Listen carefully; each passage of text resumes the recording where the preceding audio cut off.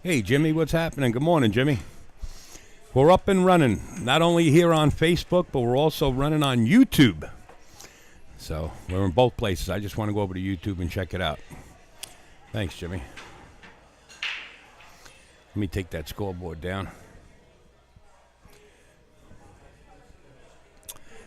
If I know how to operate this.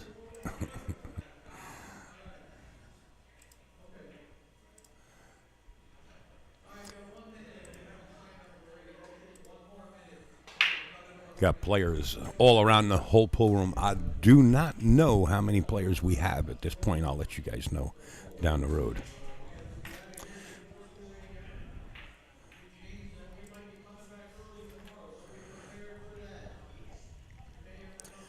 All right, we'll pop this out. Actually, I don't have to pop. Yeah, I guess I could. Pop out chat. That's where I got the chat. Open there. Buddy Hall, hello from Queens, New York. Really, Queens, huh? This is an overall view of the pool room. It's called the WINNI Bar and Grills. A WINNI Bar and Grill. Right here in Guilford, New Hampshire, actually, Laconia. This is where they have Bike Week and everything. All right, so we got the chat open there, and I'm going to bring this chat over here for the commentators, whoever comes in. At least they'll see the comments on Facebook. And now, we open a separate new window. And we'll go here. Is Earl really playing? I don't know, to be honest with you. No. Oh, because of the scoreboard? Oh. Actually, what I did was I made scoreboards yesterday. So I just threw some names in there. I'm not sure. Earl sometimes does play on the Josh, but I just got in the door. You could see the room's full of players. I just don't know who's actually in the tournament at this point. I understand 60-something people.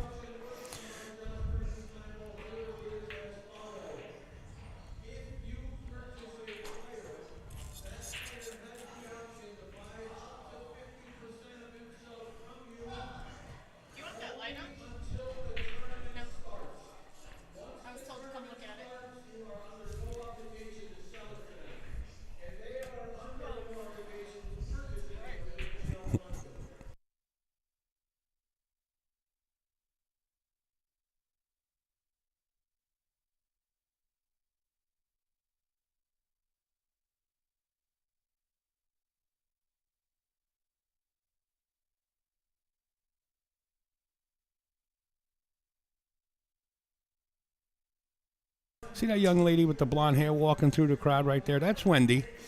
That's Sean's wife. One of the owners here at WINNI Bar and Billiards. She's going to wave, she said. There she goes.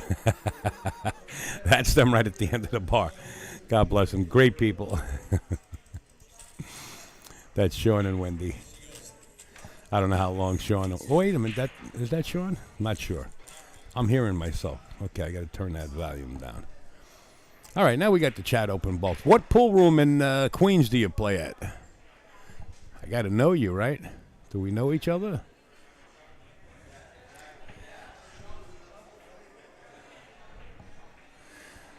I figured I'll get up and running and make sure everything's running on Facebook and YouTube, and then I'll just be standing by waiting for Mike Zuglan to get done with the players meeting, which you guys know what it is, right? It's and then once he gets done with that, no, I don't think that is Sean. I think that's Eric, the other partner. I can't really tell from my point of view. Yeah, it is. That's Eric, the other partner. It's nice to see the room, any pool room, busy like this. What's up, Glenn? My man. What's up, Daddy? Love you too, brother. I made that trip, Johnny, 1,000-mile drive. 16 hours later, upstate's in New Hampshire. I think I'm flying back to Tennessee, though. I think I'll leave my car and my equipment up north and then fly back to Tennessee. I'm actually building the inside of a house. I don't know if you saw the pictures on Facebook. I've been doing that when I was down there. I have the speakers killed on my side of the room.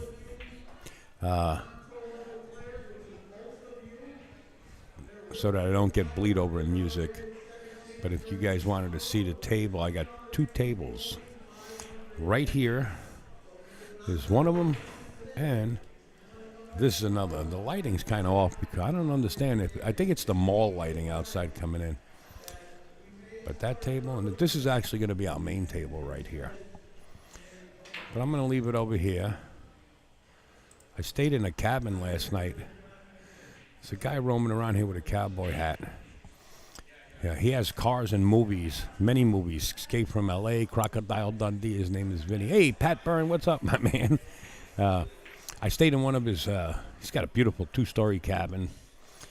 And then he's got a 3-story cabin right on top of the hill above that. And then he's got another cabin below it. He owns the side of a mountain there with a 200-foot waterfall. What a pleasure to fall asleep to and wake up and see in the morning. So I stayed up there last night, showered up, and I'm ready to roll. Now, that YouTube, I'm still looking for the where. I'm not sure who says he's plays in Queens. Used to be in Steinway. Now I'm at NYCQ Club. Oh, all right. With Pascal and the boys there? Okay. Gotcha. I just, people make up names online, so I don't know who you are. Julio Machado Chat. I don't know. But I like him.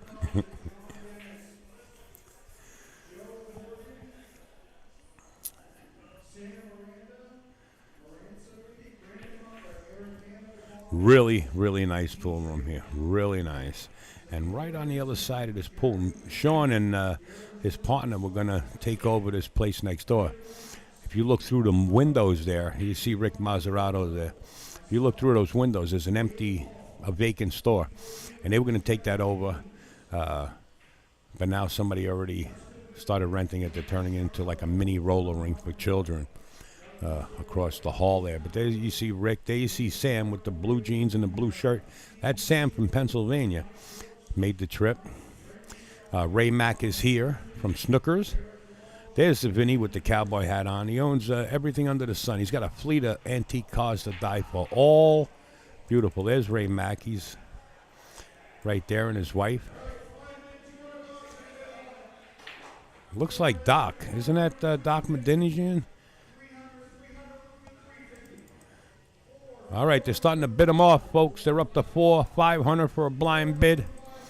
So I'm going to have to mute this, and then we'll come back as soon as it's ready to rock and roll. Zuglan's going nuts. An auctioneer in itself. He'll give you 5. I sold. Zuglan's up there doing it. All right. I don't know who's gone.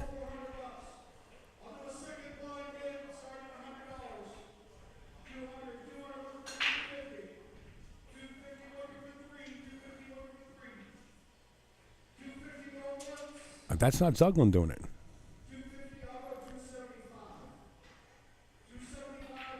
Cheap. Too cheap. Where is it at? What's up, Anthony? I'm in Guilford, New Hampshire, which is it's Laconia, basically. Laconia, New Hampshire, where they have Bike Week. In fact, I was here for Bike Week. There was over 500,000 bikes here. The Angels got a club right up the road. All right, guys, I'm standing by. I'm going to let them get done with this, and then I'll be back. Don't get bored. Wait for me, all right?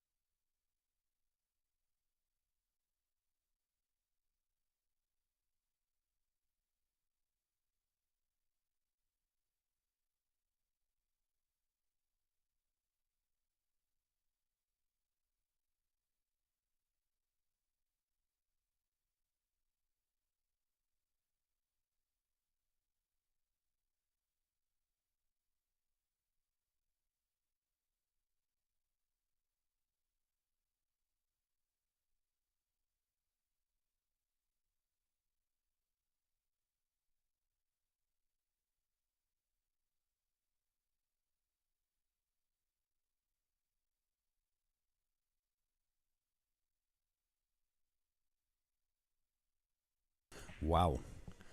What a nice players auction going on now. This is nice. You see Dave on the right. What time is first match? Good question. I don't know. Hey, Al, hope you're okay. I'm okay. Thank you. Just hydrating. 3 mutual friends. Ray Johnson. Who's Ray Johnson?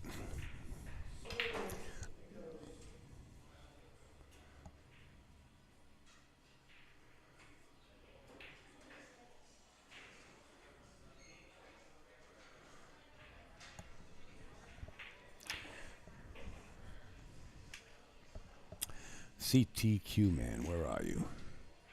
CTQ man. CT.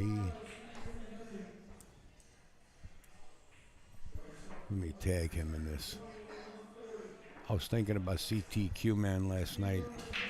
Unfortunately, he had a heart attack a couple of weeks ago. CTQ man, there he is. Hey, buddy. I hope you're feeling well. Thank you.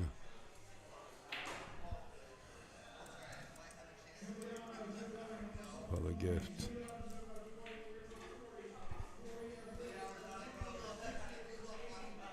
Thank you for the gift. We used it last night.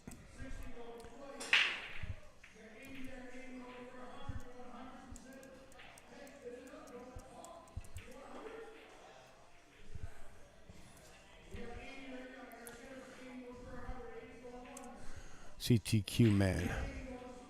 Him I know.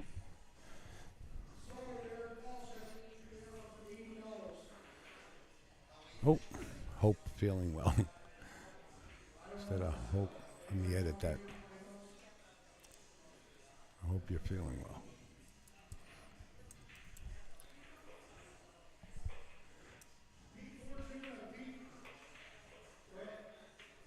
Wait a minute. I'm all messed up. It's a good night last night.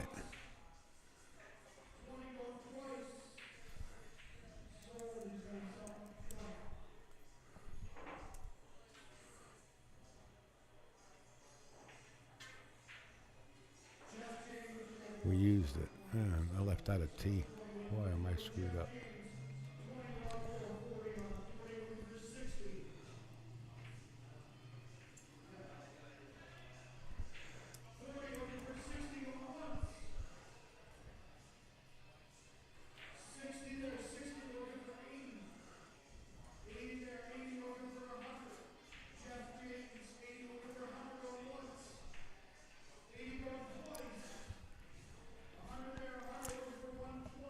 I should put up a text memo on this screen so people know what's going on, right?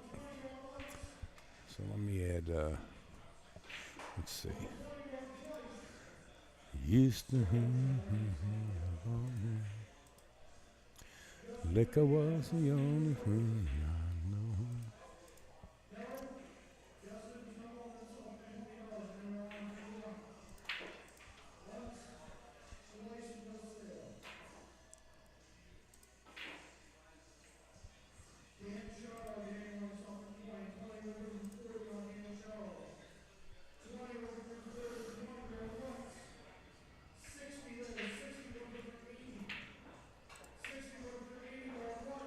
There it is. That's what I'm looking for. Okay. What is that called?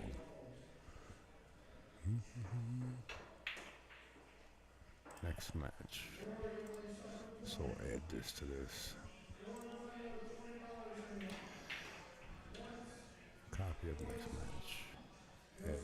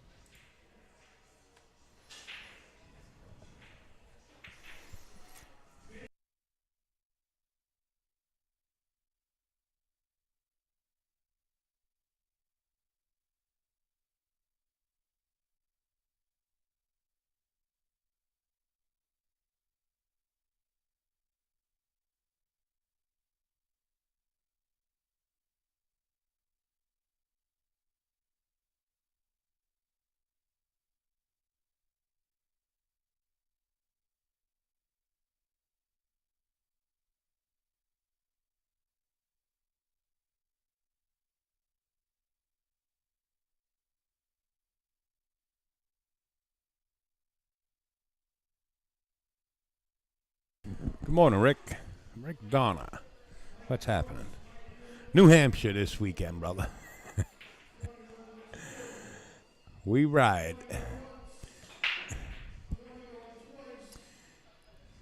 $16 hours. I wanted to get a hotel room halfway through the ride, but I had no idea what the town was like, where I was going to stop. So I said, you know what? I'm driving right through, and I'll get a hotel room when I get on location. And I'm about to book the hotel room. It was $179 a night plus tax, like $200. And I was so exhausted, I didn't care if it was $1,500. And I said to the young lady, I said, 1 minute. I said, let me make a phone call. And I called Rick Maseratos, and Rick says, no, he's come right to my place. And he's only 13 minutes away from here.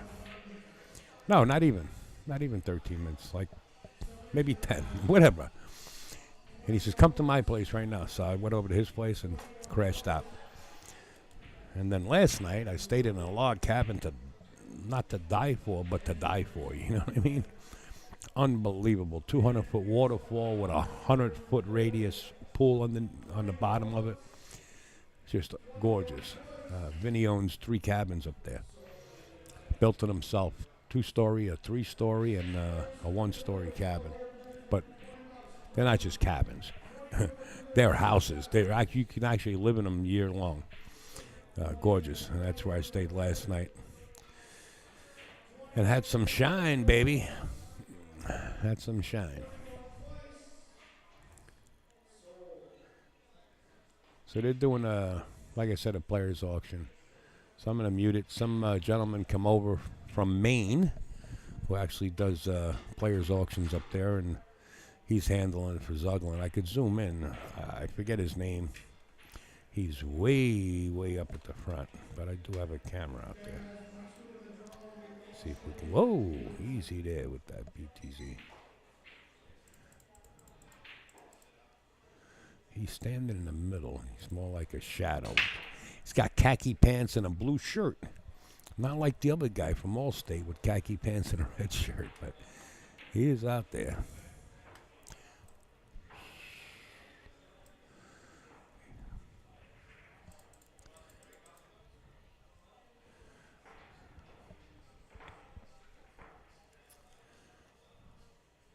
Nice night last night. We went to T-Bones, which is one of the famous restaurants here in town.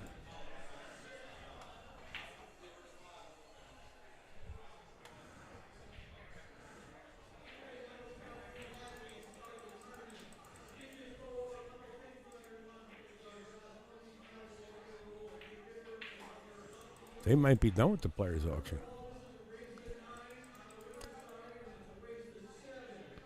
Race to 9 on the winners, race to 7 on the B-side.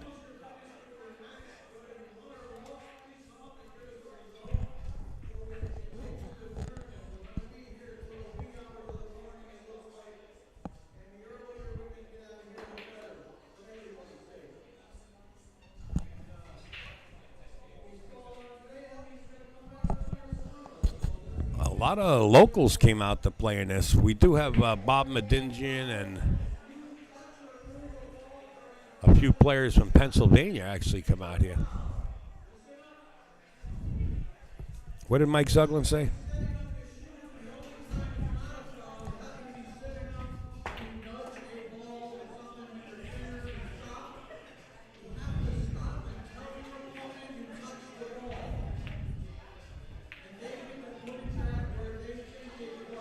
All right, so it's all ball foul with a modified rule, basically. If you're setting up to shoot a shot and you happen to touch a ball, you got to let your opponent have the option to put it back where they think it was. Other than that, it's a foul. If you set up and you shoot through a ball and you foul a ball at the same time, of course it's foul.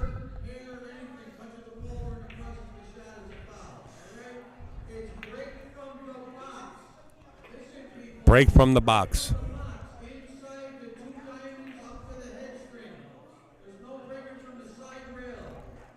No side rail breaks.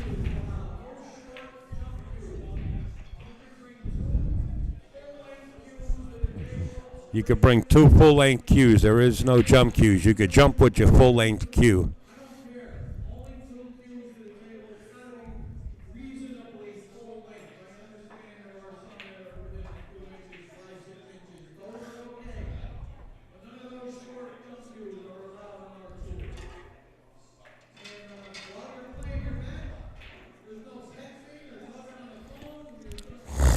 No texting or talking on your phone while you're playing in your match.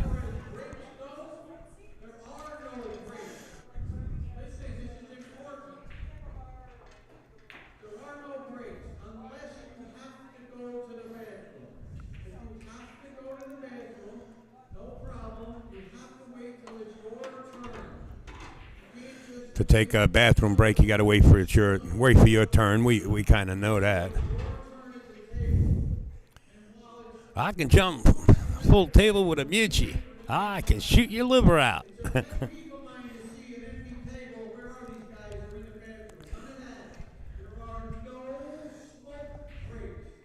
No smoke breaks.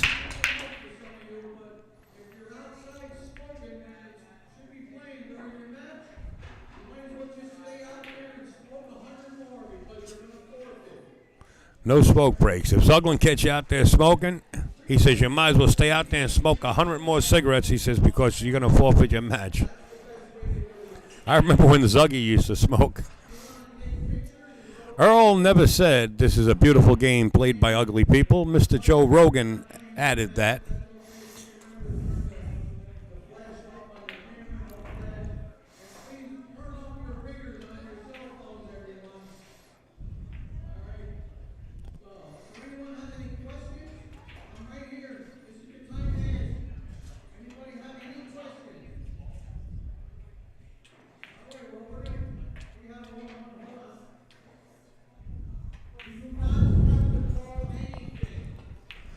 You don't have to call anything.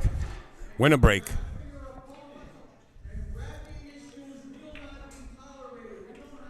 Racking issues will not be tolerated.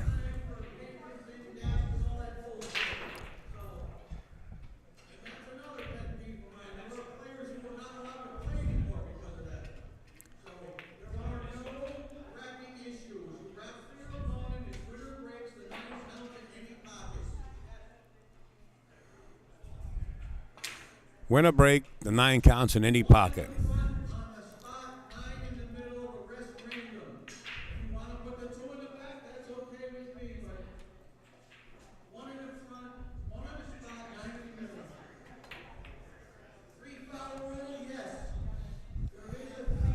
See, people are asking questions. Is there a 3-foul rule?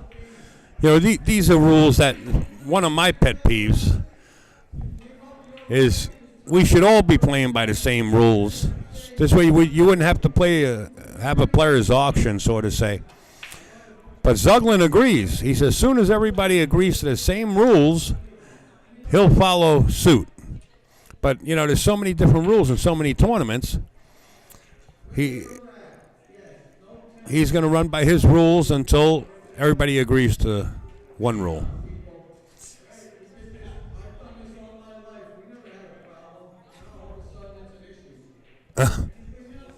Zuglan says there should be no issues with racking. He says, I played pool all my life. He says, we never had a problem.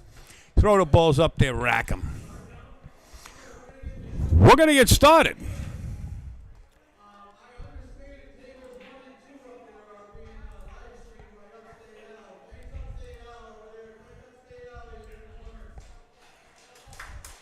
Uh-oh. They're applauding for Upstate Al. I'm in trouble over here. I get embarrassed when they do that to me, man. I don't know. It's just, I don't think I'm anybody special, right? I get dressed like everybody else does. There's Bob Medingian on your right-hand side. He's actually a veterinarian. We call him Doc, is his nickname. And what a heck of a shooter he is, man. I mean, he has no qualms about gambling with the top pros of the world. Even though he knows he doesn't really have, like, the chances, the odds are against him. He just likes to tune up that way. And what a heck of a shooter he is. So as soon as I get the match, I'll put the scoreboard up, get the names up. There are, I think, 55 or 60 players. And we're going to be here all day long. with Mike Zuglan's Josh Northeast 9-ball tour. Oh, here's another question. No 9-ball concessions. I like that.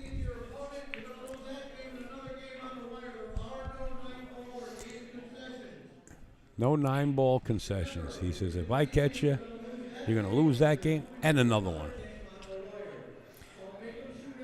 Which means, basically, let's say you're in the final rack on the winner side, and you happen to give a concession on the last 9-ball, that will carry over to the B side, and you'll be -1 rack on the B side. I like that. I don't think there should be 9-ball concessions. We want to see people shoot balls. We want to see them under the heat, right? We are playing with the greatest set of balls in the world here. They are Aramis, and this happens to be the Aramis Black. They are playing on Olhausen tables. My sponsor is Diamond Tables, as everybody knows. But, hey, it is what it is. And, of course, Upstate says Doc shoots good. He misses the 3-ball. But this is not a match. He's only practicing. But he is one of the top shooters in the field, without a doubt. You know, I promised Doc a cue stick. I happen to have a McDermott brand new at home, and I promised that cue stick to him almost 4 years ago. I haven't been home yet. I just went over and shook his hand. I said, Doc, haven't been home yet. He says, I know. He says, I've been watching you.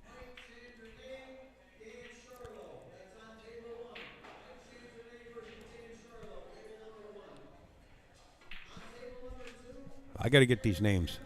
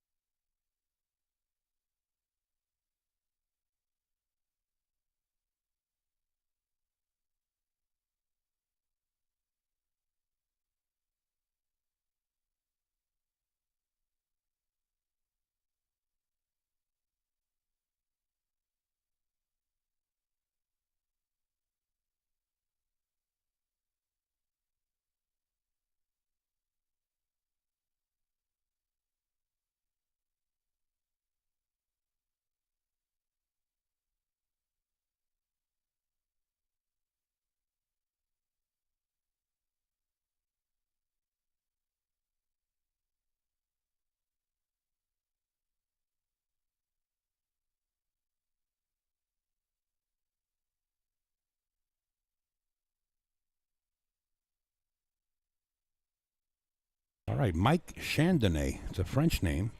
And he's going to be playing Dan Sharlow. It's going to be a race to 9. And I'll get the scoreboards updated, and we'll be ready to rock and roll, baby. That's how we fly around here. I just don't know if Mike's name is going to fit on the scoreboard.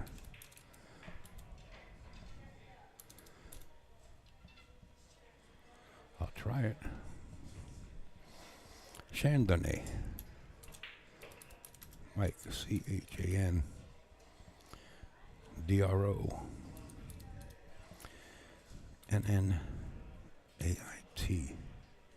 Man, that's a long name.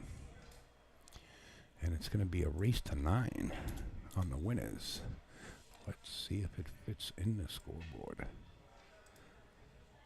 I don't believe so. Let me take a look at it. Hey, it does fit. Beautiful. What a beautiful world we live in. All right, folks. Give me 2 secs and we'll be underway.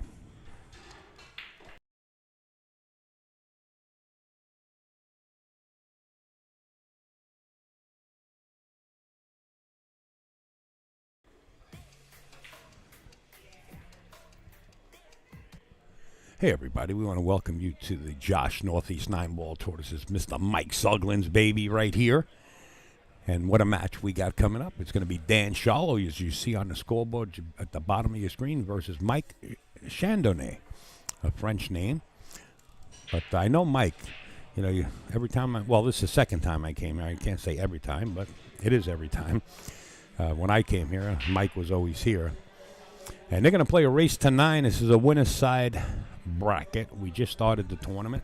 And we're coming to you live from the WINNI Bar and Billiards in Guilford, New Hampshire, which when you put it in your GPS, you're better off putting it in Laconia, New Hampshire. But they are in Guilford, which is adjacent to Laconia. In fact, the big bike week, Laconia Bike Week, takes place right here on this lake. We're adjacent to a lake. And there was over 500,000 bikes here. Last time I was here, I did the WPBA Scotch Doubles tournament. And the WPBA gave away an Indian motorcycle and one of these tables, a professional oil housing table, actually, that's being played on right here. It's not the easiest table. The pockets are 4 1/4. You're going to have to put them in. The rules are break from the box. The 9 counts on the break. 3 foul rule is in effect. And no conceding the 9 ball. Foul on all balls with a modification. If you're in the midst of shooting a ball and you happen to move a ball, you have to stop. Let your opponent know that you moved the ball and give him the option to put it back where he or she thinks it was. If you continue with your shot and foul the ball, of course, it's a foul. So Mike Chandronnait is on the right side of your screen for the lag. He lagged with the 9 ball. And Dan Sharlow on your left. We're underway. I'm ready to rock and roll, baby. We're going to be here all weekend long. Bo Pow is actually here also from up in New England area, participating in this event.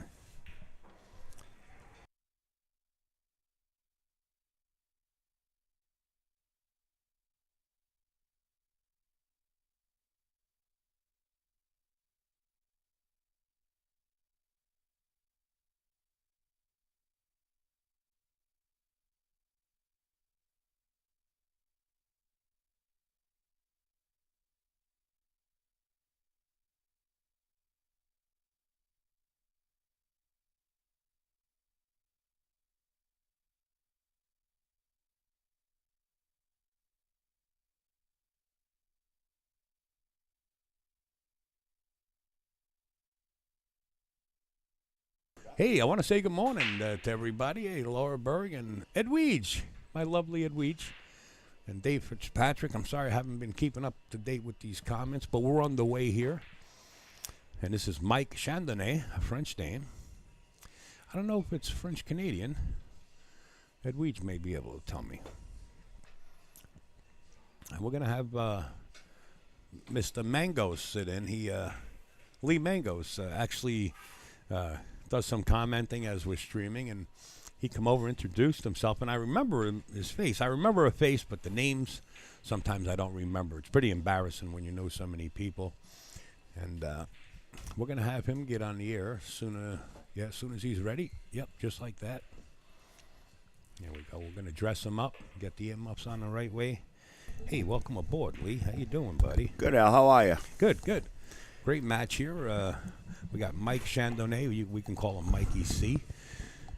He's playing Dan Sharlow, as you can see the score at the bottom of your screen there.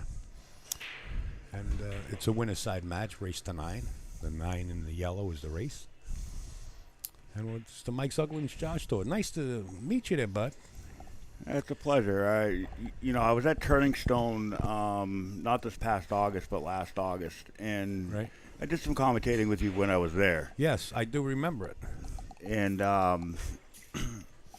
will be at Turning Stone actually in January. Ooh, the wintertime, yeah. You know, and I heard the field's already full, though, I believe. It is. I did secure my spot. Good, I am good competing. This will be the first pro event that I've actually competed in over 20 years. Wow. Well, it's a nice experience, especially at the Turning Stone. I mean, if you can play there with the people watching, you know, and under the gun, so to say, you can play anywhere. You know, I mean, I picked the cue stick back up after 16 years of not playing, and Wow. you know, I have such a strong passion for the game, and I always have. Right. So I mean, I still got some things to work on, and you know, and so on and so forth. But I think I'll do okay. Good. I wish you all the best. I appreciate that. You know what? It's all fun, right? If, Absolutely. That's the thing. It's all fun. Absolutely. Let's see. He's going to try to bank this and hold here with a 6. Or he's just banking safe. Playing safe, yeah. Now, whether he tried to get him behind a 9 or not, I'm not sure. But that's a heck of a shot that he attempted. But he's left the 5 ball. This is the Aramith black set, so the purple one is the 5.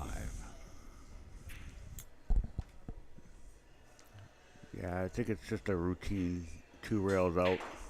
Yeah, just missed the 7 ball, which is the shot. Yeah. But Dan Sharlow hit that pretty sharp right there. Well, now he's got his hands full, sort of say, you know, the 7 ball being where it is. You might see him play 3 rails and get right between the 7 and the 8 if he can swing this cue ball past the 9. That's what he's looking at. I think he's going to draw underneath the 9. Underneath? Wow. Not underneath. I'm talking. He might be able to. 9. You know, it's a good point that you just brought up. He might be able to get under that 9, but I think he's going to swing it short, and you're going to see him play probably 4 rails right between the 7 8 if he can get past it. He did try to go under it. He did, and this is okay. I mean, it's you got to accept the longer shot, right? Accept the longer shot and go up and down. That's right.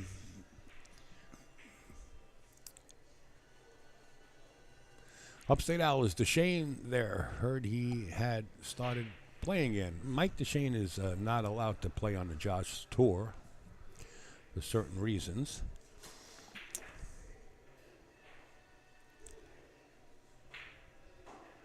Got a little fortunate there. You know, rubbing any ball like that could come back to haunt you, you know. That is true. I think I'll just cut this in, you know, routine cut it in and play that 9 right for the side pocket. Yeah. Natural shot. Stay down on this shot. You don't really have to hit it super hard. He can't believe he missed it, and I can't either. Yeah, me neither. But things happen. I do know Dan Sharlow, and that's one of those shots that you would never see him miss. But, you know, they realize they're playing under the cameras because I went out there and I got both their right spellings of their names because I'm brutal with names. Sure. Ooh. Look at these guys. They're testing the rails right now. The hardest game to win is the first and the last game.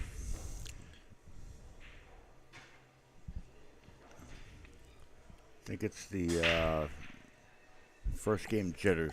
Yeah, could be. Very well could be.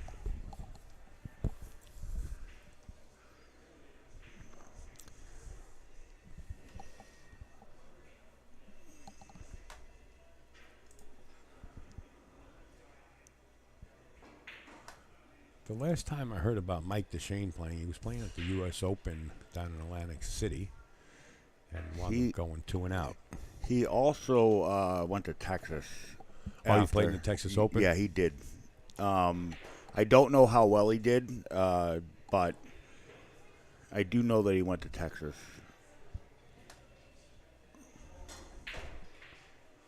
Looks like Dan Sharlow is going to take game 1 here in a race to 9.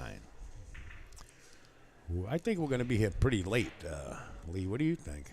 You know, I've never been to this venue.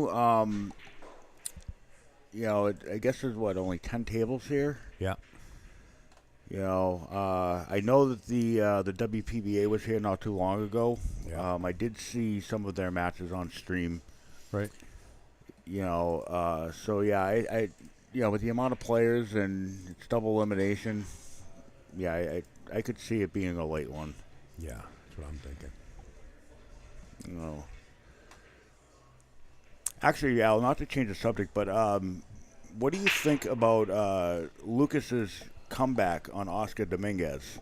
Did you hear about that? Is that down in Pennsylvania in the One Pocket tournament? No, or something? that was out in Seattle. Oh, Seattle. I didn't see it, to be honest with you, and I didn't hear about it. Oscar Dominguez was up on Lucas Vicaso-Werner 9-1, and Lucas came back and ran 9 straight racks on him, beat him 11-9. You know, it happens occasionally. It happens occasionally. So nothing really surprises him. How do you spell your last name, Lee? It's Mangos.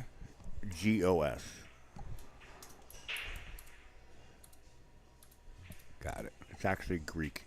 All right. You're in there. Gotcha. I didn't get a chance to see that match because they didn't stream it, but I heard about it, and unbelievable. Yeah, I've seen many matches like that. It's pretty amazing to watch. When you don't expect somebody, you like give up on them, right? They're going to win it.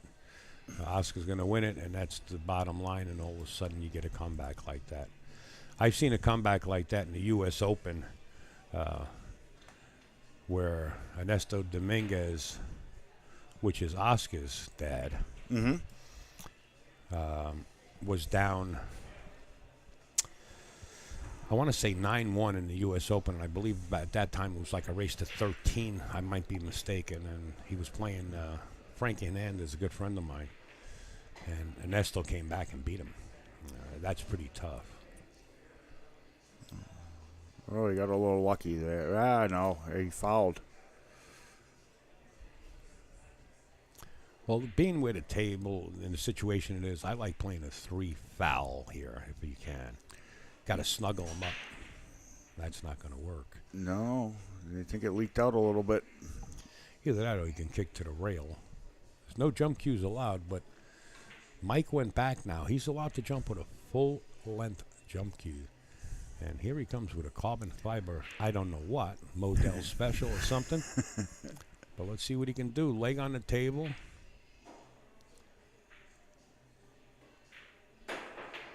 Good hit. Nice. And he made it. Close. Oh. Almost. Like hand grenades.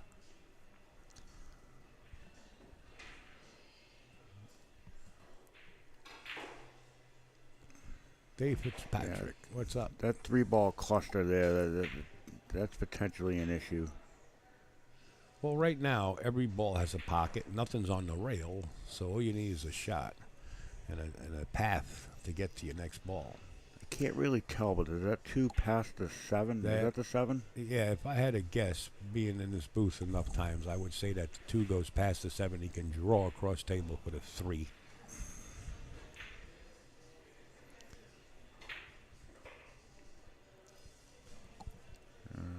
He's okay. So the 4 ball is the pink ball. And Mike just took a swipe at it. I think he just rushed it a little bit. Sometimes you got to blow that off. You got to get down there and stroke, and keep going and forget about everything else. So it seems like Mike really wants to loosen up that arm, Mm-hmm.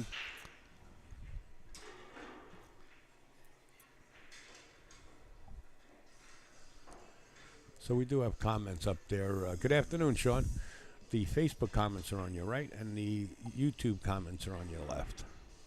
In case somebody wants to say hello to Lee, or Lee, or whatever. Or ask a question about his pool experience. He quit, like he stated in the beginning, 16 years. And now he's coming back. He's going to play in a professional tournament at the Turning Stone in January. Well, yeah, it wasn't more or less me quitting. It was, I had started having kids, and life happened, and Sure. I've always had a strong passion for the game. Wait a minute, kids. KIDS.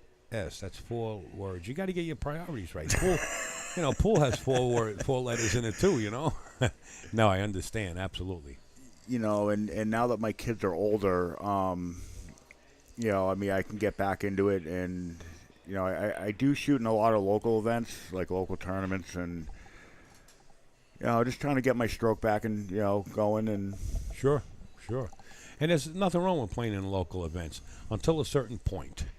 If you're going to play the same people every day, you're only going to be as good as that. Sure, right? Sure, absolutely. But there's time like what you're going to do in January, where you put your big boy pants on and get out there and play with the big boys, right? as I had stated to you, Al, back in August, I was a member of the All Ball Pool Tour many years ago, and Right. you know, and I used to Which- shoot with some of the greats back then.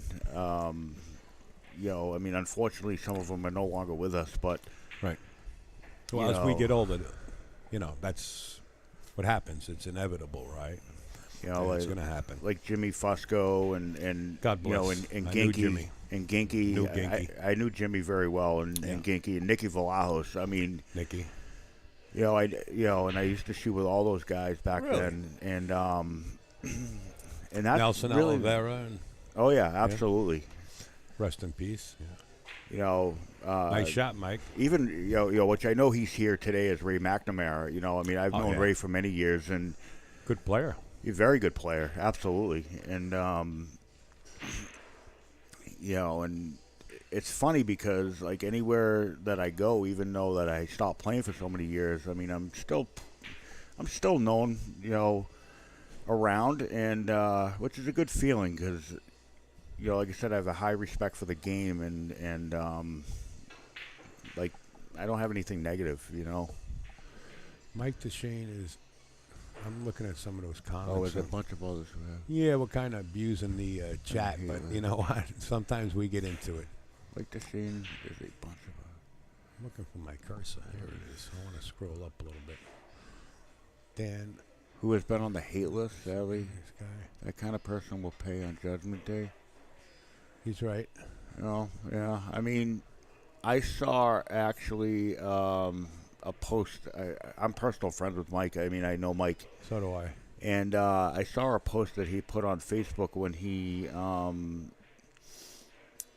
was announcing that he was coming back. And Yes. one of the things that he had said on that post, if I remember correctly, was that there's a lot of things that he needed to change and that he was going to change. Yeah. Who just won that? It's winner break, so I would have to say Mike won it. Is it Racchione? Gee whiz, I missed No, I it. think it's opponent rack, and Opponent rack? I think Okay. so. So let me update the score. I guess I think it's 2-0. Dan won another one. Yeah. Sometimes I get off on a tangent, folks, and we'll start talking about some seriousness. Oh, he's okay. Sunk the one ball and does not have a clean shot on the two. Oh, okay. So the comments go from the top. No idea who's talking. That's Lee. Here, I'll put his name up, Marty. It's Lee Mangos. Hey, Marty, how are you? Oh.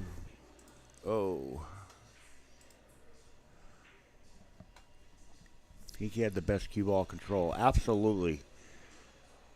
Ginky, he was a phenomenal, absolutely phenomenal pool player. Yeah, was he? Yeah. Yeah, I brought him around with me a bunch of times at different tournaments. Always liked the gangster. We hung out, and he always had a joke and had everybody smiling. Yeah, he and even off the table. I mean, he was just just a great person. He had more moves than a caterpillar.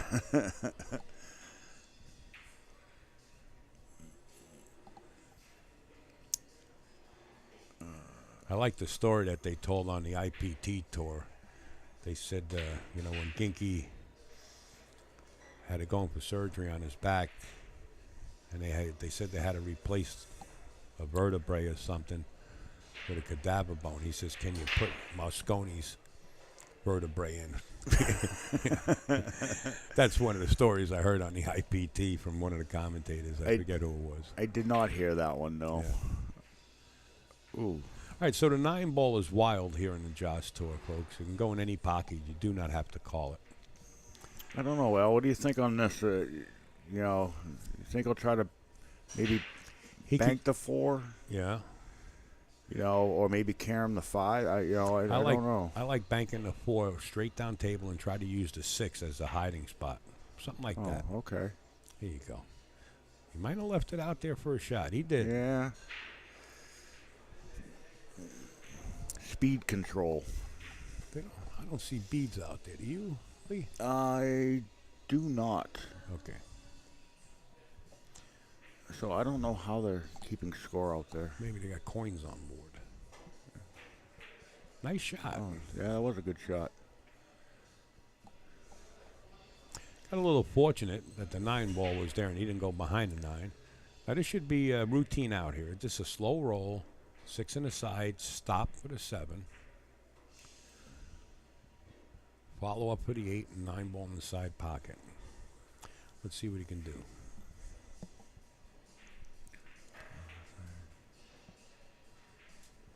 John Ramsey said he had a hell of a break. Oh, yes, he did. Are you referring to Ginky, Sean? Yes, that's who he's referring Okay, to. yeah, no, he did have an unbelievable break. You know Ginky was in the pool room when you heard the crack. Oh, yes. I remember we used to bet on it. He was out Ooh. from the break. Ooh, he almost lost it in the side. Mike Chandronnait. French name.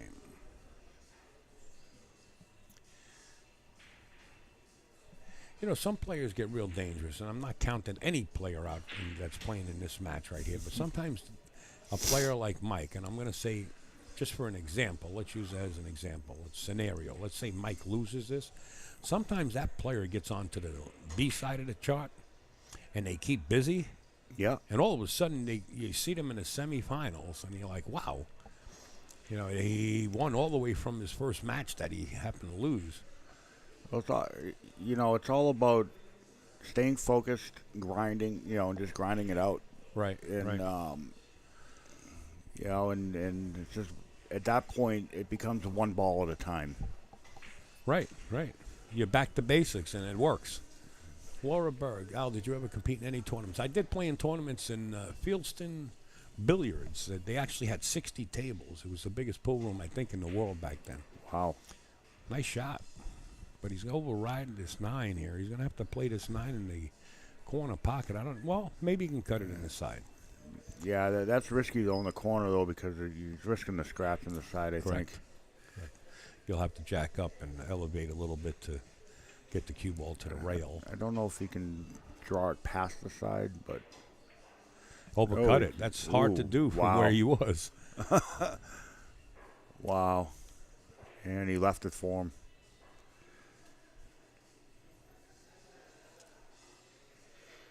Gangsta talks to a young lady agent and convinces he gets a plane down to Louisville. Mike. So we're off. Good story. Kinky beat Jose Perico in Florida like a drum for several days. Maybe longer. Yeah. They had to borrow a cue to play. Yeah. Jose Perico was dangerous back then. You know, everybody brags about Efren Reyes, and I have nothing against Efren. I love the guy, and I think he's a great pool player and top-notch magician, they call him. But back in the day, Perico beat Efren Reyes like a drum in every tournament. Perico was hard to deal with. You know, another, back in the day, another name that wasn't really tossed around a lot was Tony Peroni. I didn't know Tony. Tony was he was a great one pocket player. He was just he was a great 9-ball shooter. He was more of a back then. He was more of a money player than he was a tournament shooter, and and he actually he played Efren in one pocket, and stayed with him. Right. You Probably know. made him breakfast and dinner. Got to be careful rolling those balls to the rack. Why the cue ball is still moving. Shot isn't over until the motion stops. That's correct. Yeah, says Rick that is Donna. correct. Rick Donna is actually, I don't know if you know him, he's one of the top referees for many, many years. You name it, he's been there. Make a long story short, Gangsta wins a 9-ball. He tips me 500 because nice I gave him Southwest to break with. Wow. Dan played a decent safe.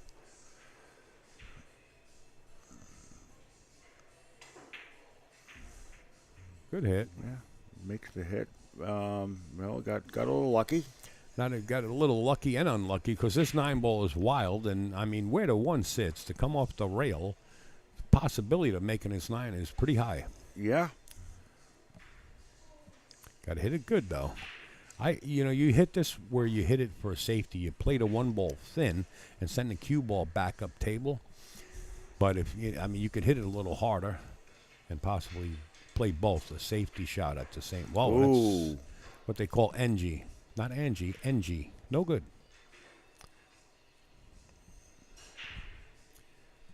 Well, at least he got it out of there. Yeah, folks, this is the beginning of the tournament. Of course, the cream of the crop is going to rise to the top, and I'm not criticizing these two players. They're having a little rough time right now. But just like any other tournament, the cream of the crop will rise to the top as we start getting into this. And I don't mind having players like this on the stream at all. I think everybody deserves the same amount of airtime. Mike's really having a hard time. He's got himself locked up here. Watch the 9 is wild. I think... Are you playing in a sleeve? Did you get in it? You're in, right? No, not in this. I actually I don't live far from here, and I actually came up to see Bo Prowers, actually, who was competing, and I figured I'd come over and say hello to you because I knew you were here, and I'm glad you come over. And here I am. Just curious. I was just curious if you were playing. That's all. I probably will compete in a couple, JOSS events before Turning Stone. Right. Just not this one.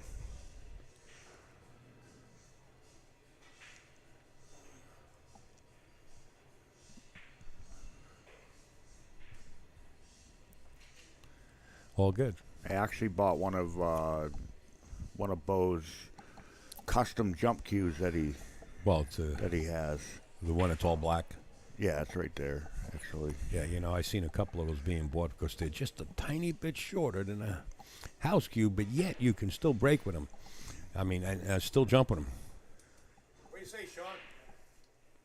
Just want to say hello. I'm in and out, so I'll be gone 10 minutes. Good to see you. You're going to mention the queue? You can mention the queue for Can they buy it online? Yeah, and want free shipping, so it doesn't.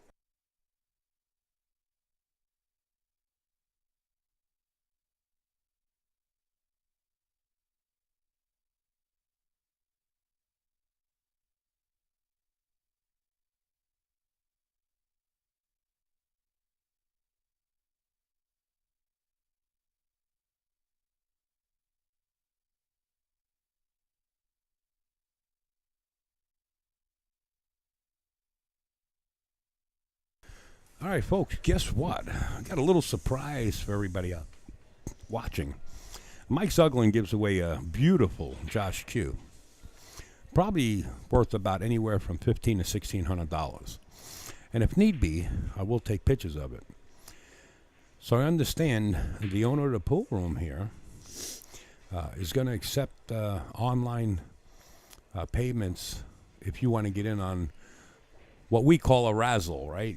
So if you're going to send in a payment to purchase a ticket for the queue, you don't have to be on premises, and free shipping, I understand. You can. So what will transpire is you will send in the PayPal or Venmo or Cash App, whatever it might be. But what I want you to put on it is Q stick. I don't want you to put raffle because actually you can't do raffle online. You put in Q stick. They will take a picture of your ticket, send you that in the email that you purchased, that you sent in a payment with, and then it's free shipping in the continental USA. So you guys are going to be able to participate in this. And like I said, if need be, I'll get a picture of the queue and put it right on the broadcast so you can see this beautiful JOSS queue. So in a little while, I'll get you all that information. I'll put a graphic up on the screen, how you send the payment in to where. And you guys could participate. And I just want to say thank you in advance. So I'll be back in a little while. I got to get all that information. Lee, you got it. All right. Oh, we might get lucky. He got lucky. Let's see here. The long 8 ball. We should make it. didn't. Yeah, these first few racks, they're having a tough time. I'm sure as the match goes on, I mean, hopefully they'll settle down and.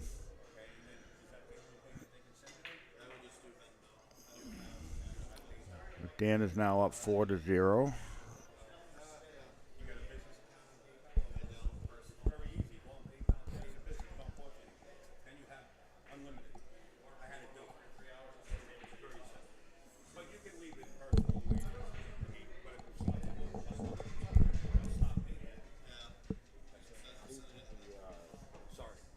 Score? What's the score? It's 4-0.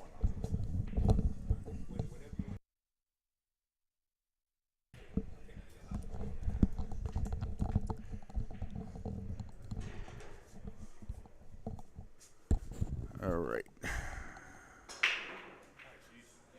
Let's see. Doesn't look like he made a ball. I don't think that he can see the one to the pocket. He may be able to, but from my angle here, I can't really tell. If you don't have it, I have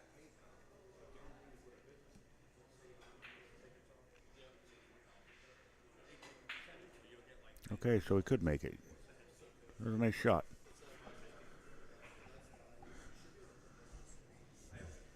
He is kind of on the wrong side of the 2-ball. So he's going to have to do something with this cue ball to get back up table.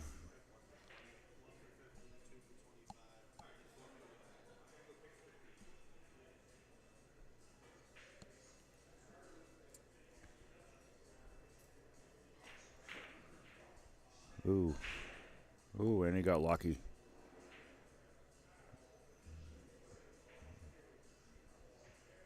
Tried to make something happen and got a little fortunate.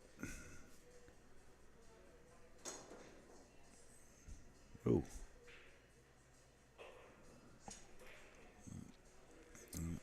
Got ball in hand. I think what he's going to try and do is he's going to play the 2 in the corner, roll it up for the 3. Give himself a little bit of an angle to come down table for the 4.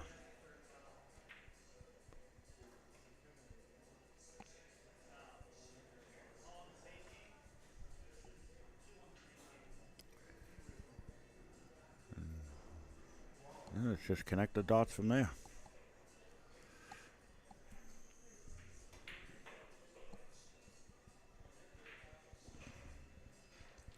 Now he's got to go up and down, I think.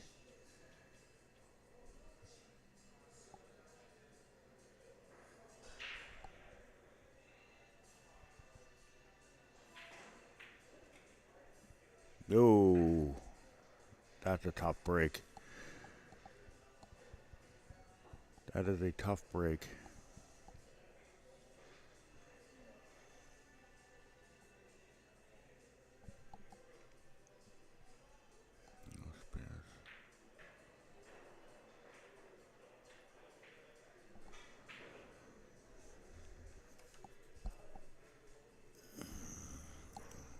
Let's see what Dan's going to do here.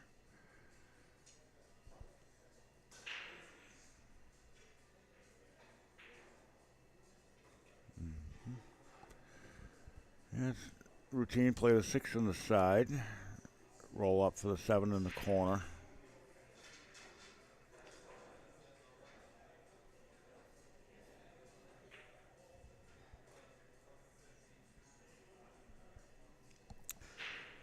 He went just a tad too far. But I think he's okay.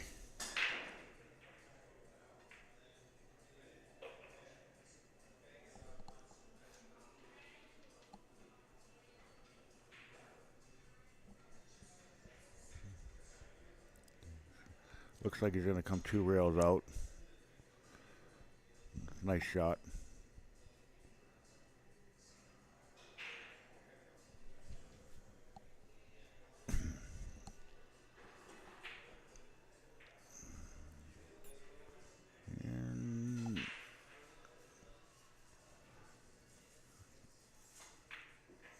There you have it. Another rack down. 5-0.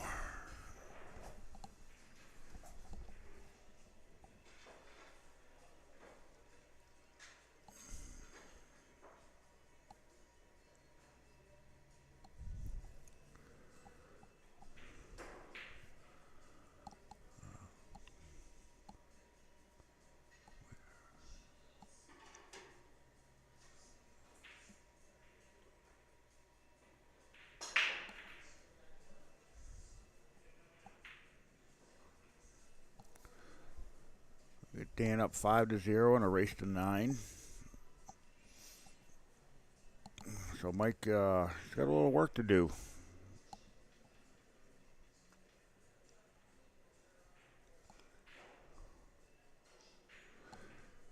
You know, Mike, I agree with that. He is shooting a little bit hard. You know, and yeah, that's a tough break there. And I think he may be rushing his shots a little bit, but you know, I mean, it could be just jitters too.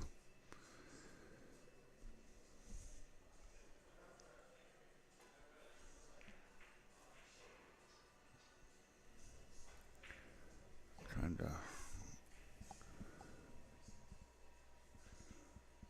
see how to update the score here. Sorry, you had to change the score? Yeah. No, I don't know how to do it. Oh. And I don't want to What mess do we it got, up. 5-0? 5-0, yeah. See this +1 here? So this is Dan Sharlow. Yeah.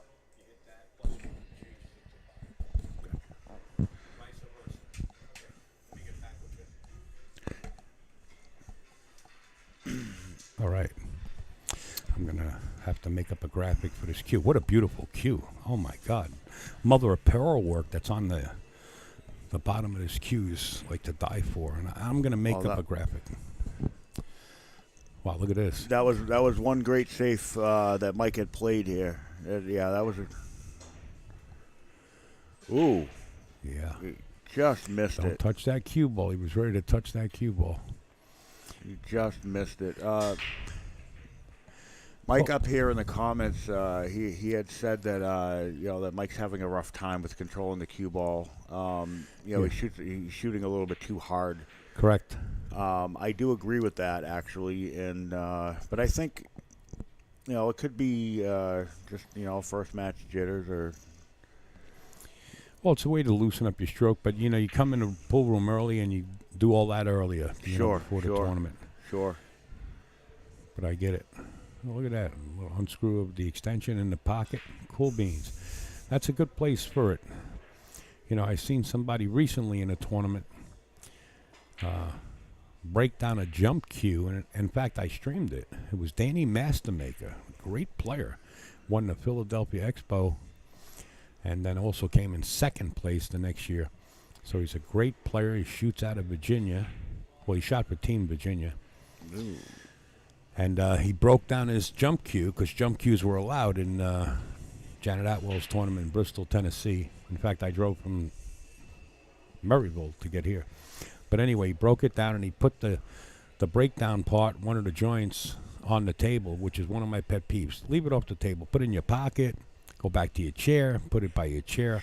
Sure. Because I seen it happen before where the cue ball runs into it or an object ball, and it happened to the cue ball ran into Danny Mastermaker's extension.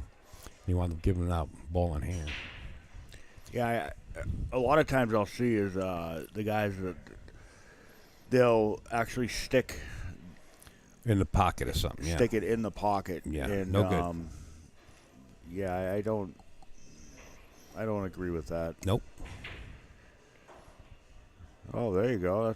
That was a nice cross-side bank.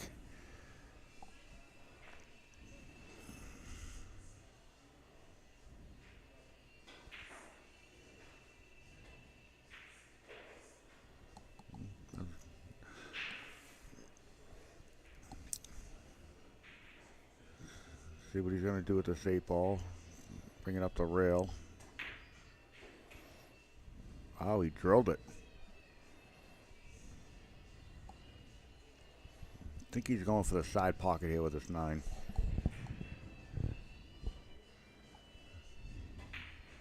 No, he went all the way up. Sorry, Lee. I'm got to get this graphic together for some people. I want to purchase tickets online.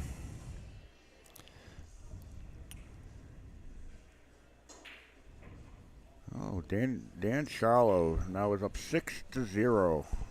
Wow. That's really a commanding lead.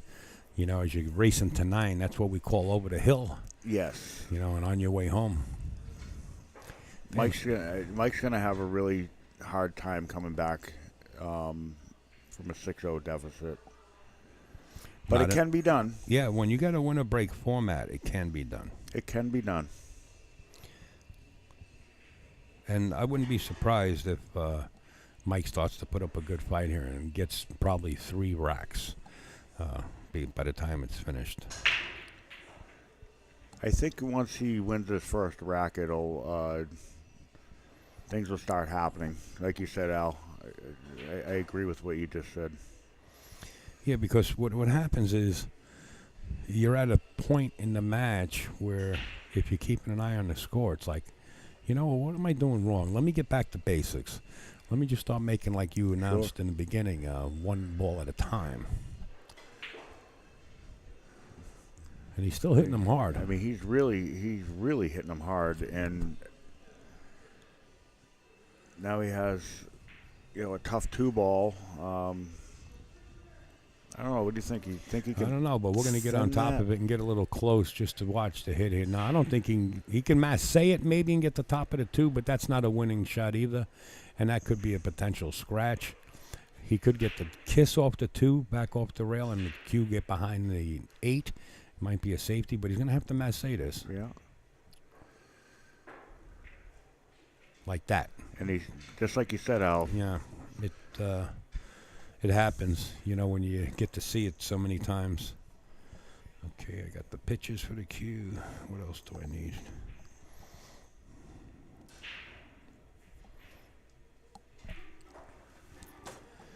Oh, it's just. Ooh, I think he's okay with the 4-ball.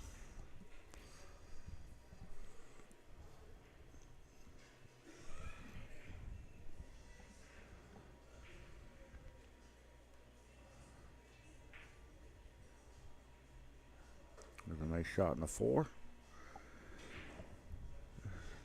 Come 2 rails under the 8. Yeah, anytime you can play that natural angle, you want to, but you kind of want to. Well, 1 second. He's got. No, hey, you want to bump the 8 here. Because the 6 ball's right down there. So you wanted to bump that 8 full in the face to hold for the 6 and wound up not doing it. Now Mike has the opportunity to put up a beat. He's going to the rail. You don't have to. You can stop there and hold the angle. See, this is on the rail. It kind of could get you in trouble.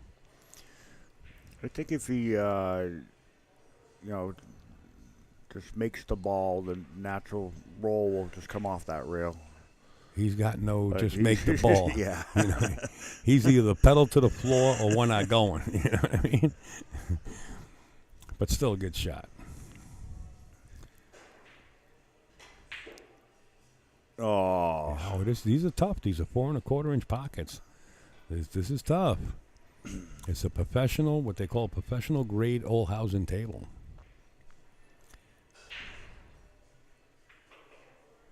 Oh, we got chatters on YouTube. I'm sorry, guys. I'll get over there right now. How the hell do I do it? Over here. Carrie Ann, there she goes. Good day, all. Good day, Al. Okay, good day to you too, Carrie. I'm sorry I missed that. Carrie is Johnny Arch's publicist. And gets some gigs. Stopping in to say hi and get scores and updates. Thanks, Carrie. Al must be at a designated smoking site. No. Al's not in the match, so he can smoke all he wants. No, I'm actually I had to go get pictures. They're razzling off a beautiful, and I mean a beautiful Josh Q. Ooh. You want to be anywhere on the table except for there, right? You went a little too far with that one. Not impossible. Take your time. Come on, Mike. There you And go, like Mike. I said, I mean, I expect Mike to get at least 3 games, possibly more out of this. I mean, he could win it, like you said, Lee. It's, if he starts getting on fire. 6-1. I think if he slows down a little bit and just takes his time, I think he'll be okay.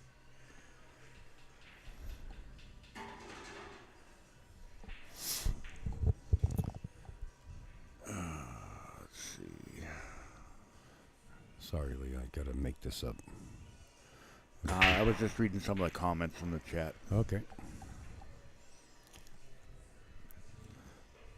Okay, so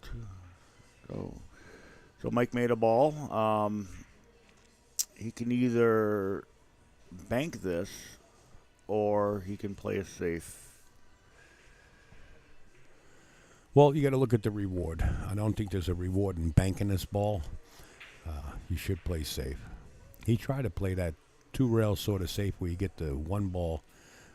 It interfered with the 8, but if it got to the other side of the table, notice the 5, 4, and 3 were there. Yeah. Ooh. Like you said, Al, these pockets, they're not favoring.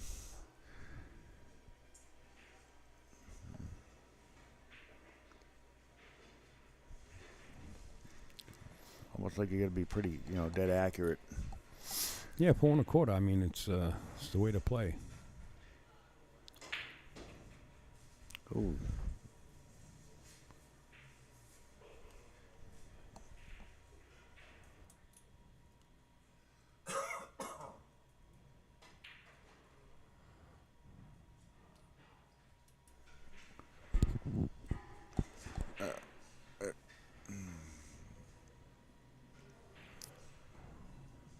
What are their Fargos? Aaron asks, what are their Fargos? Who knows? This is an open tournament. Yeah. there is no Fargo involved. Fargo doesn't matter in Mike Zuglan's Northeast tournaments. Anybody can shoot in these tournaments, no matter what skill level you are. That's right.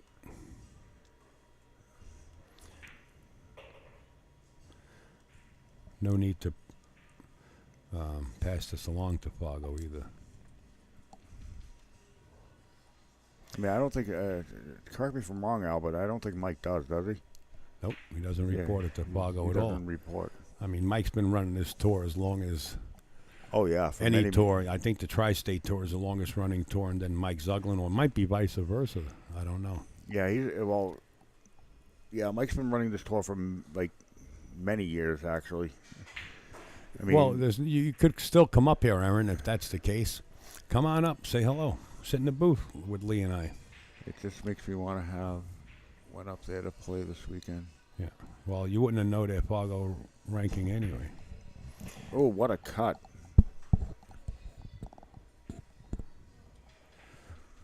I think Mike is trying to make a little bit of a statement here. Like I said, when you put if you put an animal in the corner, they're coming after you, right? Yeah, but he, unfortunately,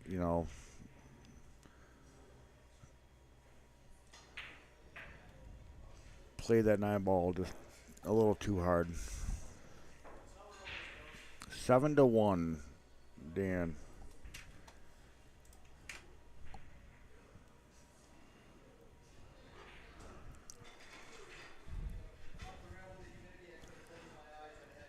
Fargo shouldn't make you want to play in a tournament. To be totally honest with you, that number to me means nothing. Absolutely. I will say this on the air. Like, my Fargo is actually, I'm not going to say what it is, but it's pretty low. I know that my caliber of play is higher than that.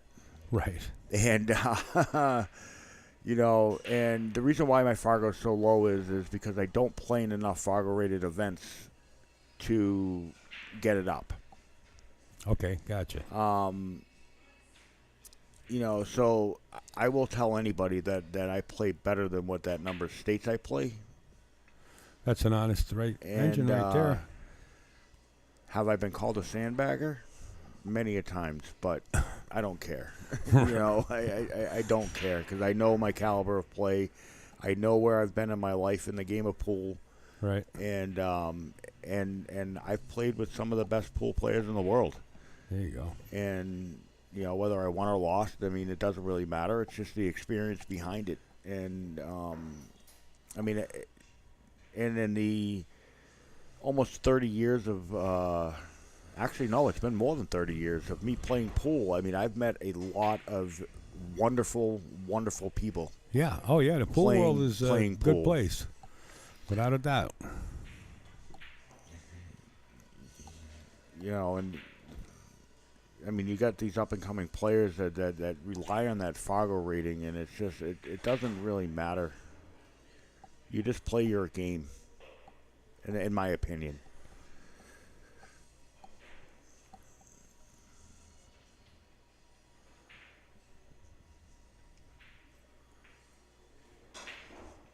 Right.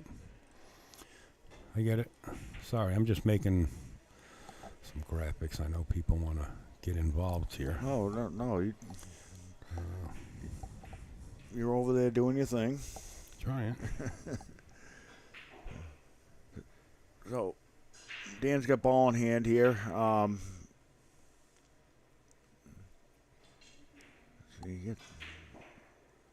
Okay, I got mixed up with the balls again. I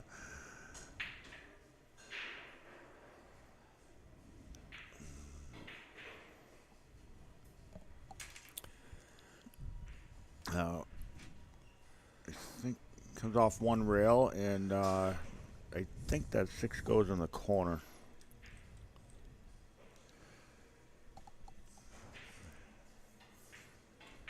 Actually, yes, it does go in the corner. You know, stun it over a little bit for the 7 in the side. Hard to do from this angle. He's going to have to work this cue ball. Yeah, that's the better shot into the side pocket. When you're going against the grain, sort of say, it's a hard way to play. He played the right shot right there.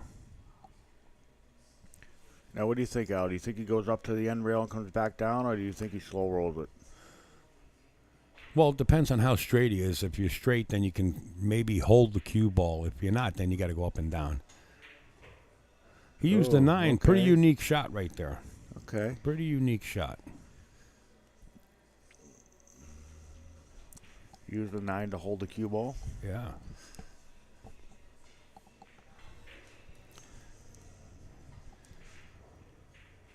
Two rails out. He's on the 50. Yeah.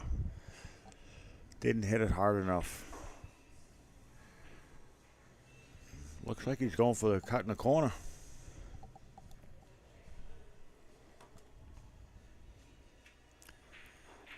And he's also going for the hill if he can make it. Didn't make it. No. Mike is still alive. Upstate's still alive. My prediction. That's a tough 9 ball, though. He's on the rail. A lot of, well, in this case, a lot of blue. Yeah, shock territory. You know, I mean, it's not an easy shot. And he wow. Drains it. Wow. Great shot by Mike. Yeah, his back's kind of against the wall, you know.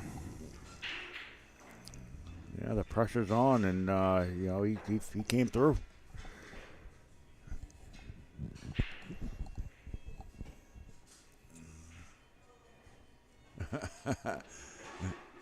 Mike says that Mike's still shooting way too hard. Go down and let him know. I'll give him. I give lessons. LOL. You know, Al, do you know if does Mike normally regularly shoot on this tour? Do you know? You know, like I said, I came here 2 times. One for the WPBA, and Mike was shooting in the room. We got a chance to chit chat. Yeah. And now the second time I'm here, he's here. So he must be local, I would imagine. But did you shoot, in a lot of the JOSS events? I don't know. guess?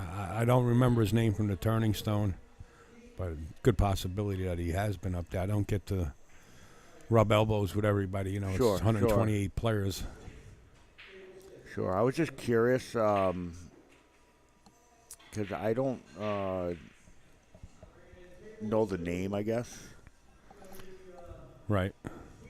So Well, I spoke to him, but I do know the name, but I just don't remember exactly.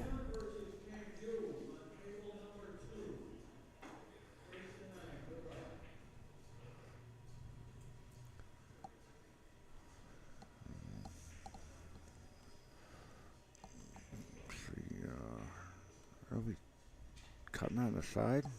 Yeah. Oh, that 4 or 5 ball. That's really confusing for me.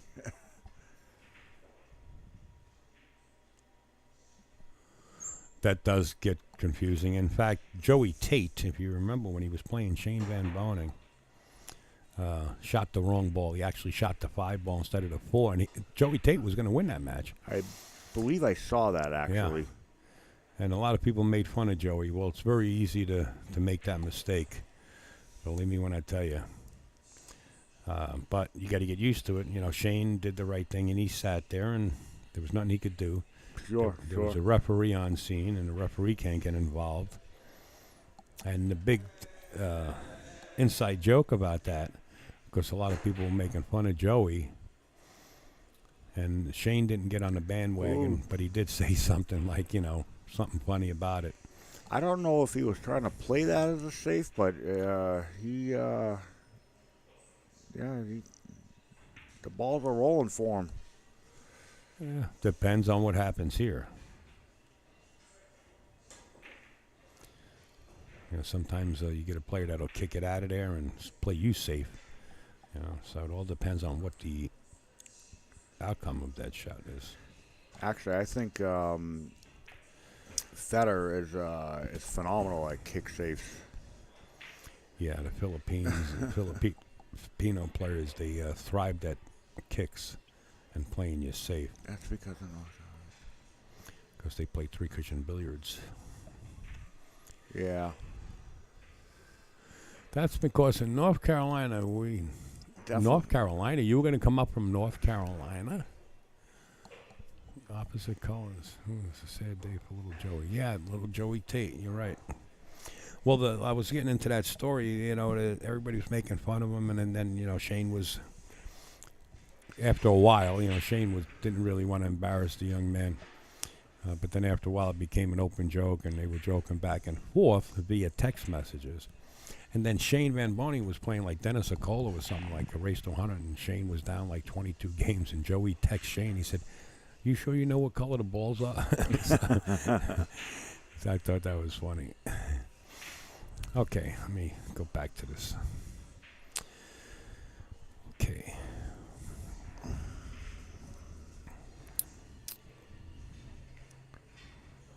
Let's see. What is Mike thinking here? Safety all the way. Absolutely. Watch the rock. No, he's good.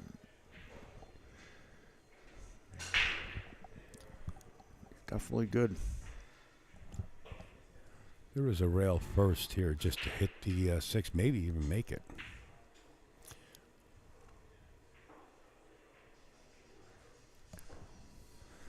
Okay, back to this. A mix between nerves and just playing in rhythm. He got caught up in it. Yeah, I would agree with that.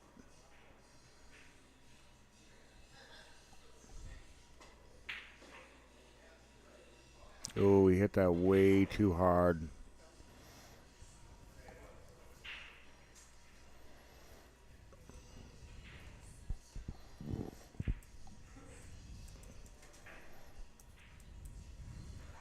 Way too hard he hit that.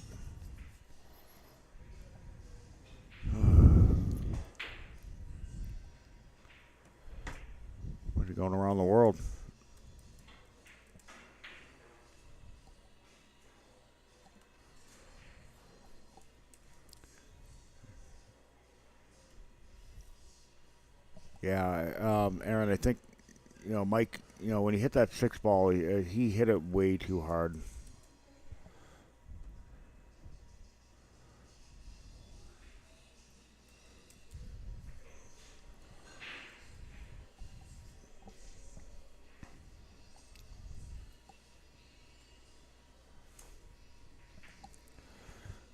Oh, Dan's playing it safe. And he didn't get a rail. A ball in hand from Mike. Routine 3-ball out. Let's see if Mike can capitalize.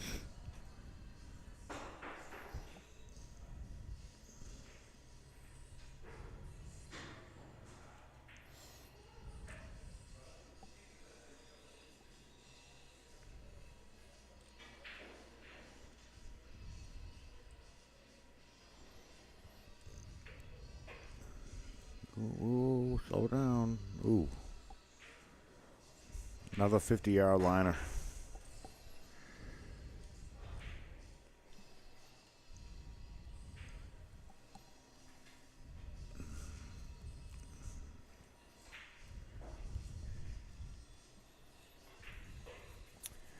Tough shot, not impossible, but he isn't the tallest one in the bunch here, so he's got an extension on the butt of his cue, and he's going to have to really stretch out. Notice the bridge, how long it is. A long bridge. Yeah, I think that's going to sell the farm, and we're going to see Dan Sharlow get to the hill here. He kind of, I don't know if you noticed, Al, but he kind of poked at that. Yeah, being uncomfortable like that is really tough. I mean, I know players that have so many extensions that they can make another cue stick. Yeah. So Dan Sharlow to the hill there, Lee. Yeah, Dan to the hill. Yeah, you were saying, first name that came to mind was Earl Strickland. Oh, with his long cue? Oh, my God. Well, he put that on the map. After that, people started to make all different kind of extensions. Earl is a rocket scientist. I tell you. It looks like that cue weighs probably like 30 pounds. I'm not sure of the weight of it, but Earl will tell you approximately. He can probably tell what a cue stick weighs just by putting it in his hand. Sure. A strange cue, he's just that, that experienced. So Danny made a ball, and he's got somewhat of a... he's got a little bit of an angle to come off the end rail.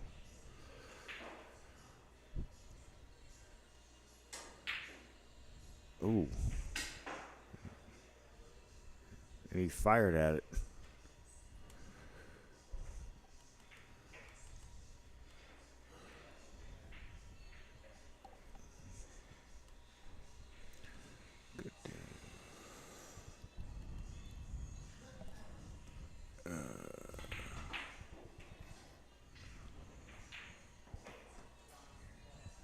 He was belly hooked.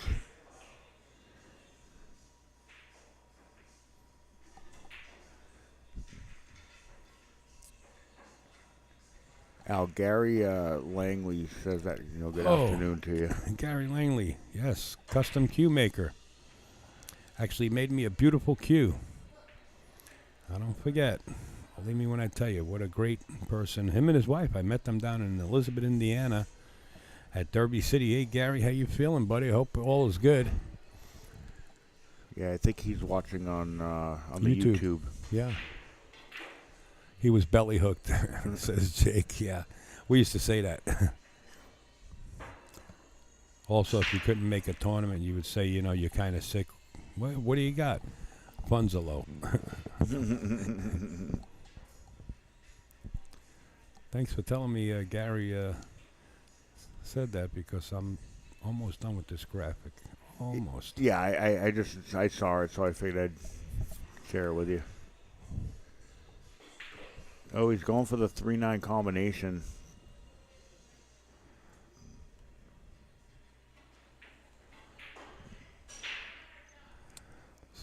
Josh. This Q. is a toughie. Oh, and he almost got it. It was a heck of a try.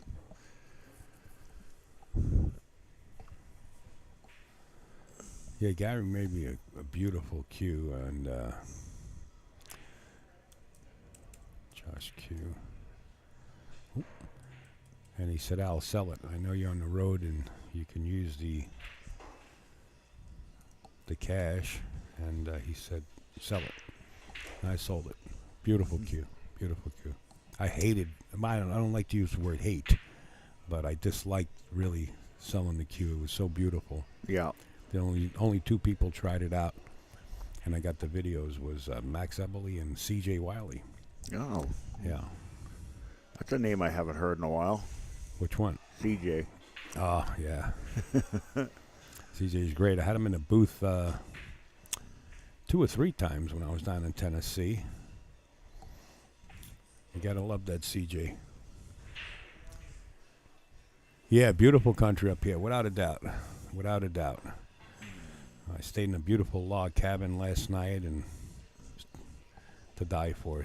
Actually, Vinny's cabin, one of Vinny's cabins.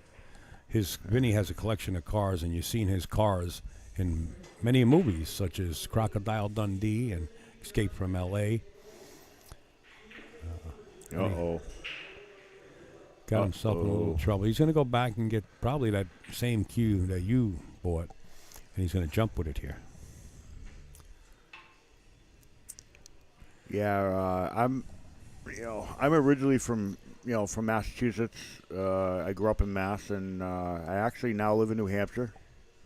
Okay. I bought a house, nice house, beautiful land. Oh, wow. That cue's going to be dangerous playing in the Josh tour. I mean, that's just like a regular jump cue. It's actually a break cue, and it jumps good. I actually have the same one. Yeah. I just not only you, Rick Maz has one too. Steve Edmonston, who also has one.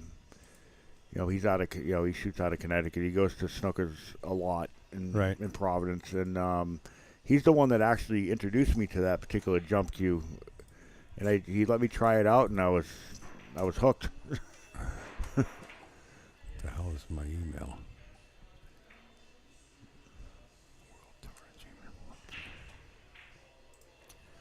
But as I was saying, like moving up to New Hampshire, I mean, it's so much quieter. It's so much nicer. And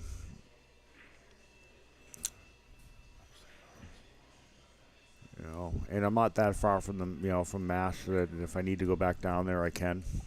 Right.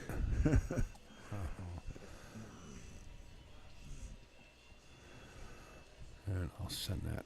I'll get that cue stick on the broadcast soon enough. Mm. Yeah, I love the country up here. I think that's Jared, not Jake, but that's Jared Clowry and his family stayed at the same cabin I was in, and he can tell you more about it. Rick Maz stayed there. Ray Mack is up there with his wife.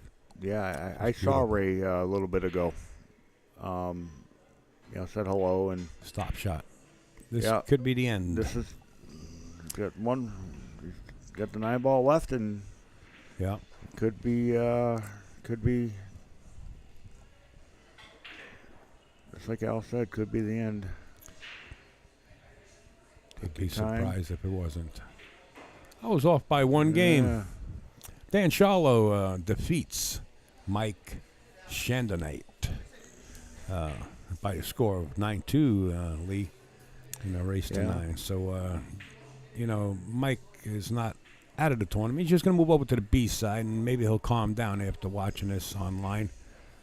If not, then maybe that's just his tempo, and he'll start shooting a little bit better. Yeah. What do you think? I think if Mike, slows it down just a little bit, and doesn't. I noticed in some of his shots he was kind of rushing a little bit, and I think if he slows that down, and I think he'll do okay. I really do. I wish him the best, of course. Absolutely. Absolutely. Okay. Download this. That's done. We'll close this. Oh, cancel. Well, Al, I'm gonna step out, and Sure, Lee. I appreciate the fact of letting me sit in, and Hey, you kidding me? Anytime you thank wish. you very much. Play Slayer. Sorry, I'm still in the midst of doing this. That's, They hit me. brackets can't find on digital pool. Dennis. We don't work with digital pool. So where can they find the brackets? Or actually, Somebody will take a picture of them sooner or later. You'll find them online. If I see them, I'll share them. okay. Yeah. Yeah, that's right too. Because Mike doesn't put the live bracket up on the internet. Yeah, unless somebody takes a picture of it. Right? Yeah, Right. yeah. Somebody else does it. Yeah. Well, there you have it, folks. There is the Q stick. That's the razzle dazzle. On the right is the PayPal. You can just scan your screen. On the left is the Venmo. Guess what? Look at the tickets up on top. One ticket for 15, two for 25, four for 45. And if you blow that shot up, that mother of pearl work in that bottom of that Q and then at the top is really nice. That's the Q right there. Scan that code. Get yours in now. And when you do get it in, whoever's working, I believe it's Eric Walsh working on it, he will send you a picture of your ticket. When you do send in the payment, just put in Q stick. Don't, as a memo, don't put in raffle or razzle or anything. Just put in Q stick. And you'll get your tickets in the email. And when they pull the ticket, it'll be right here on the live stream table. All right, we're at a point where Lee's going to step out. Lee, thank you so much for sitting in. Al, thank you. And I'll get another match set up for you guys, and I'll be right here in the booth. Stand by, everybody.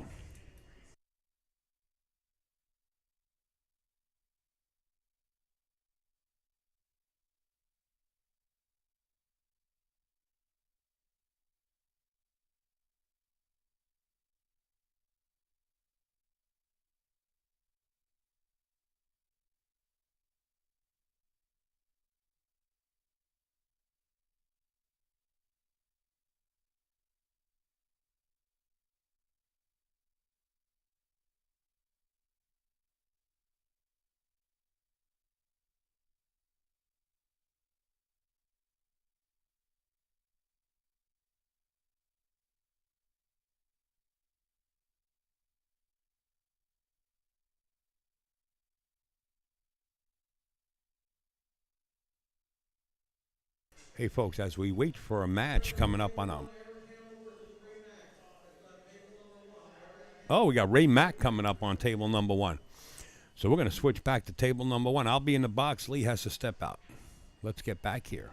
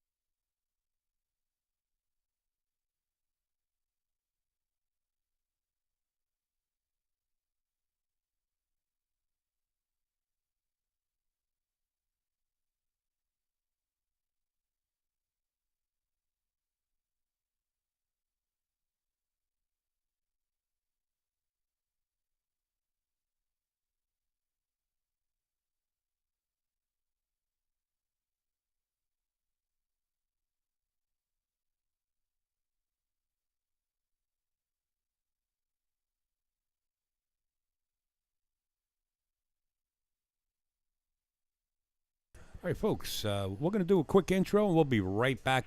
That is Ray Mack out of Snookers. Man, he's on fire. He was here yesterday doing his training. He came up with this new training process. Pretty interesting, intriguing. When you get a chance, talk to Ray about it. We'll be right back in a second.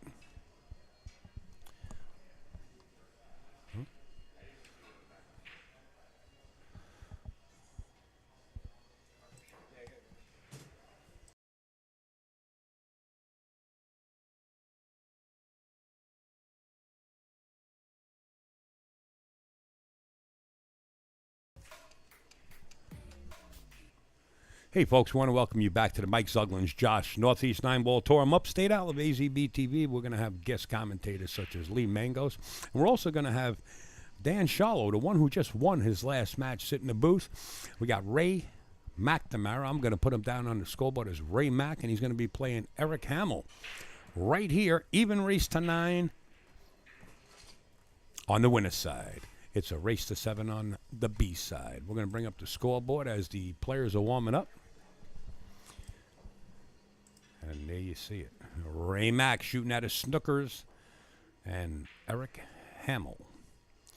I don't know where Eric shoots out of. Maybe right here. He is sporting some nice gear, though.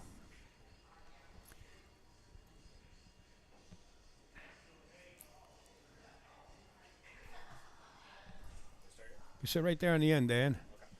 Dan Sharlow going to sit in. You pick up headset number 3. And then should say it's got numbers on the top of it, like up here. Oh, okay. There you go. That was tough. That was a tough match. Hold on. Now you're on the air. Sounds good. Thanks a lot, Al. Dan Sharlow, folks. Gentleman that just won this last match against Mike Chandronnait. Chandronnait. That's his French name. Yep. And beat him like 9-2. Yeah. I wasn't expecting new felt. I practiced on the old felt tables, and then when I came over there, I was like, oh, crap. I didn't wasn't mentally prepared for it. And, 4 1/4 also. Oh, yeah. My home table's that. So I don't want to get in your head, but that's what it is. You know yeah, what I the mean? pocket size doesn't scare Yeah. me, but yeah, it's just the way the cue ball reacts, and then wish I should have hit a rack on it before and just kind of got mentally in the zone for it. Well, I just don't think Mike was prepared. Yeah, No. he said he'd played on it the last couple days, but He has been here. but he said the humidity was getting to him, and I think it's tough playing on that kind of table. The humidity. Yeah. Boy, oh boy, where is he coming up with that? What a beautiful day it's been for the last couple of days. Now I heard my dog ate my homework and everything. We'll talk to Mike somewhere down the road. I'm Yeah. going to say, where are you picking up this humidity from? Because it's beautiful. Down just a little bit? Your earphones are too high? Yeah. Yeah, absolutely. Let me, let's see, that's the main. Now you tell me when. Tell me when this is good for you. Yeah, that's good right there. Perfect? Yeah, Okay. thank you. Yeah, I had him up because somebody had bad hearing. Yeah, I figured. I'm kind of loud. I mean, they are directional, but I keep it right there. Mm-hmm. All right, here we go. You got Eric Hamill on your left, and Ray Mack, really nice guy. Actually, going to introduce himself. So Eric just played on table 2, didn't he? This a B-side match? No way. Well, how did we get to the B-side already? It's got to be an A-side. Eric didn't win? I swear to God he was playing on table 2 when I was playing on table 1, and he didn't win. Really? Yeah. He didn't win. He didn't win on table 2? You're saying he did win? Yeah, I think he must have won on table 2 if he's playing Ray Mack on table 1, because this is unless Ray Mack lost somehow. Well, I got a race to 9. It's a race Yeah. to 7 on the B side. Yeah. So Eric must have won his first match then, is what I'm guessing. Unless they both were on the B side. No. Maybe it was somebody else. I could have.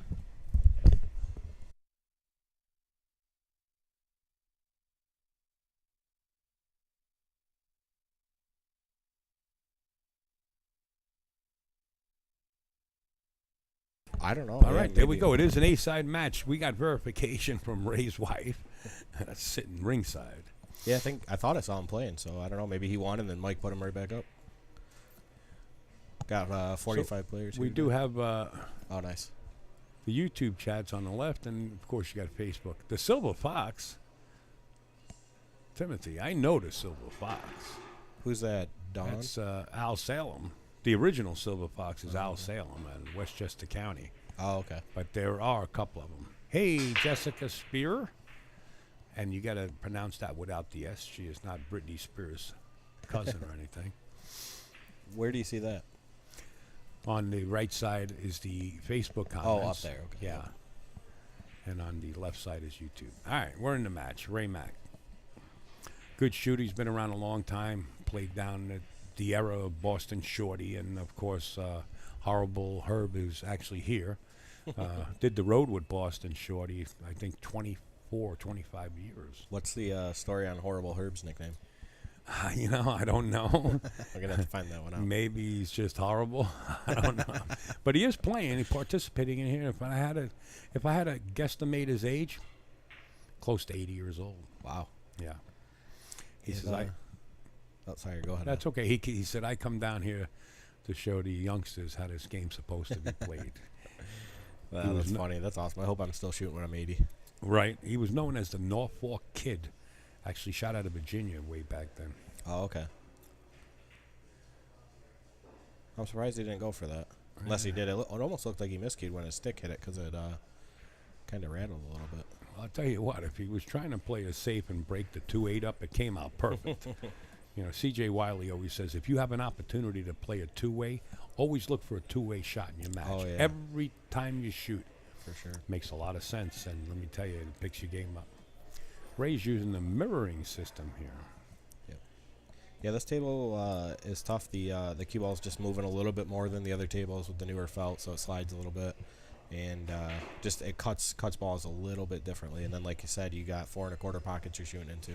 And I was really surprised. You had an opportunity to kick into that right long rail where that 1-9 were down there. I was trying or to something hit like that. Yeah, And you hit the 9 instead, the 6-9 or whatever it was. Yeah. The 1-9, yeah. And so with that, I anticipated a little bit of slide off the rail, and it hit the rail, and it came almost straight off it. It was, and then I missed the 1 overall. It was very weird.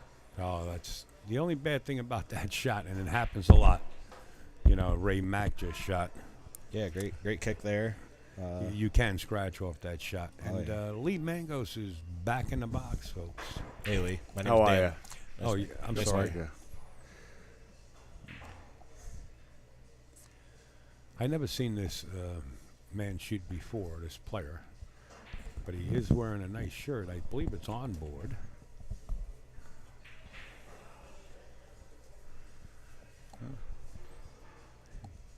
Okay, I like your style. Play a little safety just to keep yourself in the match here. Yeah, 2 good saves by Eric. Eric Hamill's 650, basically, 646. So he can play. Oh, okay. Yeah, you can play. You know, this is an open tournament. Doesn't matter if you're a 540 or 700. You know? you're in the open, and I like that. Silver Fox is what they called Charlie Rich, too, if I remember correct. Okay, thanks, Rick. Rick Donna is one of the referees that's been around for a while. He's traveled the world. Staying in the game again by Ray. Good, nice little thin hit. Left the run out though. Yeah, easier said than done. I like I said, I never seen this gentleman shoot. Yeah, the only tricky position here is coming off this 3 and avoiding the 6 and the 7 to get down for the 4. It's almost, you can almost play a stop here. But your angle off the 3 is going to bring it to the 7 if you go around the 6. Might be able to just get through there above center table. Just keep in mind the 4 ball is the pink ball. Nice shot coming. 3 rails. Well, he actually came in too short. Yep. This is no gimme, but it's makeable. The 4 is off the rail enough. The cue ball has tarmac between the 9 and the 4 to run, so he should be okay. Well, it's going to come off wide, so it'll almost go into that rail. He played it with spin also. I think he just played it safe all the way. Yeah. But Ray can see it. Now, whether the pocket is there, if I had to take a shot at it, I would have to say the pocket's there. That 8 ball is up on the rail enough. Just how do you come off the 6? Well, you're going to use the 6 to stop the rock. Sort of shot you played, too. You try to bump the back of that 8 ball flush, and you wind up coming off a little bit shy. Yep. Yeah, just a little bit uncertain on a lot of shots that I took, and that'll really lower your percentages. Oh. Did he get him? Oh, he corner hooked him. He might have him. I think he corner hooked him. I'm not certain. Yeah, it looks like he corner hooked him. He did get him. It's in the drawers. Wow. You just want to puke if you're a player. You know, instead things like that happen. So he's going to go 3 rails here, I think. So anybody out there making all this pool... Oh, here we go. This pool gear, make sure you make a throw-up bag like they have in the back of the airlines. You know, and when you're flying on an airline, Just make it as a joke where people can carry their chalk and their bridges and stuff in a bag. Call it a puke bag. Yeah, that's a great shot by Eric, though. You know, he didn't get upset that Ray got lucky on him, and just came down and came with a shot. Gave himself a chance. Looks like he's got a pretty good idea about three-cushion billiards, too. He just got up there and swung it. He knew where that cue ball was running. Yeah, it was a real nice shot to make it come that short.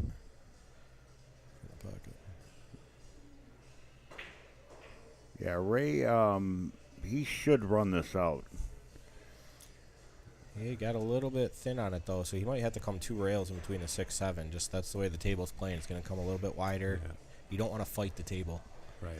You want to go natural. Against the grain, sometimes come back to bite you when the pockets are 4 1/4 like this. Yeah.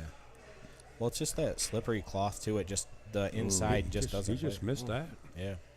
He kind of punched at it a little bit, like a little choppy. It wasn't smooth. Pretty surprising that he did. It's one of his drill.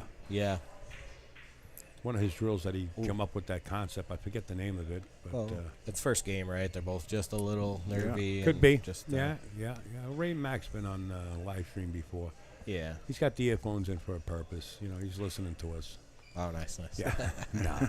It's like a 40-second delay. There ain't no way he's listening to us. I actually did a match. It was about $20,000 or $30,000 match. It was like a race to 11 or something real quick. Mm-hmm. And one of the backers come over to me. He says, "Al, maybe he's listening to you guys, you know." So we did a test, and it was like 45-second delay. Anyway. Well, Eric, get the first rack. Yeah. Yeah, I know Ray's well seasoned here, not and used to the TV table, but you know, you get into any match, you're just, you know, a little bit of a foreign table too. Was Ray warming up on this table? It looked like he was when he shot on table 3 when he got here yesterday. He shot on table 3 for about 4 hours, 3 to 4 hours. Yeah, the other tables play really nice. Like they don't play super easy, but if you hit the ball at good speed, they're gonna go in. The felt's not too worn. You can move the cue ball around them. It's nice. Very nice place here at WINNI's Bar and Billiards. I like it. Yeah, I like it. 7 hours for us. We took it we made the trip last night. 7 hours, huh? Yeah. That's quite the haul. I don't know, Jessica. Yeah, I don't know if you see this, but what did I do? It's MJ Ike. It's the guy that made the scoreboard with that mistake. Yeah. Oh, okay. You can't. I'll fix it. I'll fix it. Now, one of the things about with Ray is he's used to the tighter pockets. Why is it? Snookers has 4 1/4 table, don't Their they? funny their table. stream table is it's what they would call a tight box. Yeah, at the house I got 4 1/4, and what I ended up doing was extending the shelves. I had this kid 3D print me these plastic pieces, glued them in there, kind of put some Bondo over them. They play pretty good, but after 3 years they're getting a little worn. So next time I'm going to do it, we're going to 3D print it with under the felt, right? Yeah, under the felt. Yeah, we're going to 3D print it with carbon material and make them a little thicker on the top too. It's pretty. 3D's coming a long way, man. Oh yeah. It's a slow process if you're building, bigger items, but I know people that have 4, 5, 6 machines, and they're all running at the same time. Yeah. Here's Mike. Mike's in the chat. The humidity is hot at the moment. The slide is completely different than yesterday. Mike, when you get a chance, when these two gentlemen are not in the booth or I'm not, I'll talk to you outside. I want to know where you're getting this humidity from. Good shot right there. I know we're on the lake. Shot. We are on the lake, but it seems so beautiful. Yeah, he outside. said his English wasn't taking, so basically, you saw him miss a couple 8s and 9s where he hit them thick into the rail. He's playing with a little bit outside. Typically, that'll help you throw in, but on this new felt, the cue ball is so sensitive that when you play that outside spin, you have to readjust your aim line to a little bit more left or right, depending on, because it kind of skews the cue ball a little bit more. Right, that cue ball will swerve on you. Yeah. I think Lee, you got a good point. How he was shooting. Yeah, he was shooting hitting him a little hard. Yeah, he was definitely shooting a little hard, and like I had said, I mean, Mike, if you're listening, my advice to you would be is to slow it down a little bit, and I think you'll do well. But maybe that's his game. I mean, I don't know his normal game. Maybe he's just used to hitting at that speed. Yeah, I don't know. That was hard for me to adjust coming from tables where you really punch the cue ball around, and then if you go like I've been fortunate enough to go play in a couple high-level tournaments, like the Open and then Turning Stone as well, where that you bring new felt in, and once you start getting accustomed to those tables, you really start to see the differences. And if you go watch the pros play, they really don't have a punchy stroke. They hit everything smooth and slow, and they just move the cue ball around. And We're all playing on an old housing table here, folks, a professional model. yeah, very nice table, played great. Just tough, you That know, was- but that's good. You know, that was a made it great entertaining save. for the fans. Yeah. Great safe. It made me cry on a couple shots. Oh, we made fun of you too. Don't worry. Yeah, That's we did. okay. I got to go back and watch it. We don't make fun of anybody. I No, mean, no, occasionally no. we do. Like Ray Mack, I'll make fun of him all For day some long. of the shots I missed, I deserved it. I have some history with Ray actually, and I played against him, quite a few times. Yeah. Ray's getting a little bit deliberate here. He's starting to measure every shot. Yeah. That could come back to hurt you. It's a little tough kick, though, especially with the slide. It wants to come off lower than the one. I like two railing it. I don't like one rail. It's a small ball, Great shot there. but he caught it. Did he get behind the four, too? Did he hit it great? Look at Wow! that. Wow! Yeah. That was a hell of a shot. If he can do that 3 times in a row, he's got the house. Yeah. Yeah. And that's why it takes so long to measure it. Yeah. Oh, yeah, to hit it, yeah. Yeah, as long as you make the ball or hit the ball after you take that long, then you're good. But if you miss it and take that long, then that's when people are like, "Come, what are you doing?" Yeah. Well, that happens too. Yeah. Well, I can tell you, like Ray, down at Snookers. I mean, he's doing drills constantly, It's awesome. and He's teaching players, and I like that. I think he went to Andrea's place at Euclid Billiards on the Boulevard and did a clinic as well too. He did that recently. ooh, he miscued. Yeah, got to get a bridge there or a. Well, he had his extension, but he did. I think he just miscued. Yep. Which I mean, it happens. He's swinging out with his fingertips too, and he went way up with the cue. So Yeah, when you're dropped stretched his out. arm, dropped his arm. Yep. Drop that back arm, especially So when you're stretched out like that. So where are you from, Lee? Originally, I'm from Mass. I live in New Hampshire now. Okay. I live over by Keene, New Hampshire. But I grew up in Mass, Framingham, Mass, actually, which is about a half hour west of Boston. Okay, awesome. So you play at Snookers with Ray, you said? I have actually. I've been to a lot of Mike DeMarco's Ship to weekly Cash. tournaments, Yeah. and I have. I played. Oh God! I think since I got back into playing, I think I played Ray maybe a half a dozen times, and Ooh. beat him once. A little quick there from Eric. Got to really take your time on that. Especially if you get a mistake from Ray Mack, you really got to take advantage of it and not let him back to the table. Yeah, Ray's a really solid player, and and he can move that ball around really well. Yeah, he's just off right now. You can see it. I'm surprised he didn't slow spin that and just kind of hold for the side. Kind of went into it with a high ball.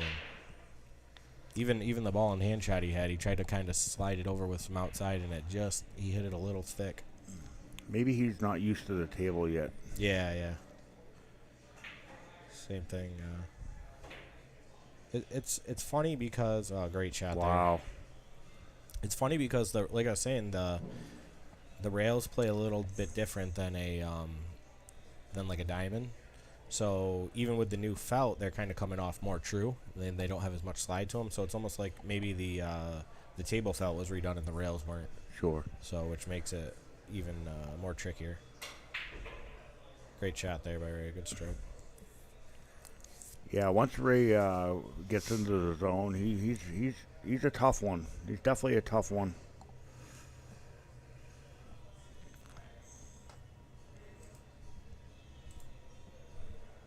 Yeah, and it looks like he's already getting there, and that's what great players will do. Like Eric had a real good chance to take the table back there, and Yeah. he let Ray back on, and now Ray's gonna punish him. And he's letting Ray get accustomed to the table too. That's like almost a double negative there for Eric. Sure. I missed this shot twice. I just kept overspinning it. Yeah, so even Ray almost tried at those. Your opponent actually overcut it from that area. Yeah. Overcut. Yes, I'm surprised he got even overcut that 9-ball was. Yeah, just I don't know. I was shooting a little quick myself and just not 100% taking my time on guaranteeing the make. But. Well, a couple of your shots that I noticed that you did hit them a little hard, and you kind of threw the ball away from the pocket. Yep. Well, you know what? It's available, and you can watch it again. Yeah. Oh no, I That's a good definitely thing. will. You critique yourself, you know. Oh yeah, I love the stream for that reason. Yeah. Ray Mack looks like he's going to go up to 21 Jump Street here, folks. And stand by just for a second, folks. All right, it's 21. I just want to mention Jeanette Lee. We all know Jeanette Lee. She has a new book out. You can see foreword by Billie Jean King right there.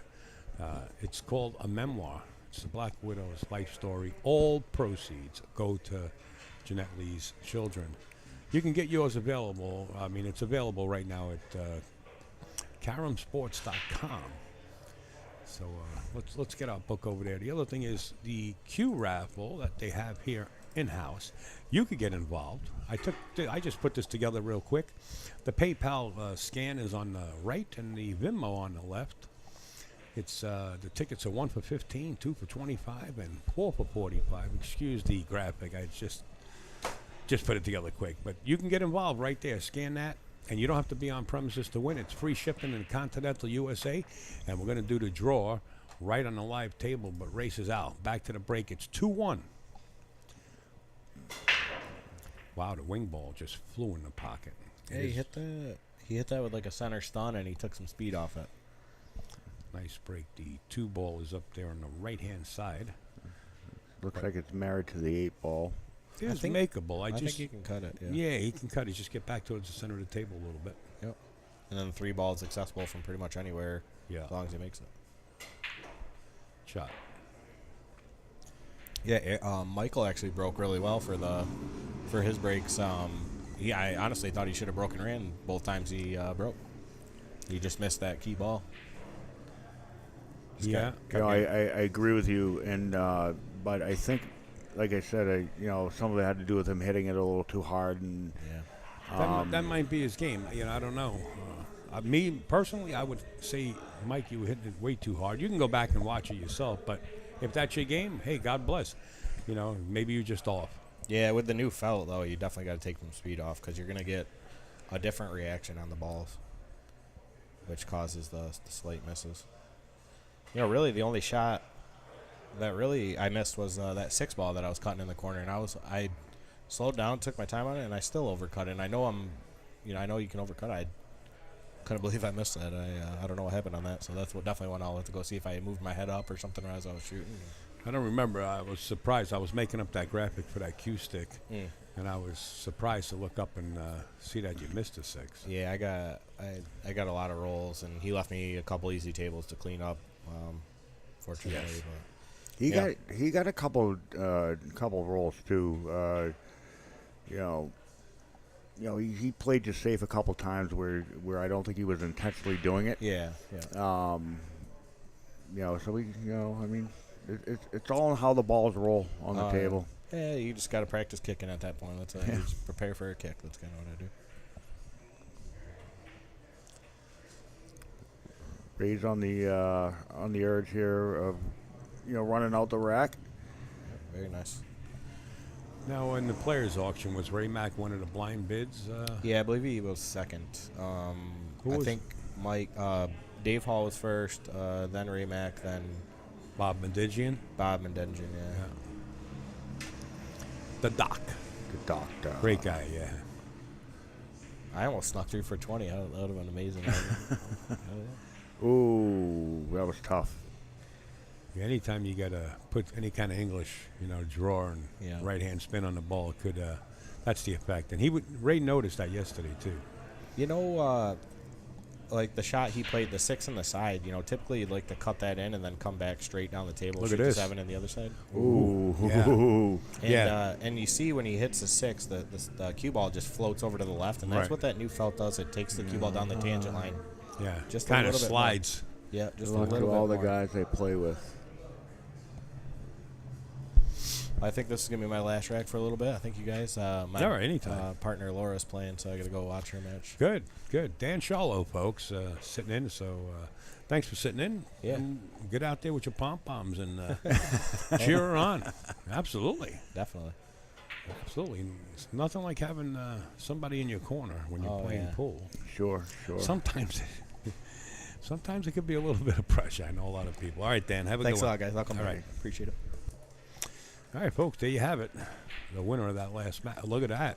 Same pocket that Ray Mack missed the 7-ball in. Oh, when he rattled it. And he did rattle it.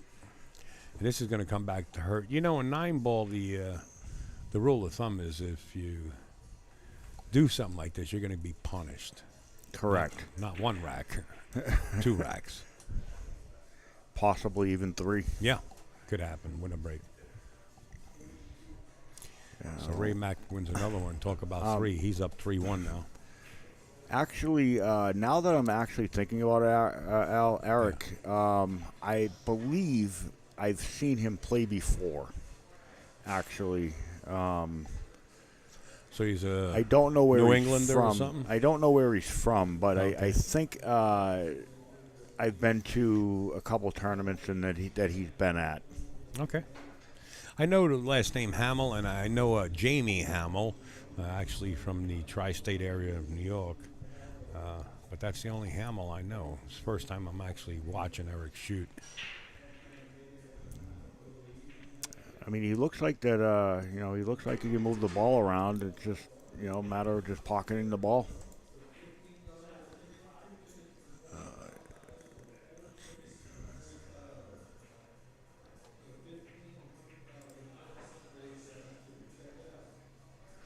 They're actually talking about the Q raffle in-house. Folks, you can get involved right there. Scan those codes. You can win a beautiful Q, free shipping in the continental USA, rack 5. 3-1, Ray McNamara leading over Eric Hamill. Ooh, hit it solid, man. Hit it so solid the balls didn't even want to move. 6-ball, though. And the 1 is not dressed. No. Pretty good and easy, safe from here if he wants to play behind the 5-4 area. He's going to see if he can hold this cue ball. In other words, spin it in, and since it's a new cloth, maybe just slide it in with speed, because the 2-ball is right there. If the 2-ball wasn't there, he would bank this safe. And I believe he is playing safe. Yeah, it looked like he was. He wants to make this 1 ball so bad he can taste it. Anybody coming up this way, stop at the Shore supermarket and pick up some of that chicken salad with the cranberries and walnuts in it. I'll pay you for you when you get here. Man, it's the nuts. Yeah, it looks like he's playing safe.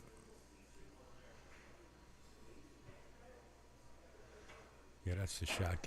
Well, you didn't get behind the 4 or 5. This could be dangerous. That's coming. Uh-oh. Well, Mr. Eric Hamill, if you're going to do something, ball in hand now, nothing on the rail, and every ball does have a pocket. Now is the time to shine.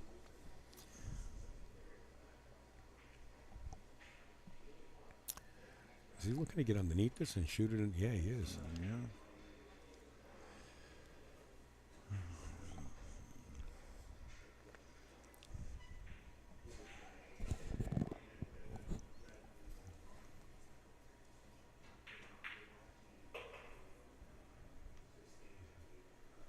Yeah, he's got that slight angle to come down for the 4-ball. Come, 1 rail off.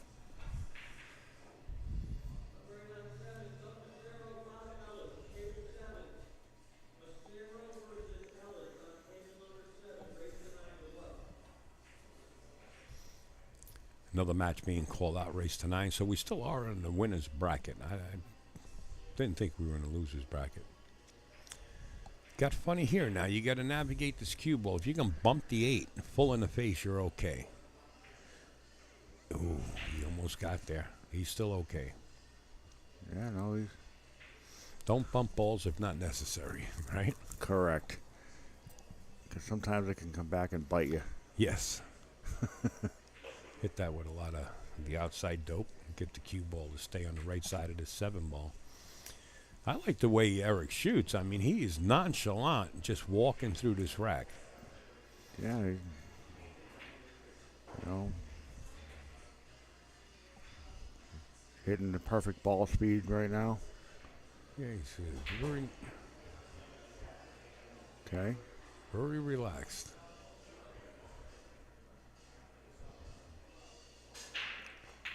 And there it is. Wow. Nice out. Not the easiest, but Eric made it look easy. Just in case you want to know what the pool room looks like, folks, check it out. It's right there on your screen. There you can see Bob Domingian sitting there with the glasses. He's talking to Sam from Pennsylvania. The doc. Doc. The doctor. Every table occupied. The main table right here. It is an old housing. It's My fine. sponsor is Diamond Pool Tables. I probably know 75% of the people here. Do you really? Probably. I know I met a bunch of good folks up here, I'll tell you that much. I'm talking. Well, I was talking about players. Oh, I missed the break. I was trying to fix the graphics, so it's okay. Anything drop? Nada. No, but he doesn't have a clean shot at the one ball. It doesn't look like. No, not only that, you get trouble with the 5-7 on that left long rail there and the 7-8. So there's work to do here. Ray recognizes the problem right away.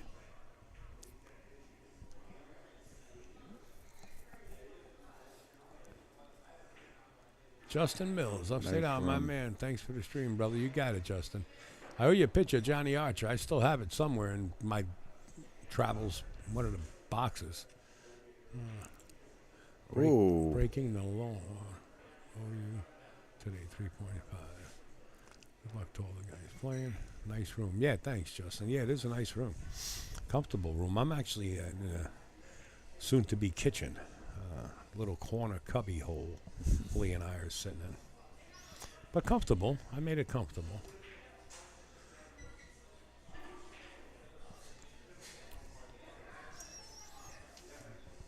Yeah, and the good part about this is what we're seeing on the screen is not necessarily what they're seeing.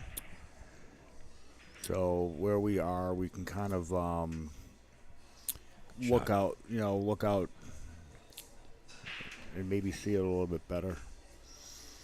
Yeah. Well, I got a camera out there that we can roam the room with. Close and almost. Don't give it up. Oh, there it is. Need a rail. You got it. And he got it. What a hit. You know, the bank is on here. The 9-ball might come into play. But the bank is actually on. He's got to escape that 9 if he wants to play the bank. He realizes it, and I think he's You just think he can go around it? playing safe. Oh, he played the bank to the other corner. Well, the reward wasn't there. He might have just played that as what they call a professional bank, where the speed of the object ball gets back to the short rail, and you can see where the 1 is. Kind of a two-way, right? Yeah, I was just going to say that almost like a two-way shot. Yeah. If he made it, then that was great. But if not, then left him tough. Oh. He got there. He did. He did. Oh, does Ray have a little bit of... No, he doesn't have the window. He might. Well, he can kick it off. If he's got enough rail to the right side of the 9-ball, he can kick it off that rail. Ray does play some one pocket, and he knows a shot to stick it right there, the cue ball. So it's kick and stick. Great guy. If you ever get a chance to meet Ray, if you're ever up in Snookers, make sure you say hello to him. Really nice, fine young man. I call him a young man, right? That's just me. Yeah, I've known Ray for quite a few years,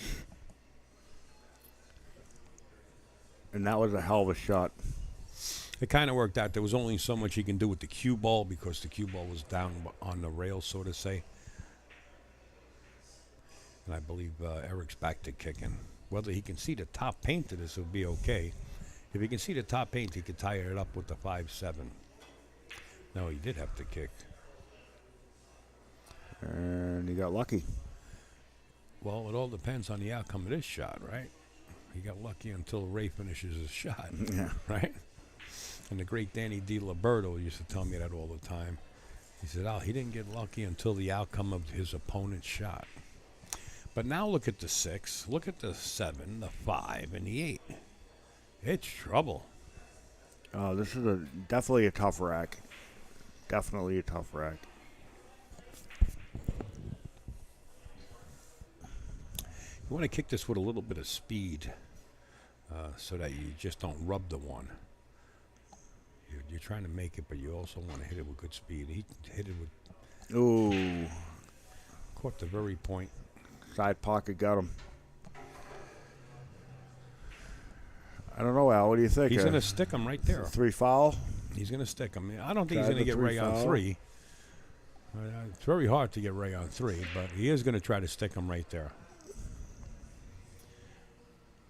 The thing is, you got to put the one ball near another stack of balls to get him on 3. So now where the one ball is now, it's kind of tough. Let's say Ray don't hit this. Where do you play safe next?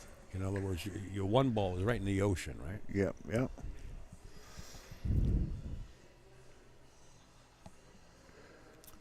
It's a little toughy.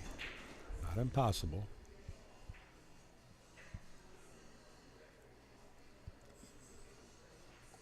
Cliff Tyler says, thank you for the stream, Hal. Hey, Cliff, what you doing, buddy? Cliff Tyler and I go back quite a ways. He actually come down to Derby City with Bobby Hunt and the boys, and they put on some show. Plus, we had a couple of adult beverages there, which was pretty nice.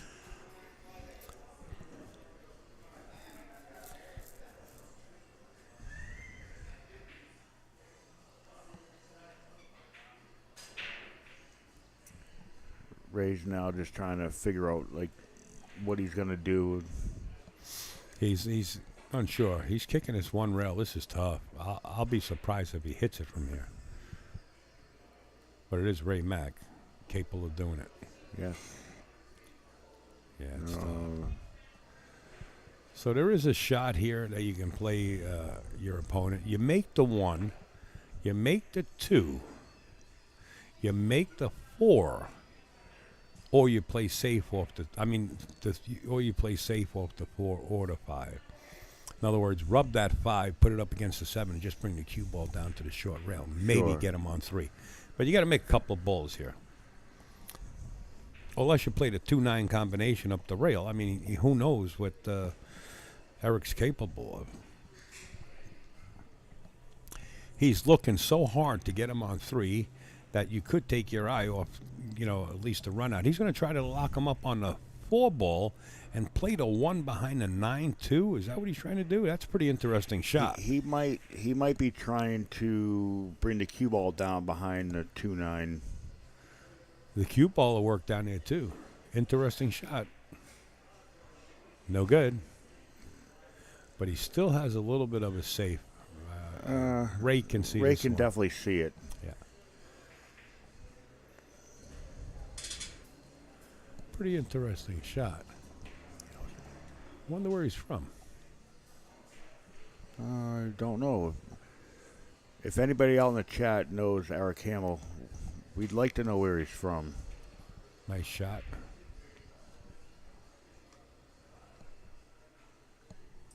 You have to make a phone call, Lee? Mm-mm. Oh, okay. Yeah, Ray, he's looking at this 5, 6, 7, and 8 ball. Man, it's trouble. He's going to try to get an angle here on this, either the 3 ball, and come across. Oh, he tried to break him now. Nice try. Wow. He's got one more attempt. I mean, he could go into the 7 ball here and still maintain a shot on the 4. And he can knock the 5 ball up table if he hits it with a little bit of oomph. That's what he's doing, I believe. You got to catch it really square.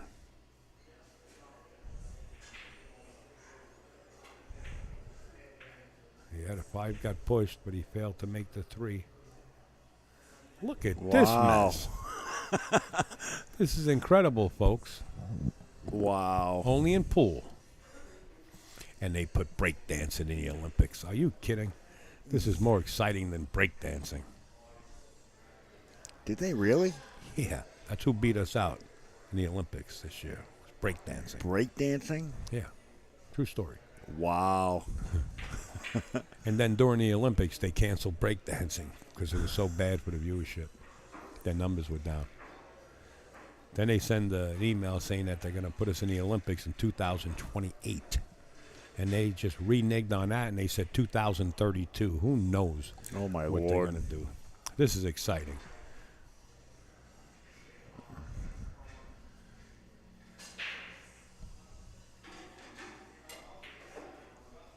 Bravo. Shot. That was a great shot by Ray. Yeah. Perfect ball speed, too. Yep. You know, this is pretty interesting rack. The 5 to the 6, it's up and down table. And then the 7 to the 8 is up and down table. This is key shot. The 5 to the 6, which is pretty simple, but that is the key shot. Of course, the angle he has now is the angle he wants after he makes his 5. I think he wants the cue ball right back where it is. Yeah, a little bit more. Yep, perfect. Now he just, he makes a 6, comes up one rail for the 7. All natural. Yep. Makes the game a lot easier when you're down there shooting.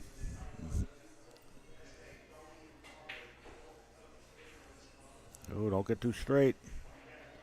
He's got a little angle here if he gets on the rail. He is kind of straight, though. Yeah. But you accept the longer shot.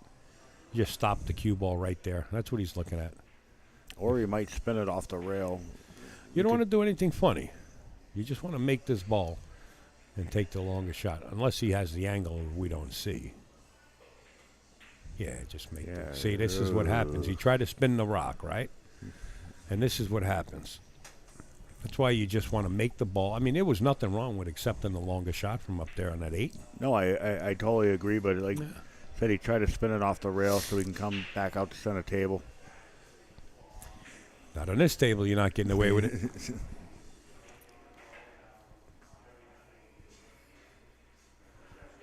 How do you hit it? What? Gee. Wow. Okay. Is he left-handed? No, he's going to the bridge. Again, straight in on the shot. He's got to go all the way up table. Oh, he forced it. Oh, watch the side. He Watch caught the that side. Ball in Manito in any country. Ray, really, with a new breath of air, saying, how did I get back to the table here? 4-2. Again, folks, I can't tell you enough about this cue. Take a good look at this mother of pearl and stuff in this cue stick, not only at the bottom, but midway at the forearm up on top. Beautiful JOSS cue. I think it's valued at $1,600. You get one ticket for $15, 2 for $25, and 4 for $45. You scan that code on the left, that's the Venmo, and on the right is the PayPal, and that's where you send your money into. Just put down cue stick, and they'll send you a picture of your tickets, and the drawing will be right here on the main table. All those tickets go to Eric. He is a partner here at the WINNI.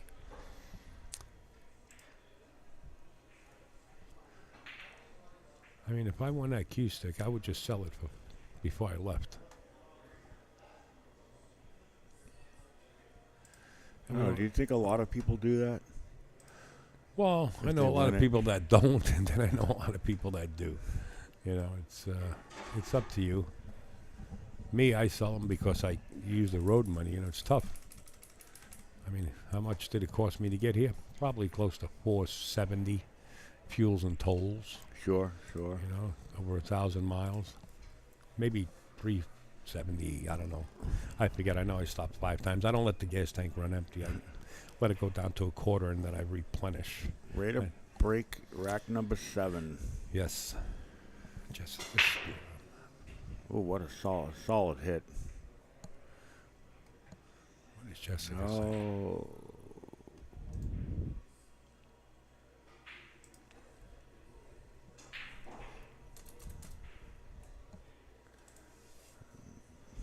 the 4-ball came into play there.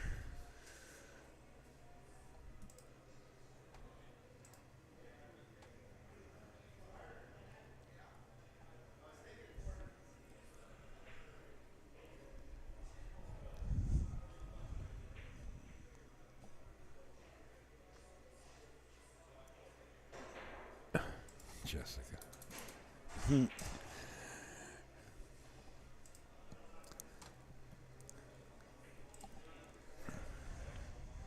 So somebody, I understand, is biting off my idea as far as that puke bag idea and just using it, creating a bag to put chalk and stuff in and hang it off your case. Yeah.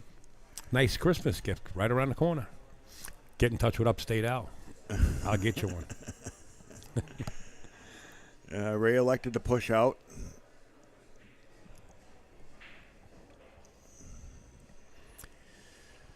You got to take this on because Ray's going to play safe. You come off the left side of this 1 ball with mediocre speed. If you play it too hard, you might leave the 1 ball open. Just enough speed. Just like that. He left it. It's open. Eric's not liking himself right now. Got to get that out of your head and just get down. And he's not playing a kid in the park here. I mean, he's playing a well-established player here. Absolutely. You know, Ray's been around the pool game for many years.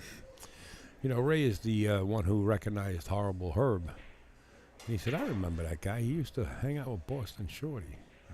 Boston Shorty, yeah. Now that's a name. Yeah. Yeah, so... I remember playing with Boston Shorty at the old Good Time Billiards in Somerville. That's where he used to shoot out of. Did he? Yep. Yeah, that's what they did to us, Rick. They put breakdancing in there. Nice shot, Ray. Nice try. He was coming in short to the left side of that 3-ball. He still has the paint. He's got to be careful because the 3 will come out in the open here. So make sure he hides the rock or the 3-ball. The rock being the cue ball.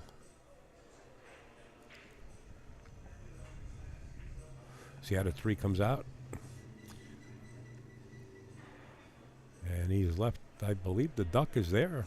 No, maybe that 4 just got in the way enough. I keep saying Jamie Hamill because I know Jamie. If Eric's got down on his knee like that and had to take a one-eyed look at it, it's close. Yeah, it was close. It was that close that he attempted to do it. And he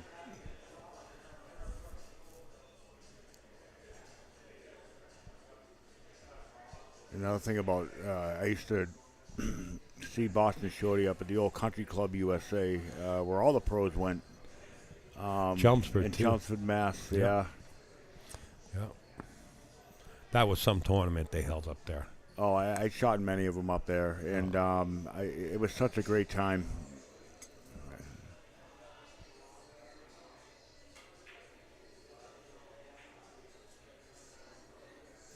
Country Club USA. That was I'll tell you, that was one heck of a pool room too. Well, I only went up there when there was big tournaments up there. I think it was the JOSS tournament that used to roam that pool room. The All Ball Pool Tour, Maybe that's what it was. Had many tournaments there as well, and Larry Lascotti, everybody played in those tournaments. Oh yeah. Got a double kiss off the 3-ball. And he left it. You know, Ray gets out here and he's starting to crush Eric's dream about remaining on the A side, but still not totally awake yet. Did he get enough? Yeah, the 4-ball's right there. Oh, I made another. Yeah. Again. Yeah. Never mind. Yeah. No, it happens. I'm so used to the 4-ball being purple. Right. Yeah, I love Aramis. You know, they're one of my sponsors. I have a set of Aramis balls too, and my 4-ball is purple. Your four ball, yeah. Yeah. I like the Aramis tournament set. I love the black set. I just wish they would have left the pink and the purple reversed. Sure, right? sure. It would have been nice. But, you know, I'm just being a critic like everybody else, right? We have an opinion. There was a reason behind all of that. And whether it was to confuse the players or not, it wasn't their idea. I would imagine somebody come up with that concept. If it was their idea, then I could make one phone call and find out. Trust me.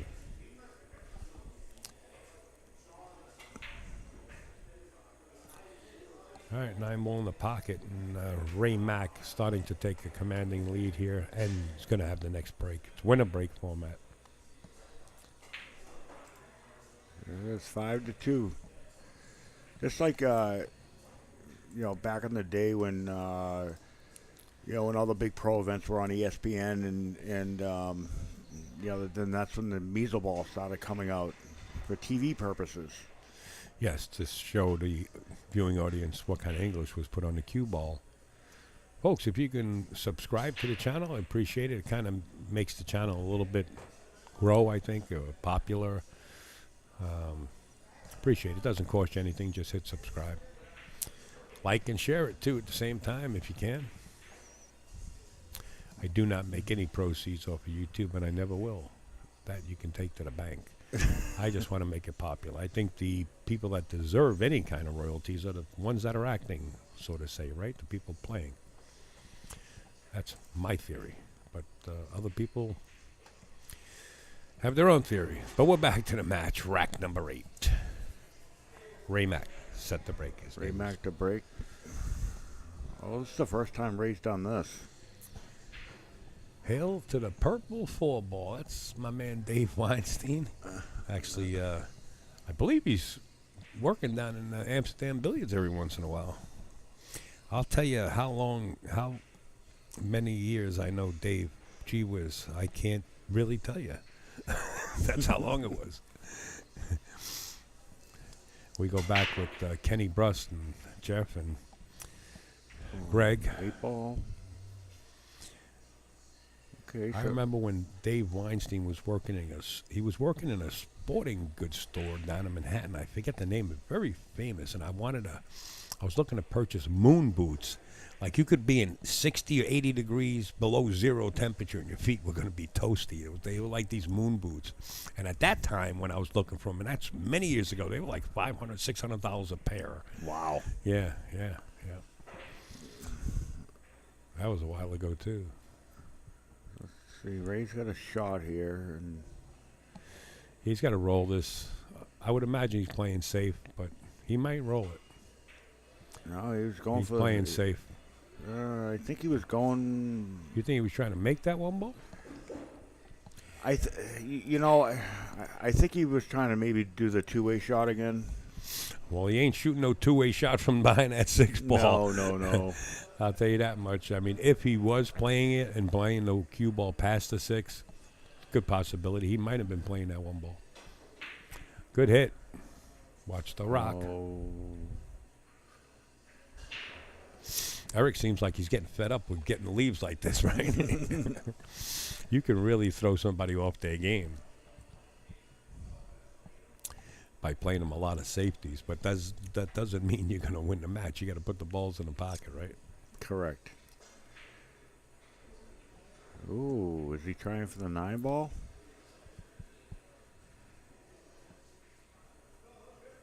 What do you think, Al? You think he's going for that 9 ball? I think he's taking a look at the 9 ball because he wants to play safe, and he's looking at the cue ball going off the 9 into the corner pocket. I don't think he might be. He's into with some of that dope. He might be. Looks like he was checking that angle. Yeah, Ooh, he was. He was trying for it. And again, Eric's going to be sick. He really is going to be sick. I expect him to get up there, 1 stroke it, and go 2 rails into this 1 ball. Just as what you call an annoying shot, right? Just to get it out. Just get out of there. Yeah, it definitely does get frustrating when the balls ain't Sure. rolling your way. Sure it does. But you got to stay double calm. Tried the 3-rail, ball in hand. Like a couple of years ago, I was down at Snookers shooting in the Bud Classic. Oh yeah, it's like $5,000 added or first place or something. First like place is guaranteed 5,000. Yeah, and then you yeah. get Good your tournament. you get your your banner up there above the table, right. and my first match actually was Bo Prowers actually.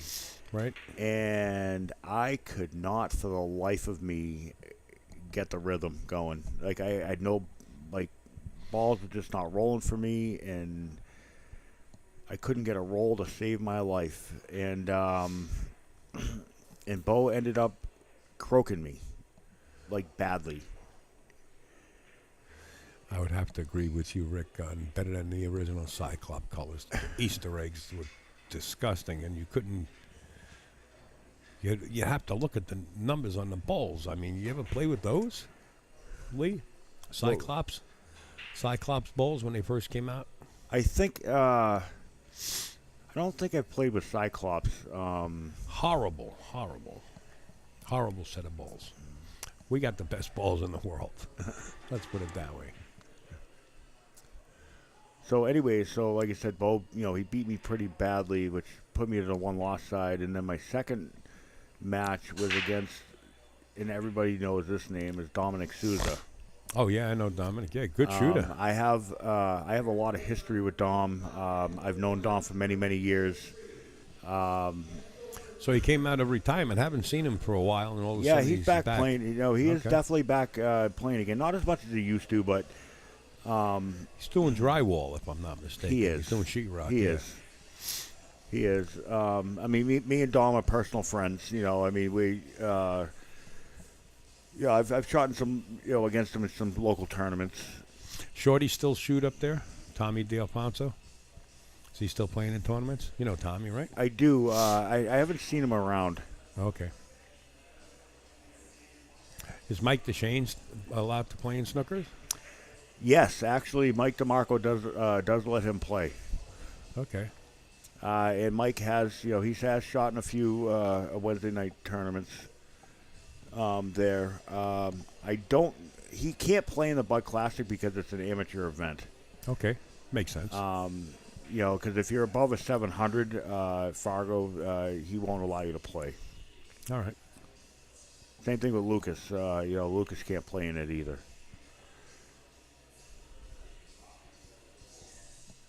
So, but yeah. And then another guy that I have a lot of history with is Chugga Chestnut. Who? Chugga Chestnut. Who the hell is that? Ron Chugga Chestnut. He shoots out of snookers and up that way? No, he's from Lowell, Mass, and I don't know if I know him or not. you would know him if you've seen him. He's around the same age as Billy the Kid, and they used to, when they were younger, they used to go around playing. Phenomenal pool player. Seems like Jake or Jacket. Jacket. Maybe he's into Dominic is an icon in New England pool. That is correct, actually. He is. Dominic is back in his prime. He was one heck of a pool player. Oh. Ray just missed that 6-ball. Huge. Again, Eric coming to the table, right? and this is what you're looking at. Look at him. He's so disgusted and annoyed with these leaves that he's going to try to attempt to cut this, but he wants to dig down on the cue ball. I don't know why he would want to do that. Maybe to play safe. He might want to, bank this 6-ball up table and just play the cue ball behind the 7. He still can do it from where he is. Oh, But he got to jack up. what was that? JKT. He says little guy Al with Rocky the dog. Rocky. I remember Rocky up there. Okay. So that's Chugga. Rocky is Chugga? Oh, the little guy. Chugga's dog's name was Rocky. Oh, okay. No, I remember Rocky, a player from Snookers. Yeah, Chugga doesn't shoot out of snookers. He's up from the Lowell area. Actually, I believe he shoots out of strokers in Pelham. That's all French to me. But if he shot in any tournaments up there, I probably do recognize him. But he'll go down to snookers for the for the bigger events. The Budweiser Classic and stuff. Oh yes. Yeah, that's a nice tournament. Yeah, they do a heck of a job with that one. Ray Mack, folks, really looking to put a stamp on this match right here. With the sinker in this 9-ball, I mean, you're talking 6-2. Our first final was 9-2. Now 6-2, Ray Mack. Here's the pool room. Give you another look. Say, it is busy. There's two of my brothers, Chugga and Dom. Who's Chugga? He's here? No, he's not here. Oh. No, he was up in the No. up in the chat there. Two of my brothers, Chugga and Dom. Yeah. Who's this gentleman with the red shirt here? Do you know him? I know of him. Yeah, he says he's been around, and I played forget him. his name. I've played him a couple of times. Okay. And he, and again, I will never, never knock anybody's pool game ever. Right. Sounds like you're about to. Go ahead. No, I'm not going to knock his pool Okay. game, but look at the couches in this place, huh? Leather couches. Class. Do have one of our program is a top programmer in the house, Matt. If we back had the rankings of the ABCD rankings, Yeah. he would be like a C plus. Oh, is that player. how he plays? Okay. Just curious. Again, I'm not going to knock his. No. He You can tell make it like it balls. is.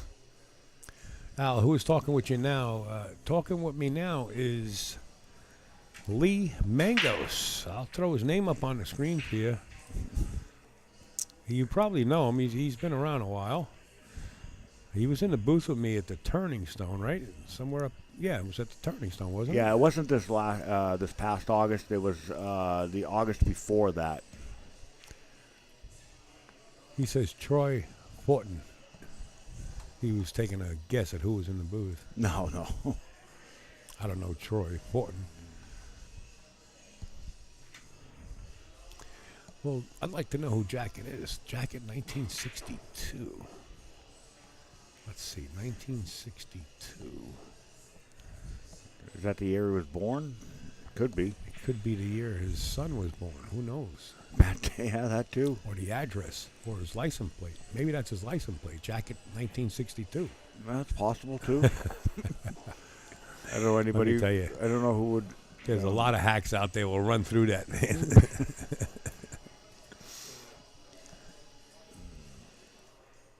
Back in the day, he played at Country Club. Oh, okay.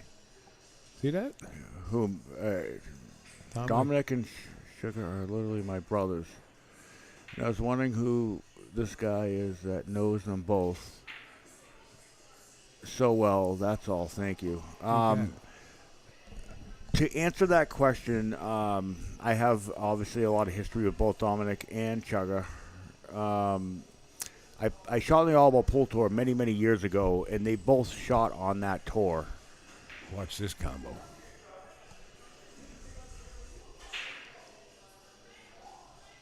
Show the guy in right at the bar.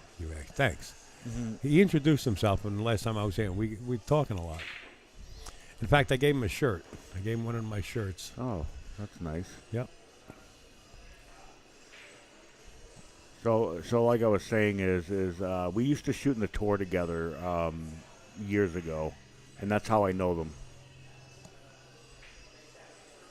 Jack Taransky. Is that is that you, Oh, Jack? JT. Oh, you got a new name. Oh, I know. Jack knows who I am. He knows who I am. Yeah, I know Jack. He knows who I am. Oh, so that's your username on YouTube. I got it. Well, this is the first time that Eric actually got to the table where he has an opportunity to get out.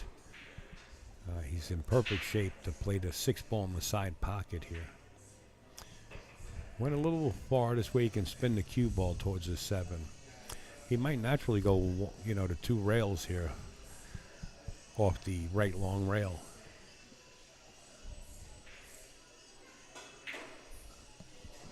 He was straight enough to draw it back. Nice shot. I mean, this is tic-tac-toe here, right? Yep. You can stop the rock, and you're on the 9. He's taking a look at the 9 goes in that side pocket. If you got to one eyeball it like that, why not play it in the corner? Yes, sir, Brother Al. Right? But he's in that position. I think he's going to try to play this 9 on the side. Unless he's that straight. From looking at my angle, it looks like he can play it in the side. I like playing in the corner. I ain't flirting with these side pockets. Corner's a nice pocket, unless it's easy enough. He's playing it right in the side. It must be easy. Yeah. All right, Eric, on the board, but he's not even halfway home, but he is halfway to the score. Ray Mack now trails by 3, 6-3, going into rack 10. So Jack says, yes, they both hung out at Country Club Billiards in Chelmsford. That is correct. I played with them there many, many, many times. Jack's been around. Well, he's talking about Dominic and Chugga. I know. Yep. And they're Dominic, both great people. Dominic, I know a long time. Yeah, and they're I'm both still trying great to people. figure out who Chugga is. Yeah, they're both great people. Ray Mack, I don't know whether you guys noticed it. He's doing, and he's been doing it before Allison Fisher, the Duchess of Doom, has been doing it. Allison now, when she racks the ball, she brings her glasses with her to make sure her opponent has a good rack. And Ray just did that, and I respect that. Right? Let's put my glasses on. I can't really tell if there's any little tiny gaps. All right, Jack, have a good one, man. Take it easy, Jack.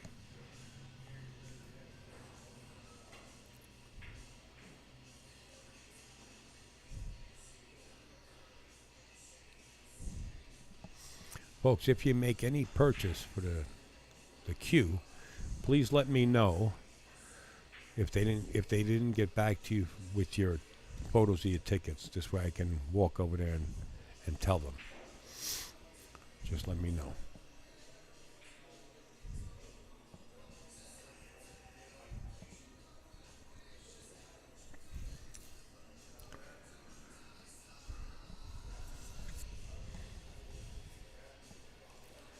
I kind of like this race to 9. You travel quite a distance if you're not local, and you really don't want to come here and just have a race to 7 and have a race to 5 on the B side, right? So this is a race to 9 on the winning side, race to 7 on the B side. Yeah, I've always liked the longer races. Wow, that kind of puts you right back. Oh, okay. Send me a picture. Yeah. Thanks, Jack. That kind of puts Eric right back in that slump. Notice when he's sitting down in his chair, he's kind of didn't really bang his stick hard, but he kind of made that motion like he wanted to slam the stick down. Just couldn't believe it. I mean, he went to play safe off the 1, and the cue ball found the bottom right-hand corner. Tough. Yeah, I was actually trying to... Jack will send one in if you don't have one. Don't worry about it, Lee. Well, I'm friends with Chugga on Facebook, and I was trying to get Oh, a he's picture. on Facebook? Yeah, but I could look him up. I don't have any service in here, so I can't. I got computers here. I don't need service. I'm hardwired in. Does he go under Chugga on Facebook? I believe it's under Ron Chugga Chestnut. Ron. I believe that's what it is. Chugga. Chestnut. Here's Ron Chugga. Let's see if this comes up. Here's Ron Cheska. Yeah, let me click on him. See if there's any pictures of him. Let me see where he's from, this one. From Amsterdam, New York. That's upstate New York. No, that's not him. I believe he's... Oh, Jack, that's... Jack just sent me a photo. All right. Yeah, you probably recognize him if you've seen him. That's Chugga. Yeah, I know the face. Yep. Yep, that is definitely Chugga. But that's not what he looks like today, is it? It is. It is? Okay. It Yeah, is. heck of a good shooter, too. He can shoot a pretty good stick, don't he? Oh, absolutely. Doesn't he like to drink, too, adult beverages? Is that him? No, that's Billy. I know my nephew, Billy. Yeah, Chugga doesn't. He doesn't really drink. You know, I mean, he's a hardworking guy. You know, he's a roofer. You know, he does roofs. Timothy Machado says, I didn't get a reply from my ticket. Timmy, did you do it on Venmo or PayPal? And if you're playing games with me, I'm going to find you. You know what I mean? I'm a New Yorker. I will come get you. I got your message there, Jack. Thank you. I do remember the face.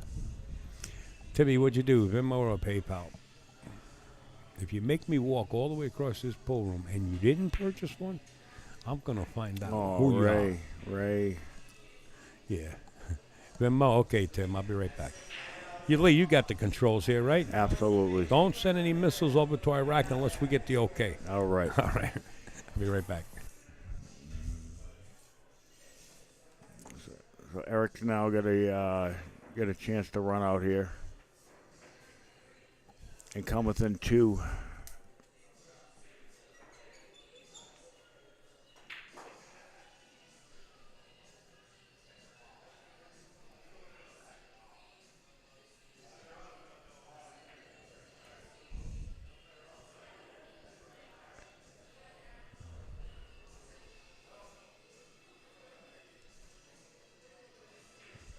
Okay, Jack, I'll let him know. He just stepped out of the booth for a minute.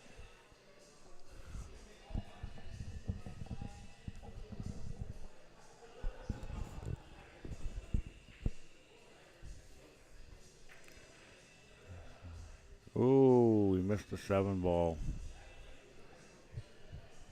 Gives Ray the 3 ball out. See how Ray's going to play this.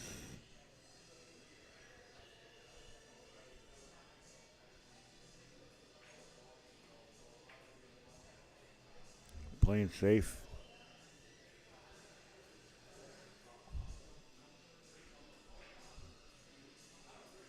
No, never drinks. No, I know that. You know, Chugga doesn't. He doesn't drink. No.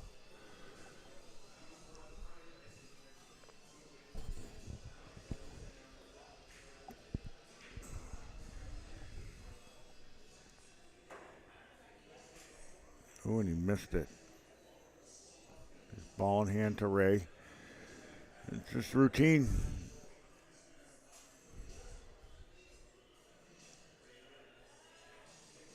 All right, Jack, take it easy. Have a good day.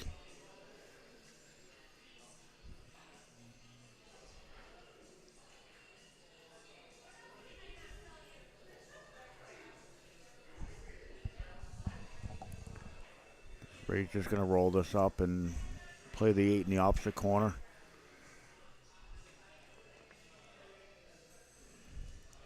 It looks like he may stop it and play the 9 in the side, I believe. No, it looks like he's going forward.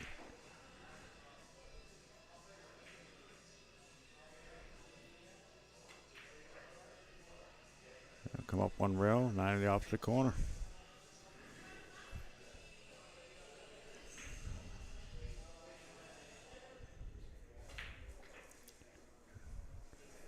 Ray is now up 7-3.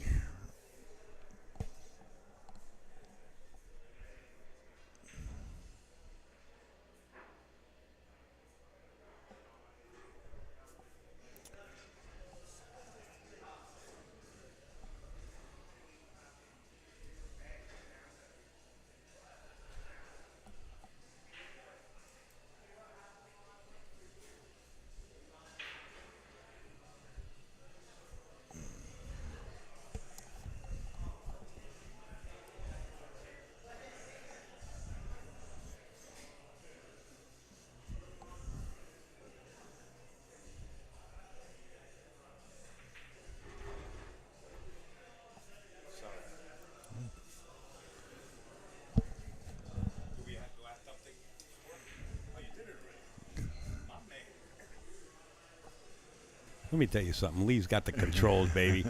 Ready to break rack number 11.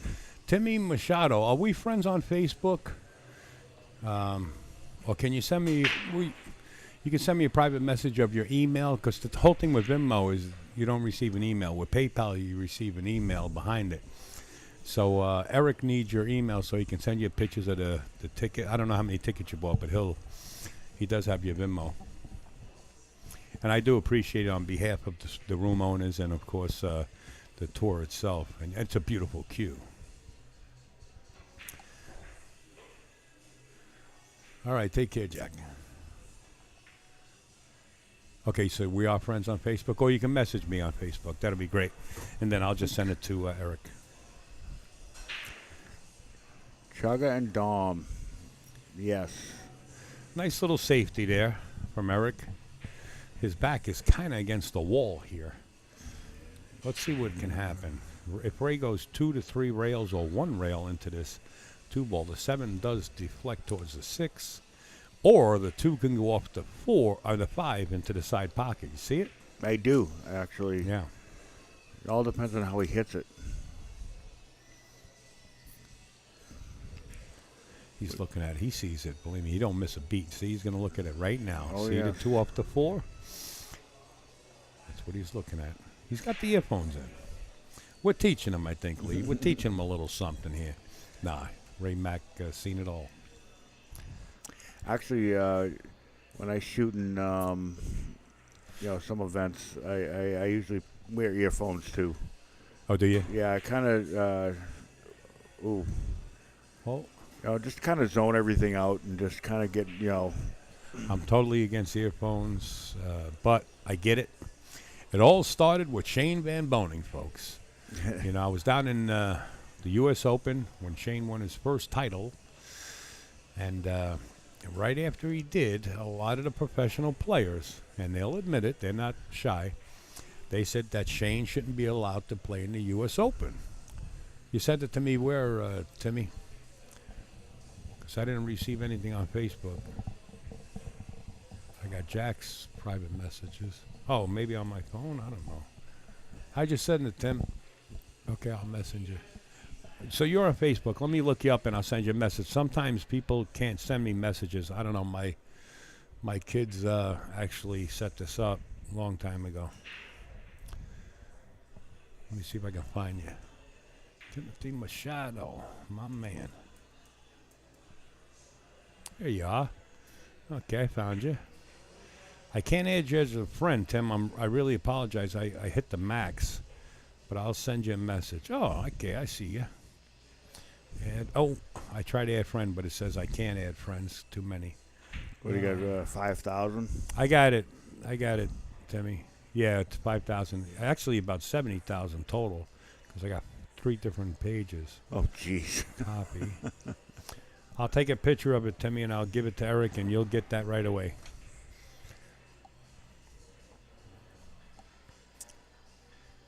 So Eric's looking to run out here.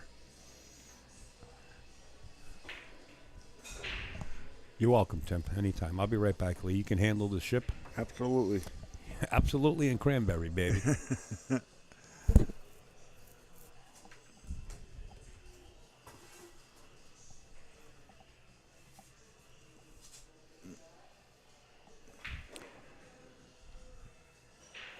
Oh, put a heck of a lot of spin on that.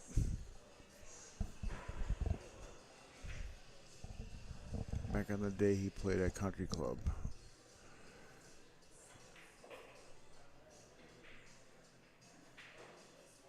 Jim and Caswell.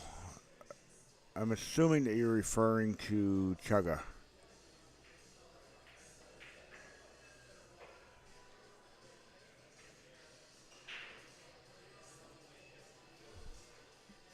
Or both of them, because they both did play at Country Club. Oh, Eric Hamill brings the score to 7-4. See if we can update that.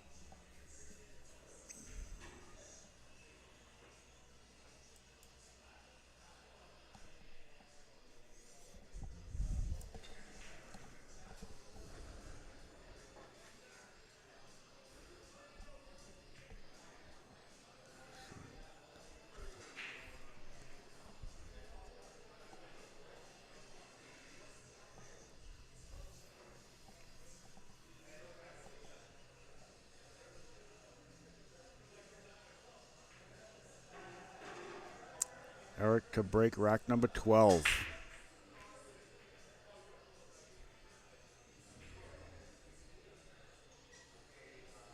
Doesn't appear that he made a ball.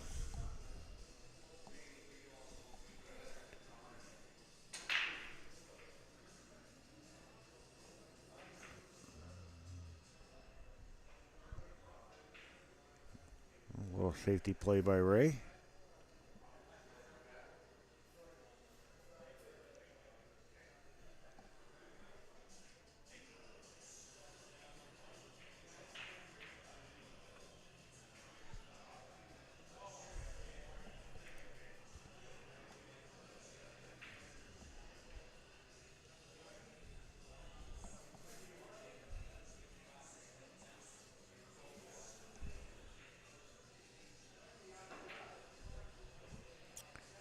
Not sure what Eric is thinking here. And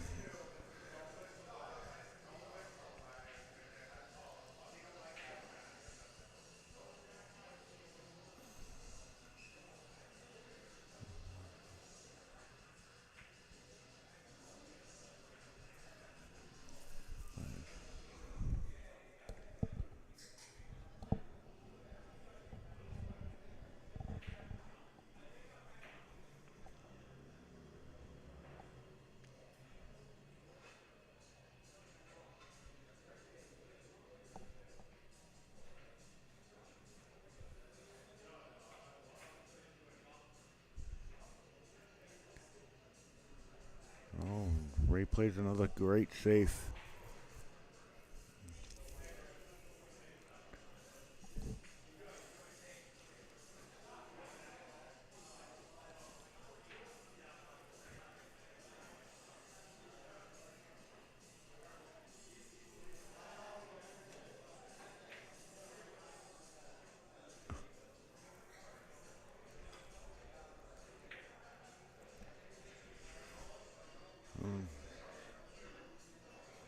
Eric makes the hit.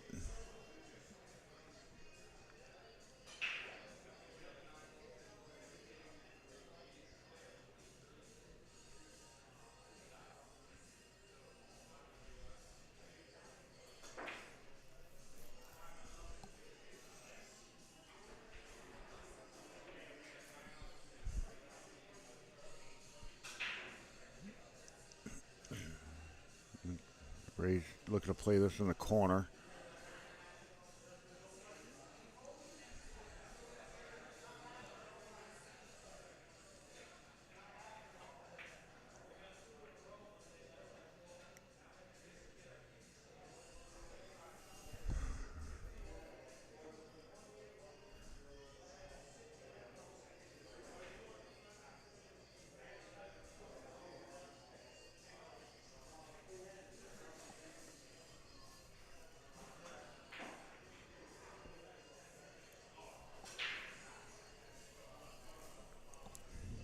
Looks like we got a little bit of a safety battle going on.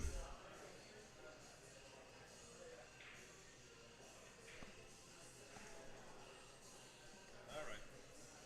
He's got the tickets now.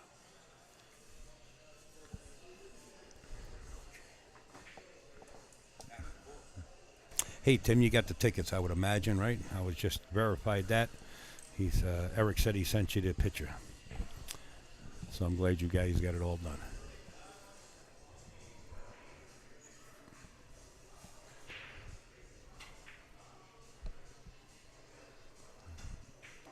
Yeah, Jimmy Grassi, anytime. And thank you for sharing the information. I see that you were a sharer. That little symbol, that icon next to Jimmy's name, means that they shared the information for some, their friends too. Oh. Yeah, that's what that means. Yeah, it looks like we have a little bit of a safety battle going on here.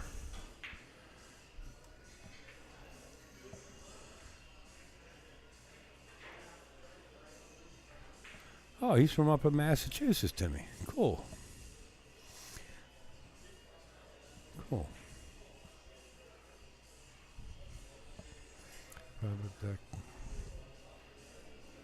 Oh, it's Matthew Deck's birthday today. Oh, my God. It's Matthew Deck's birthday.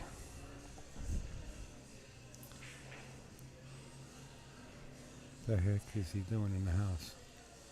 Cutting sheetrock. My man. That was a heck of a safe by Ray.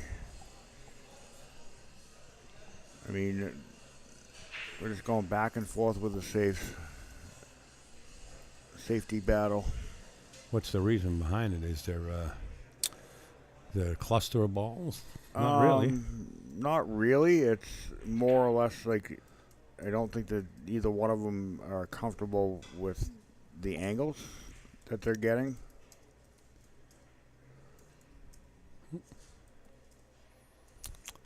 So it looks like Ray wins the safety battle, and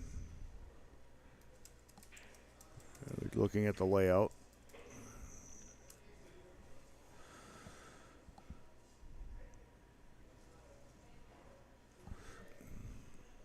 I don't know if you guys could look up Matt Deck. It's actually Matthew Deck, Matthew, and Deck, D-E-C-K, on Facebook, and wish him a happy birthday. Great couple. They own a pool room down in Tennessee. Hey, yes, Garabello, my man Jesse, from Newburgh area, shooting at Gallery Billiards. You're quite welcome, my friend. Thank you for stepping in and watching it. Josh, I'm surprised you didn't make it. I know it's a ride, but I drove 16 hours to get here. Gives nobody an excuse that you can't get here in 6 hours or 4 hours. I'm holding it against you, brother. Here it is. Get the 7 out of the way. I don't think he hit it hard enough. He didn't hit it hard enough. The 2 got to the rail, though. Well, I mean, it was a legal, it was a legal hit. It was just he didn't hit it hard enough to pocket the 7. Right.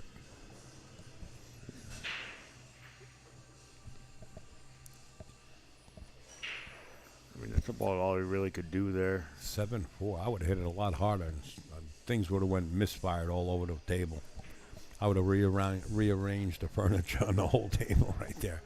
I mean, what good is it that you wind up with something like this, right? I tend to agree with that, but sometimes you don't know what's going to happen. No. All I know is I don't want to be in that position. Yeah.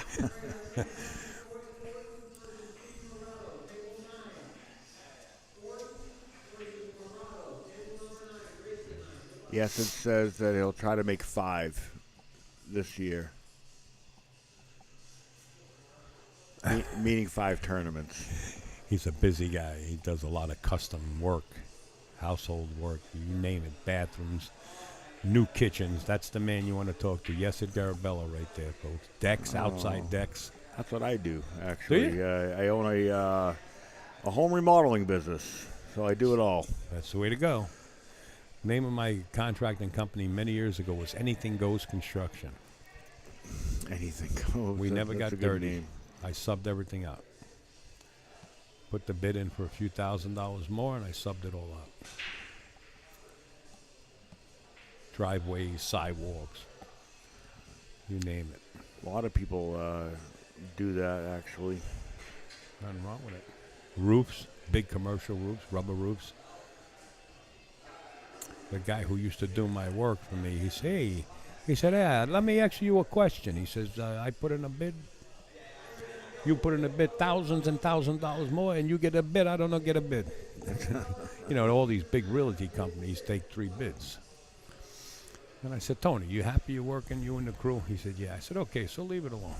They never knew the inside that I knew. And I'll tell you a good move, and this is what I used to do. So this was big parking lots, big condominium parking lots, 100 cars, 50 cars, double-decker garages. You name it, I've done it. This was the key that I put in my bid. The date that I finished the job, a year later, I would come back pending weather and restripe the whole parking lot. So you buy $200 worth of paint, you give a guy a couple $100, 2 guys, and they get it done. And that was the deal. And that's what sealed the deal. Relining the parking lots. Mm-hmm. And the guy used to tell me, how do you get away? Why are you getting a job? Well, now you know, buddy. We had a lot of fun when we were doing construction. I actually worked in one of the mansions opposite the Kennedy's house up in Riverdale, New York. It's called Palisades Avenue, but it was on the New York side. Rockefeller owned the house up there, and he bought, if you go over the GW Bridge going into Jersey, you look to the right, there's no houses there. You just see cliffs. Mm-hmm. Well, Rockefeller had a house in New York, and he didn't want to see houses on the opposite side, so he owns all that property. And that's why there's no homes on the other side of Jersey there, on the Palisade Cliff area. Well, you know what? This gentleman is from Canada, folks. He's a 6'43", I think, or something to that nature. And he is from Canada. I just got the scoop when I went out there to get those tickets for Timmy. So I was told don't give up on him. And I don't know what Ray Mack's handicap, but it must be kind of close between the two of them. I think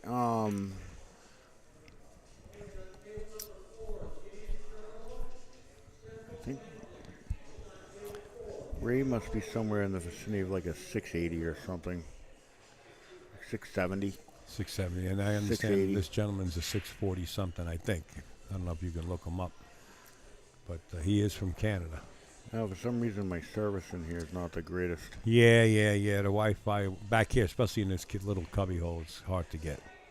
I don't know how to look it up. I don't.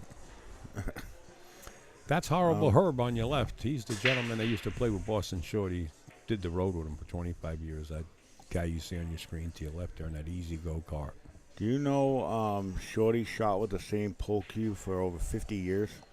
Really? The same exact The same cue? pole cue. Never got another one? Never got another one. It was the same stick. I understand when you gambled with Shorty, there was always a stipulation. There was always a modified rule when you gambled with Shorty, that he was able to get on the table, to crawl on the table for the shot. That's the truth. I remember hearing that, yes. He had to be able to get on Yes. because he was so short.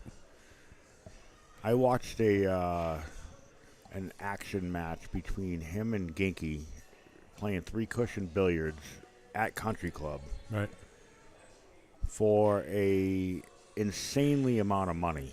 I mean, it was like, I don't know, I think it was like $50,000 or something like that. It was insane. Right. And Shorty, like, literally just wiped the table with him. Ginky started playing some good three-cushion billiards later on. Used to play at the Golden Q and played Mr. Action. His real name was Gabe. Guy had a home improvement business. Lost a lot of money to Gangster. I used to shoot with, everybody knows, the legend Bob Ingersoll. Sure. He's a world champion three-cushion billiard player. I used to play with his son, Bob. Okay. And Bob, actually, he was he was just like his dad. He was a great three-cushion player. Hey, I understand Chris Freeman's doing a live stream from one of the pool rooms up here this weekend also. Make sure to check out his live stream. Buster Billiards, I think he's streaming that. Buster's in Somersworth. Yeah, I think Chris Freeman's up there. We just had dinner the other night. All right, Ray, show us what we know. What you know, because this game is starting to get away from you here. And he knows it. Yeah, Eric's, he came back within two. Now it's becoming a match. Momentum changed a little bit. I like it.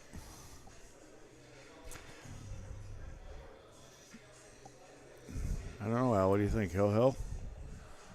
Yeah, I like that even more. Sure. Let's sit on the edge of our seats. Let's hear that music. Doo-dum, doo-dum, dum-dum, dum-dum, dum-dum, doo-dum. The Jaws. Ray is a 697. Wow, 697. Isn't anything past 700 like pro level or something? Yes. Ray's been a top player around here for many years. So, yeah, that's where he needs to be. Oh, look at this. He got right behind this. Oh. Wow. Yeah, I knew he was up there, like, you know, in the, you know, I thought it was right around 680, but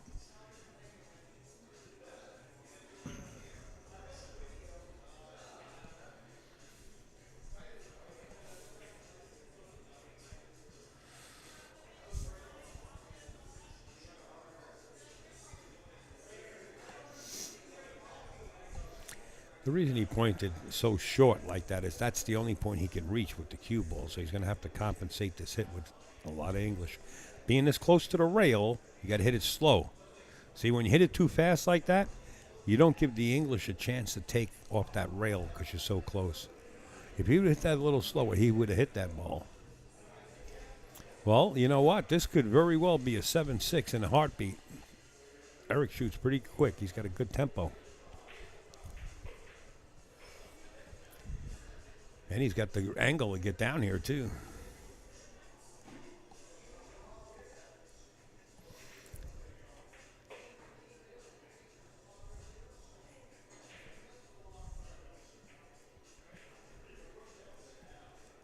yeah,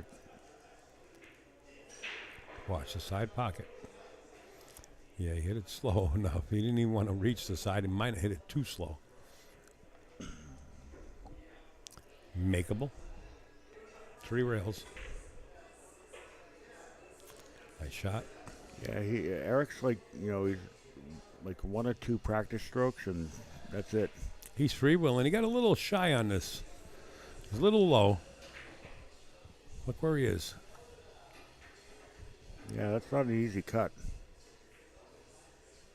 That's right. That's why he played safe. You're right. Played safe. Ray can actually play one pocket and bank balls, but this here is no gimme. No gimme. He might even play rail first. If he... Who's that in the background with the sunglasses? Is that a hitman for the mob back there? Got the hat on and everything, right? Unsuspected. If he can thin this, you know, if you got the eyes like you had 20 years ago, you paper thin this on that left side and run the cue ball up table. But as you get older, you hit it so thick, you just leave hangers.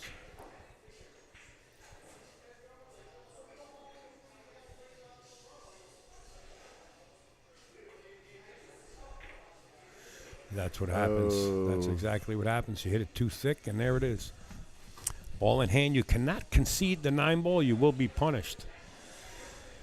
Not only the game that you concede the 9 ball, the next game. The next game as And well. even if you move over to the B side, let's say you concede your last 9 ball on the A side, you know you're going to lose. You will be punished that game on the B side. So be very careful. Wow. Hit the rail. Surprising. 7-6. Moving along. 7-6. Now we got a match. Yeah. We can start a bonfire now. Folks, again, the tickets are coming in. Make sure to get yours in. You could scan the QR code here, either on the right, that's PayPal, it says PayPal on it, or on the left of Venmo. The cue stick is beautiful. Blow it up on your screen. I mean, just really, really nice cue. It's worth, I think, 15 to 16, or I don't know, something like that. 1 ticket for 15, 2 for 25, as Eric broke. We can see it on our preview screen. 2 for 25 and 4 for 45. To win a cue like that, it's amazing. We just want to put it out there. Of course, we want to thank you from the pool room owner to the tour. Make sure to get your tickets purchased. And let me know when you do, in case you don't get the email back with the picture of your tickets, and I'll make sure I talk to Eric. Eric is a partner here at the establishment. What do you got there, Lee? Well, I'm gonna step out just a moment. Yeah, take your time, but hurry up. Yeah. I'll be back. Yeah, well, that's good, Arnold. I'll be back. All right. Hey, Lee, thank you for sitting in for a while. Oh, it's my pleasure. I got this. This is my rodeo. Not my first time. I can handle it. You know, it's always a pleasure to be with my man. You got it, brother. 3 ball, I'm not sure if it goes. It doesn't go from that end. But we'll soon see. Oh, he's actually moved to the other side. That's you.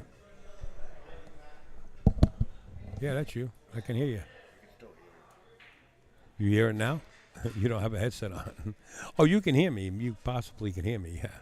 But you're not on the air. Yeah, you're good. All right, back to the match as Lee steps out.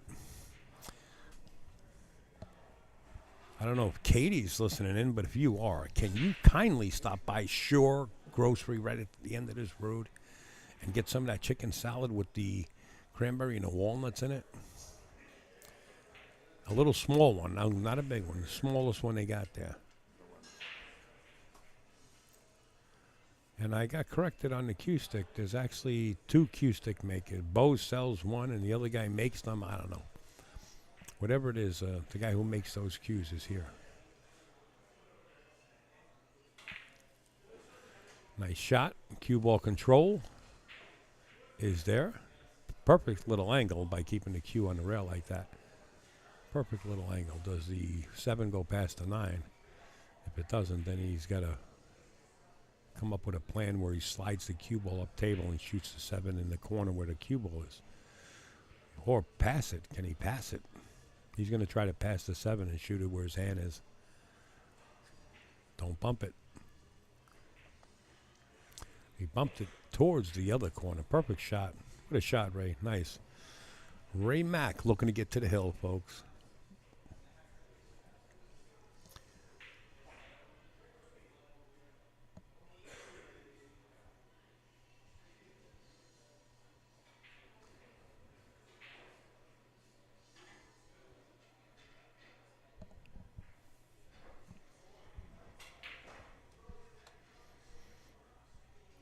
Perfect.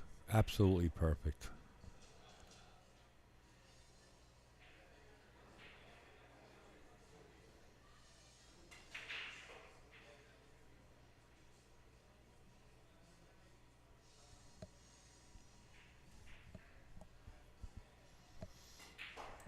There we have it. Ray Mack to the hill.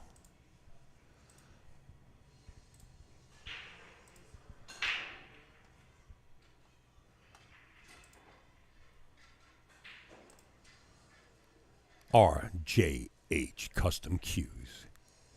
Go right there, folks, for your Tsunami shaft. Thank you, Richie. Also, Mr. Pat Fleming. We've been talking about it in every pool room that I've been to. It's the International, folks. Notice the added money, 75, 10, 4. Doesn't end there. It doesn't end there. Trust me. Mr. Pat Fleming, pioneer of live streaming pool. Another 10, another 4, another 30. Straight pool tournament. The juniors will be there. Down in St. Augustine, Florida. Go over to that website. INTLOpen.com. Races out. We got to get back. Boom. On the hill. That's the International Open coming up. Get your seats from AccuStats or on our website. You can reserve your seating around the arena. It's unbelievable because the Moscone Cup is a week after the International, and everybody in the creation of pool will be at the International.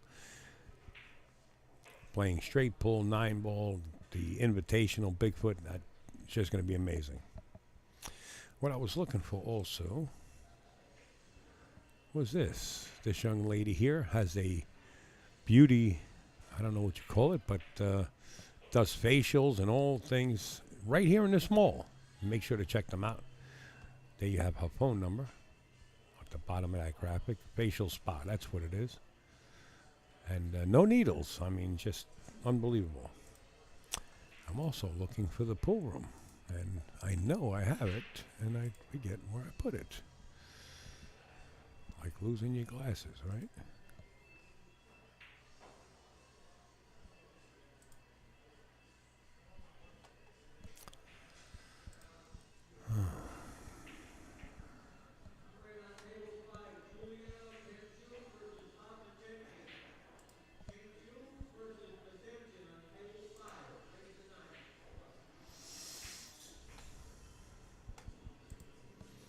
Who knows? Could be.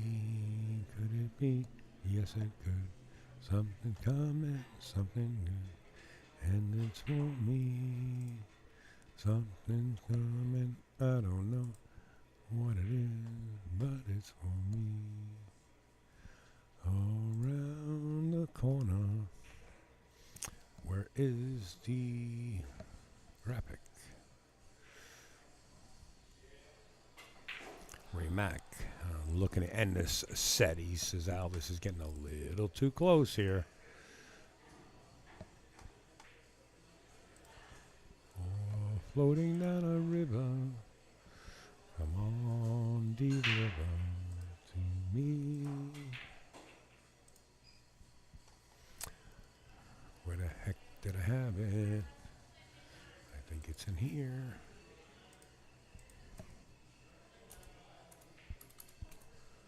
No, it's not.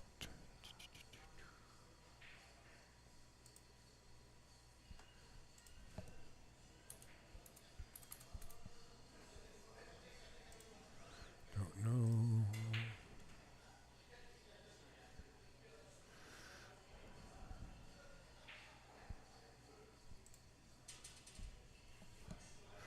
Little steep on this cut here. Is it worth the risk is what Ray Mack is adding up in his head.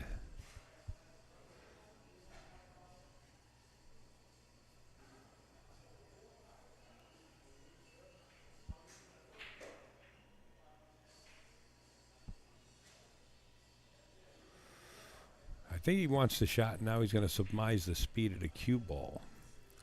So you'll see him probably go 3 rails. He's letting his stroke out here. I believe. I don't think you'll see him roll this.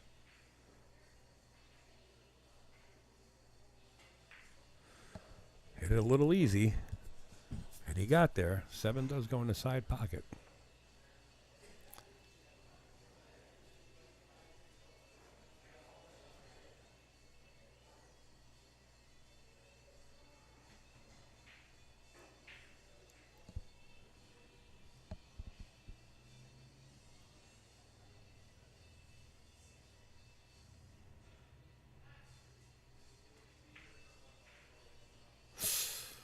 Caught the point, and that's why those side pockets are treacherous. This could be very well an 8-7 match. Eric's sporting some gear from Jam Up. The JU is a Jam Up company. That's the shirt he's wearing. I got sponsors like Off the Rail, which is #1, along with In the Box. Wow. Push that ball in the pocket. Good afternoon, Al. Just got off work. Your voice is a welcome to sound after a long day. Thanks, CJ. To me, it puts me to bed when I listen to a match. Well, Mr. Eric, what you going to do from here? Can you go around 5 rails and come to the other side? Or 4 rails and just come into the right side of this 9 ball? That's what I think he's looking at. He's looking at taking a swing at this. Yeah, that's what he was doing. Got his body into it, you know. Ray's going to kick and stick him here.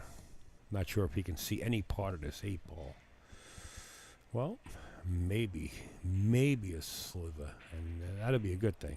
Because that's all you got to do is just feather this and bring the cue ball way up table, right underneath his right arm there. And gin.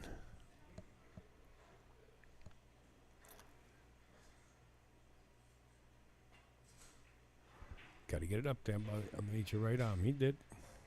A little further up would have been nice. But he does have the cue ball close to that rail, which is just leaves a certain amount of things that... certain amount of English that Eric can put on the cue ball. So it's not that bad of a shot.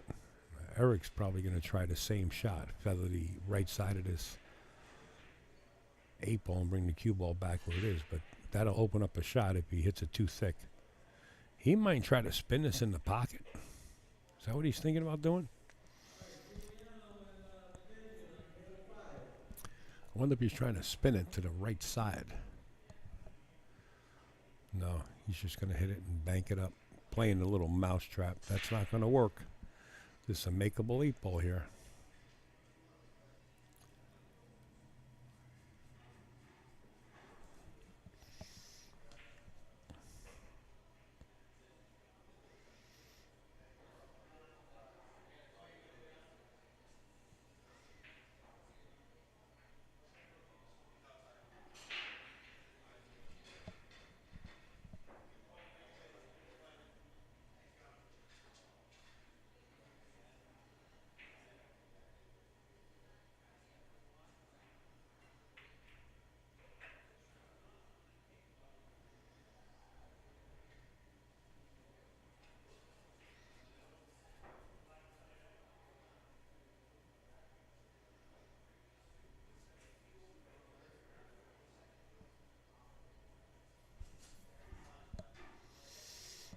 Tough shot. You can't blame Ray for getting up again, right?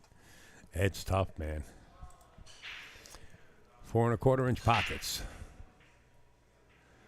Looking to split the drawers here. He's set.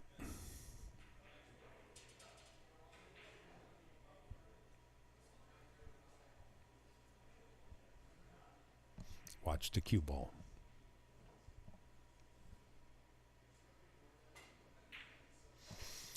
Nice shot. Ray McNamara representing Snookers up there in Providence, Rhode Island. Wins that match 9-6 over Eric Hamill. Eric's not out. Just going to move over to the B side. Upstate's going to take care of what he has to take care of, and we'll be back in another match. Mike Zuglan's going to call back-to-back-to-back matches. We know how it works. He's got to get it done. We just want to remind you where we're coming from. It's right there on your screen. The WINNI Bar and Billiards right here in Guilford, New Hampshire, which is actually Laconia. I mean, this is where everything happens. They're right in the midst of it, this pool room. Great little pool room. Well, little pool room. Great pool room. Here it is, right on your screen. And we'll give you a little tour, and then I'll take a little bit of break myself. I figured 2 matches take a break. Rick Maz, drinking water. Good for him. Ricky's got a problem with gout, or else he'd be playing in this tournament right now. His hand is really bad, and we've been keeping an eye on him. He's taking care of himself, but he's got to stay away from the drink for now, because it'll bring gout on. Good guy, Ricky. See, all the tables busy. So I'm going to leave it on this table. If the match should be called when I'm in the midst of my break, then I'll come back and update everything when I do get back. Thank you, everybody, and thank you for spreading the word. I'll be back. Reverse bank, says Brian. Well, you know what?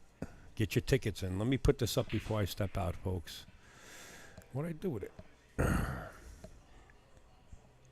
Oh, here. People are buying tickets online. And here's your chance to win a beautiful, like, $1,600 Josh Q. The tickets are 1 for $15. No brainer. 2 for $25 and 4 for $45. That's a no brainer. 4 for $45 is like, huh? They're usually $20 a piece. You get 4 of them for $45. You can scan that code, or it's. I actually have an address that I received a little while ago, just in case you guys need an address. It's at Eric Walsh 297. At Eric Walsh 297 is the PayPal address, I believe. Get down there and get yourself involved. The winning ticket will be picked on the main table. And as soon as you, well, give them a couple of minutes, because there is a lag, but as soon as you make your purchase for your tickets, Eric will send you a photo of your ticket number. Make sure when you purchase it, just put on your purchase on the memo Q stick. All right? Somebody, Zuglan, I think, or Mike Renshaw just called a match. I'll update everything when I get back, guys. I need to take a quick break. Thanks.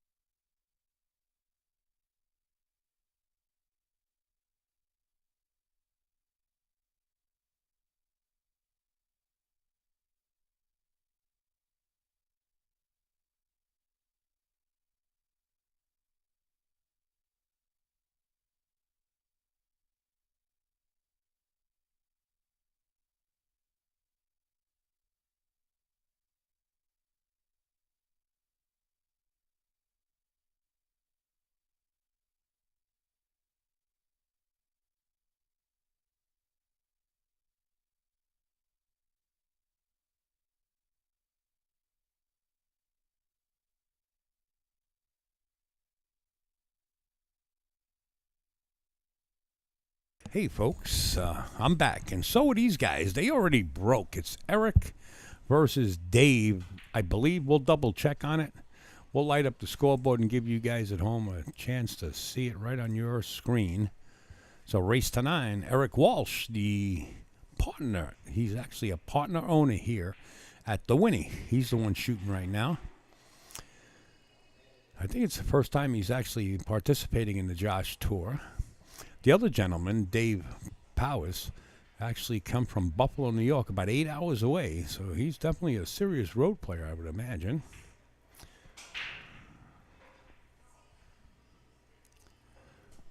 It is Dave. It is Dave. And it is P-O-W-I-S, Powis. You want to sit in? Sure. Have a seat, man. I know the rules. You know the rules. You can grab that headset right there. That's number 2. And I'll light you up. And once you're all set, just announce to the folks at home who you are. Michael Chandronnait. And Michael's been practicing. He actually got defeated in a match, right? You're on the B side now? Yeah, first Tough. game. You said the humidity had something to do with it? Yeah, it's definitely a little bit sticky in here. Okay.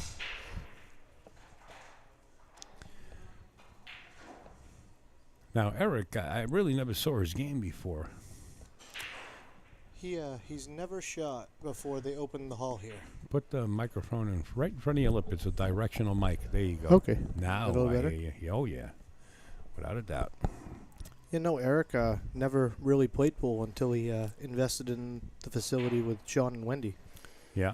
And he's actually come a long way from never playing. He's probably a high 300 Fargo right now. Oh, okay. That's one good thing about the JOSS that I do like. It's an open, wow, ball in hand. He must have had a bad angle. What's the deal with that? All right, Dave. It's all acceptable. Dave's from Buffalo, 8 hours from here, so you know he's serious about playing. And that saying he had a bad angle. What? Am I seeing things? I think he tried to go around it thin, and I think he just hit it a little thick. What's going on here? I had a shot of Jack Fire, an adult beverage, by peer pressure. So I might be seeing things, but I know he hit the 8 ball. All right, now, you come from Buffalo. You're supposed to get out here. I mean, you're driving down here to New Hampshire, and you're saying to yourself, I'm coming to win this thing. Got reasonably straight on this ball. You might have to roll up and accept the shot in the side pocket with the 6 ball or the upper corner. He's drawing us. Ooh, try to create the angle. That could be dangerous. Ooh, little rollback at the end there. Yeah, he's got a little vision at the 6 ball, but maybe a safety. Put the 6 behind the 9 area. Let the cue ball run up by the 7. That's the shot I like. Looks like he's going to go cross-side. Banking it, yeah. If he's got it, he might play it. He did. Comes up short with the double bank. All right, Eric. We're not. Wendy told us to make fun of you, but we're not going to do that right now. Unless you miss this and hit the 7. Then we're really going to make fun of you.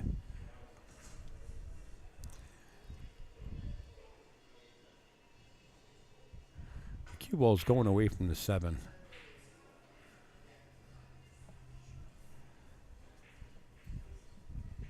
I don't like making wagers, but I could wager on this one. I think it'd be a safe bet. Okay. So you would take Eric, is that what you're saying? What's the race to? Tell you we're going to make fun of you. Well, if it was a race to 1, you might have a shot, right? If it was a Fargo handicap tournament, it might be a different conversation. In fact, that's the gentleman, when you make a purchase for your online tickets to win that cue stick, that's the gentleman that will be receiving it, is the gentleman sitting down with the green jersey on. He's got a green jersey because that's the U.S. Ooh. This might be an even bet here. We might have to bet maybe a Coca-Cola or a bottle of water on this one just to sweat it. Well, I didn't get to buy you your drink on your last trip up here for the WPBA event, so I already owe you one. No, that's all good. Somebody just forced me into one. Peer pressure. They actually picked the glass up to my lip. No, they didn't. Stop the cue ball. Little roll's not bad. Oh, good speed. Natural angle to come back over for the 9 in the same corner as the 8.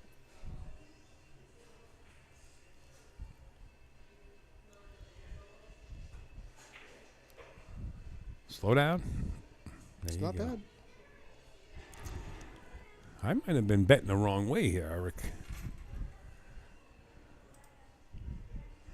I bet you would still give me that bet.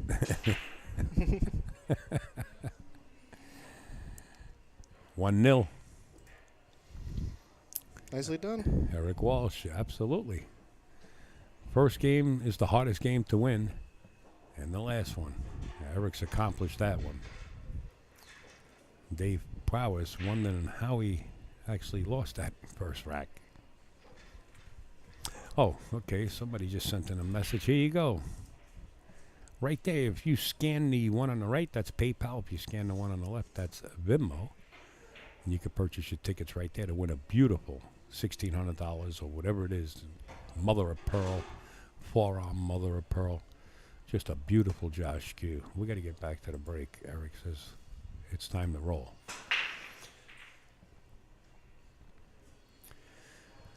Good break. Not sure if there's a shot on the 1. There is. 2 ball way down table here in the bottom left-hand corner. You don't have to draw the ball. You can just come across table, favor the right side of the table if you can make this 1 and still have a shot on the 2. And that's what Eric's looking at. I mean, Dave. Yes, I'm human. I can make mistakes. Mike, I spent the first 3 racks of your match thinking your beard was a zipper on the front of your shirt. Rick Donna. Nice shot. Yeah, now he went a little too far, though. He might have it, because he's got to spin it anyway. The only good thing about the shot, if you do have to spin this cue ball with a lot of right-hand English here, is the cue ball is going to run behind the 7-up table, and you'll still have a shot on the 3. So you really want to let your stroke out here. Don't baby this. And you didn't baby any shots, Mike. When It's you funny you say that. I usually have a firm stroke anyway. Oh, okay. That's But, what I was thinking. With the humidity, it's not sliding the same way it did yesterday, so find myself overhitting it trying to do the same result. Dave couldn't see that 2 ball. He actually kicked it off the rail. Surprised he went that direction opposed to the other side. Yeah, well, sometimes people don't know the shot, you know. You might think that everybody sees what you see, you know, but it just doesn't work that way.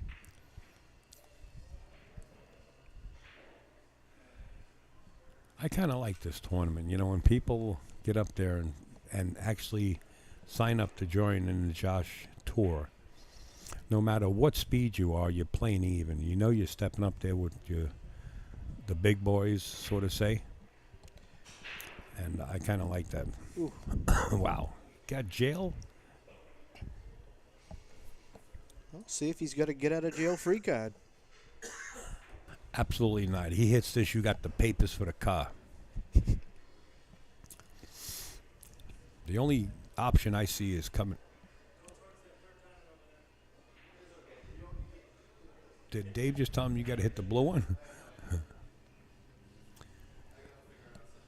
Yeah, sometimes if you're going to give ball in hand anyway, moving the furniture around make it easier for you later down the road. I mean, the 6 ball is still trouble with the 6-9 tied up like that. I seen Efren Reyes play a shot like this, and he actually played the 2 ball off the 6. But it was 2 different balls at the time in Vegas. So he broke the 6 out and made the 2 off the 6. Pretty interesting shot. And it's there. Oh, absolutely. Yeah.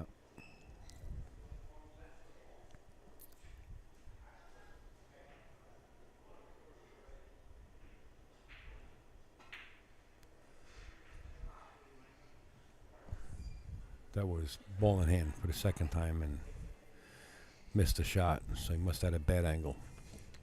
Now that's an inside scoop, you know. And I'm going to tell it once again. I'll tell you the story behind that bad angle. You know, I was sitting in a commentary box for Pat Fleming of AccuStats, and you guys as general public cannot hear Pat Fleming talk, but he can talk to us, and I can do it here. Talk to the commentators and give them background on players and stuff. So when people would miss a shot with ball in hand, Pat would say he must have had a bad angle. And Jerry Forsythe, who actually did commentary for Moscone Cup many years, he would mute his mic and mine and start laughing. Well, I was so deep into concentrating on the match that it never dawned on me that it was the inside joke, right? Until one day, it finally dawned on me why Pat says that. And I just busted out laughing on air. So the cat's out of the bag, Mr. Fleming.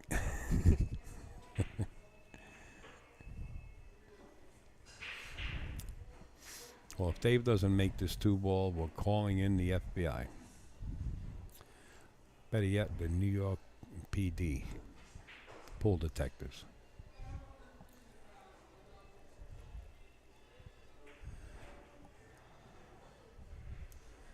Interesting. The pink ball is the 4-ball and the purple is the 5-ball. Keep that in mind. We're playing with the best balls in the world, the Aramith set.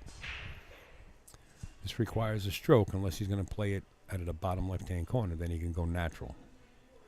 Sharpen it up a little bit. The 6-ball makes the bottom right-hand corner huge.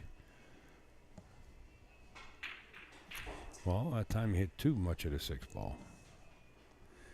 Sometimes we take that shot for granted. In other words, no matter even if I hit the 6, it goes in, right? Well, there's your proof right there that it doesn't work all the time. I actually sent an email to Aramith about the coloration of the balls, Right. wondering why that they didn't leave the 4 purple and turn the 5 pink. And what was the response? Never got one. I can make a phone call right now on the air, but I have to forewarn them. Let's see if I can get him on the horn, and we'll find out why.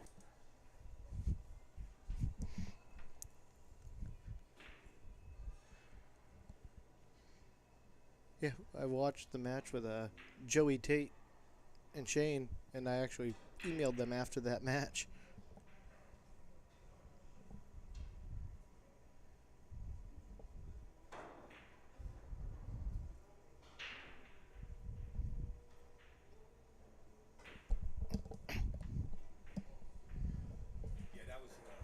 That was a big mistake by Joey Tate.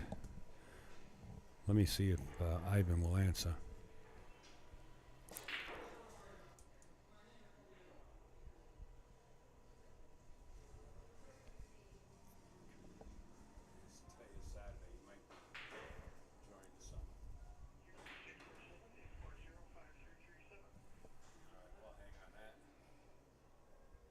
He'll call me back if he gets a chance, and we'll find out why that 4-ball is purple.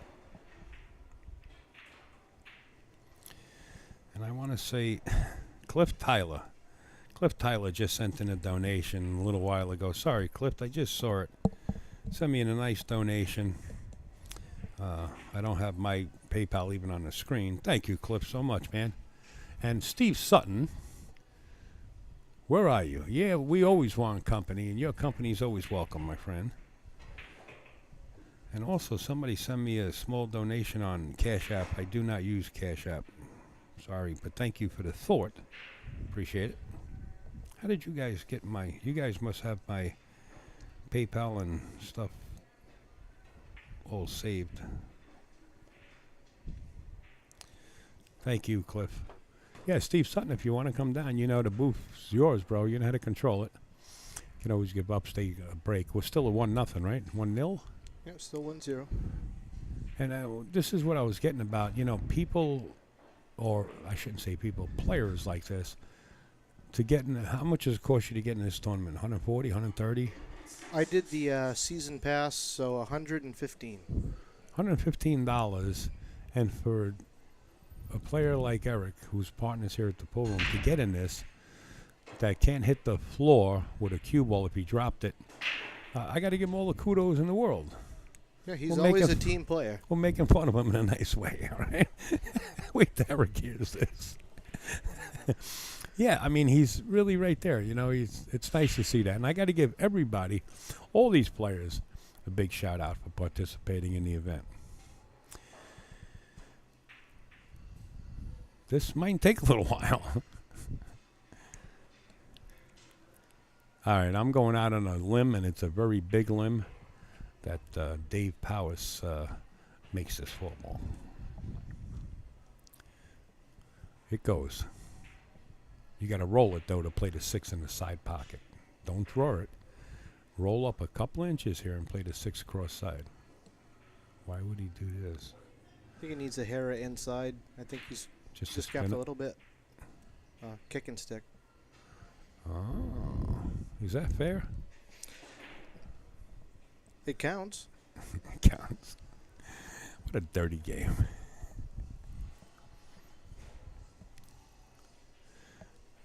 All right, Mike, let me get you up here officially this way on the recording. Just give me a second. Get you up here. Where are we? This one? Nice hit from Eric. It is that one. I guessed right.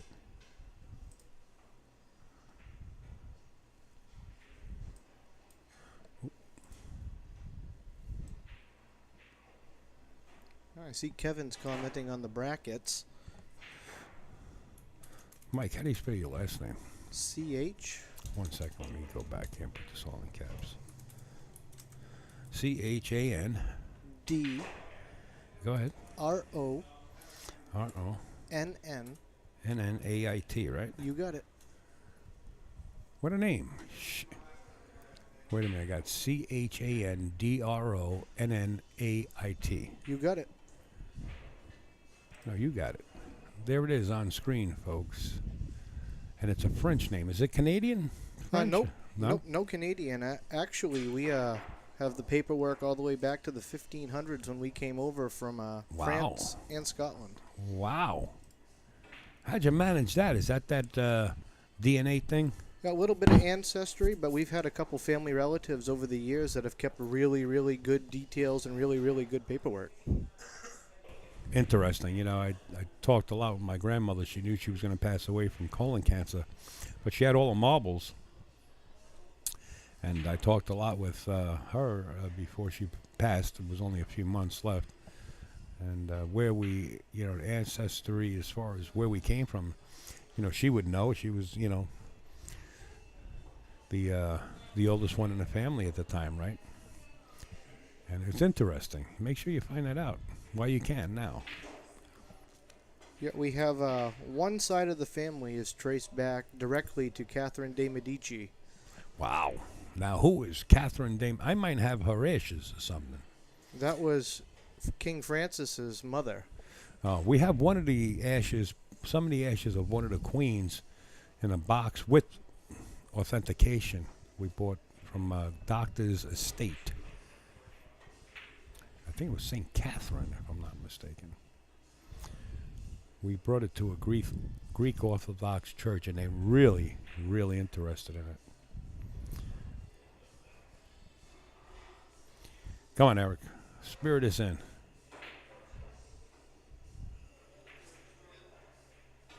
So he's making him work. He's not really letting him get comfortable and in a rhythm. Well, what's going on the other table? What's going on over here? This is only for Eric. Wendy said to make fun of him. We got it out on at the bar on one of the NTVs too. Do you have it? I told her to make sure we turn the volume on.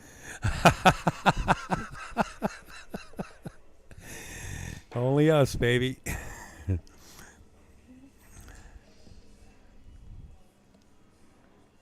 How many players did they get? I think, what? 45. 45. Yeah, there it is, Steve Sutton.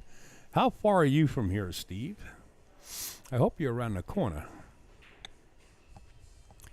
Don't make promises you can't keep. Nice shot.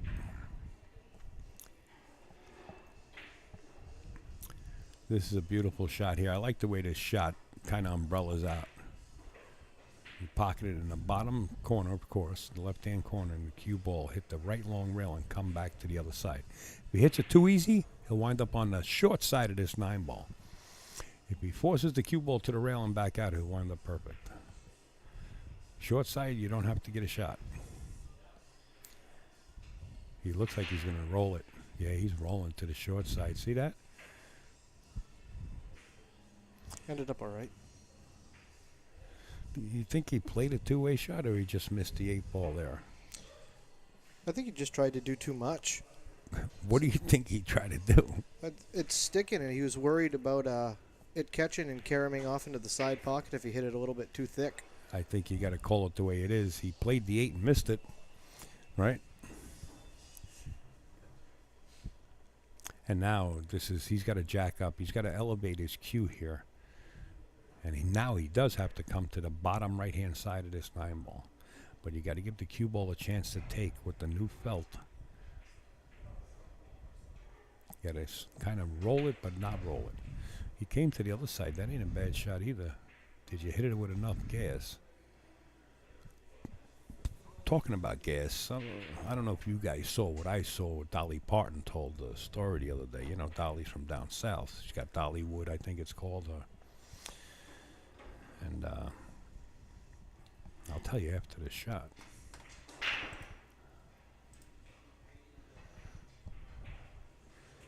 All right. We got an even match. So apparently there was a bear. You know, Dolly owns a big amusement park. And there was a bear that the general public, the bear loved Coca-Cola, so they would open up the cans of Coke, put it on the shelf. And the bear would not approach it until you were out of the way. And then he'd come over, grab the Coke and drink it. They'd leave cookies and it would come up. Well, one of the rednecks down there in Kentucky decided to empty the can of Coke and fill it up with gasoline. And the bear guzzled down the gasoline, went raging crazy, broke the cage and started running down the amusement park for quite a while and then just collapsed. He ran out of gas. That's the joke. Dolly Parton told us so good. I watched the wing ball. That's the 5-ball. Came up real short, but the 1-ball is a shot. Eric here. So the break cloth, you guys just put it in a corner pocket like that? Yeah, usually it's more or less a place marker when nobody's shooting as an advertisement for WINNI. Yeah. Yep. Hit that pretty solid. Then he looked at the 2. Whoa, wrong angle. He's got the whole ball here. Great opportunity to play safe behind a 6-8 and just bank that 2-up table. Why would you go that way, Dave? I mean, Eric. What a sport, man, to get in this tournament. He's like a 300, you said. Yeah, I think 326 as of this morning. Okay. What a sport. That's the way to learn the game, though. You know, when I was a kid, you either played with the nonchalant players and you earned your way, or you didn't get any better. You know, the only way to get better is to play with better players. Terry McClure, what's up, Al? How many left? I think all of them. Yeah, all of them are left. We're still on the A side of the chart. How many tables? 10 in here? 9-footers? 10 9s and 2 7s. Yeah, we're using the 9-footers. We got 10 9-footers and we got 45 players, so it's going to be a while. But we're still yet to bring the champions up. You know, as you're playing a tournament, give everybody a turn. 3 times he missed the ball in that side pocket. He's got to be getting annoyed with the side pocket. You got to split them. These pockets are 4 1/4 inch corners. I would imagine the side pockets are 4 1/2. It is a professional Olhausen. Well, I noticed you were going back to the corner and pulling out a black stick, and it's actually a break and made especially to jump also. Yeah, Pat Ferlin makes custom cues. He's got the Keelwood shaft on my Lucasi right now. I'm going to have him do a full stick up. But Yeah. the first JOSS event I ever did was last year in Connecticut. this is only the second one I've done, and I wanted a cue that I can jump break with full cue. Right. And it has the option to break down for other events as a 3-piece. Right. And he actually made the first prototype for me, and I brought it down there. Now, Lee was in the booth, and he was kind of saying that it was Bo Powers made the cue or something like that, but he was wrong. It was actually... Yep, Bo is Pat, right? doing his own jump cues. Oh, okay. Bo is actually playing in this tournament, isn't he? Yeah, I believe he's Yeah. actually on table 6 right now. Okay.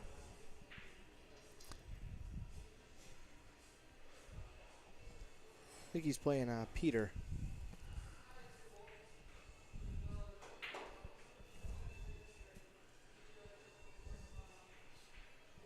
I saw someone in the comments was asking if the bracket was online, and they must not know that Zuglan's old school and likes to do it on the paper version. And there's a reason behind that.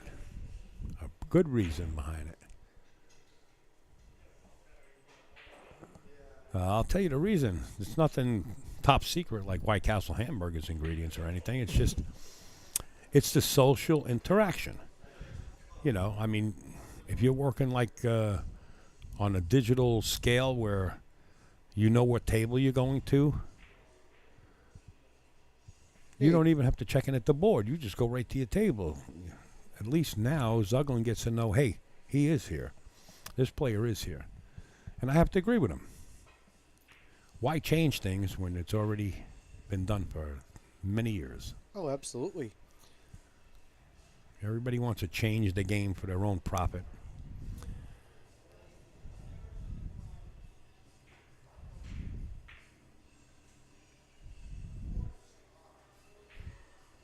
Right idea, just a little slow on the pace. Well, he can't make it in the side pocket. This is the 4th attempt now. Only kidding, Dave. Good luck. Don't hit a point. He might play it in the corner just for giggles because he missed it a couple of times in the side. Oh, that one he forced right in the pocket. Nice shot. Good position. This is a stop rocket right here. Unless he wants to come down, drift down just a couple inches so he has the angle to get back up at a 7. Yeah, I would. Or play it in the side and follow all the way up table. I like playing it. Just drift down a couple inches. Create the angle. There you go. Ooh. Oh, you got to make the ball first. And Eric is a lefty, so this is nice, comfortable reach for him.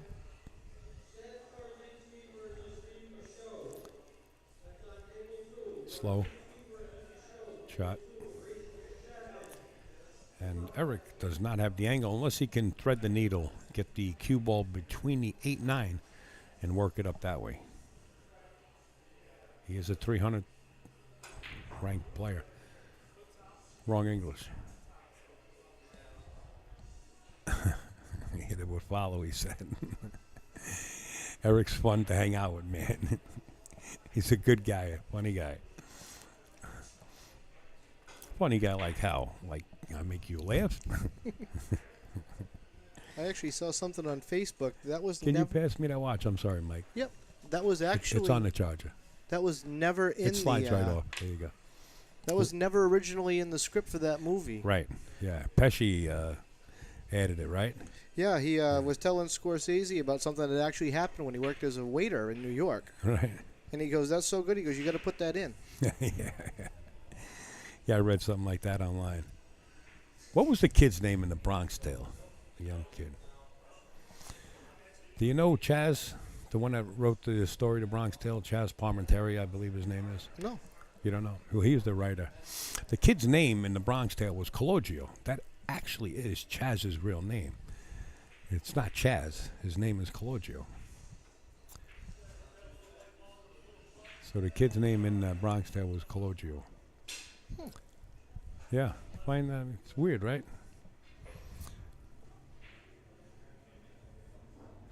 Okay. 2 rails. Oh, he's drawing it. Anytime you elevate, you squirt this cue ball. You got to be careful.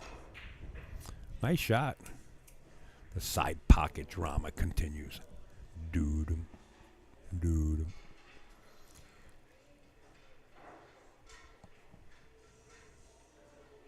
Not too hard. You'll wind up out of shape. No side pockets, man. I tell you, the drama continues. There's such. You notice the cut on the table. The cut, is straight, right? Sort of like a diamond cut.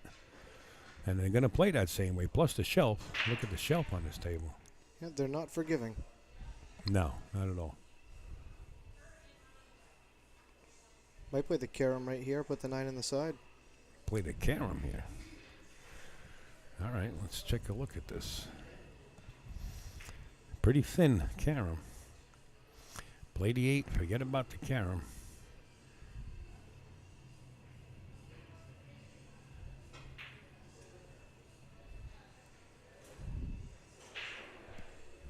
I like this tournament. I really do, man. I really like this tournament, honest. I haven't done a tournament like this in a while.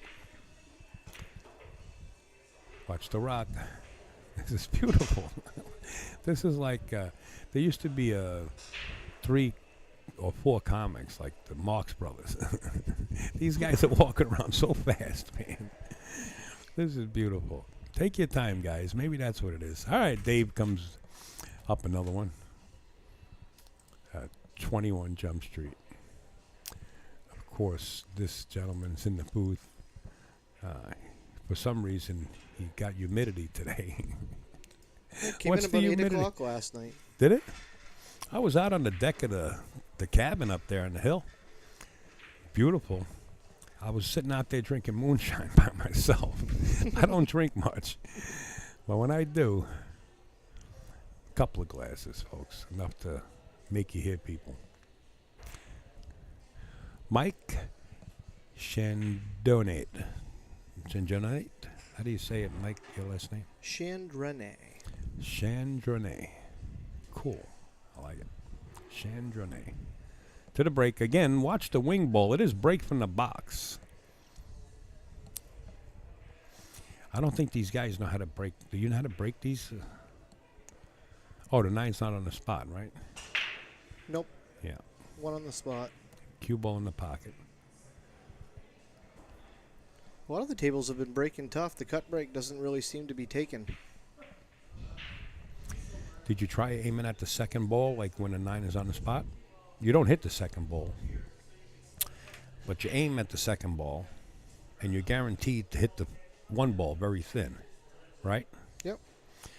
And then the 1 will go towards, depending on what side of the spot you break on, towards the opposite corner. Try that, like move the cue ball an inch or 2 off the spot, left or right, and just aim for the second ball.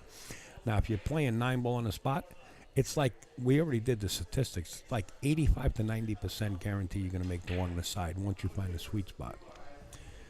But when the 9's not on the spot, I just wonder what kind of effect would come out of it.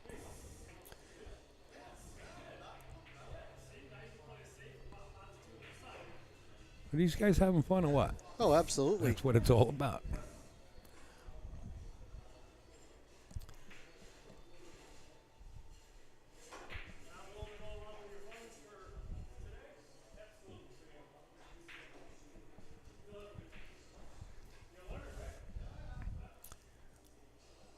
They're talking out loud when there's a match going on beside them. This is beautiful.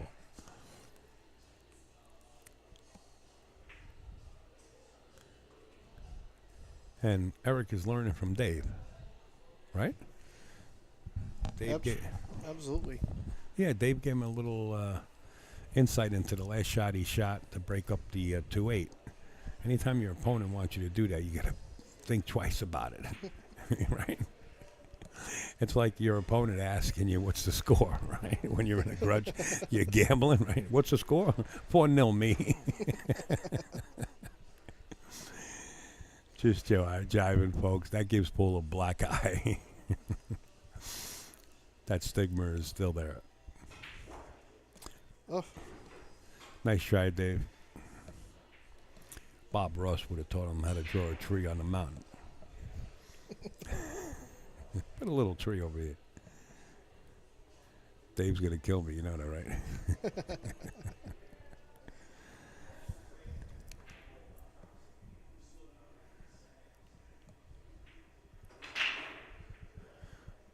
Bad angle.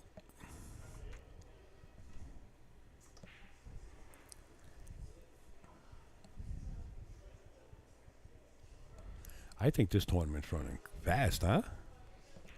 Yes, not too bad. I figured it might take maybe about 4 hours first round.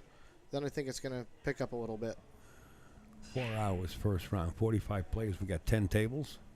Yeah. Yeah. A couple hours, yeah. That's a pretty good estimate.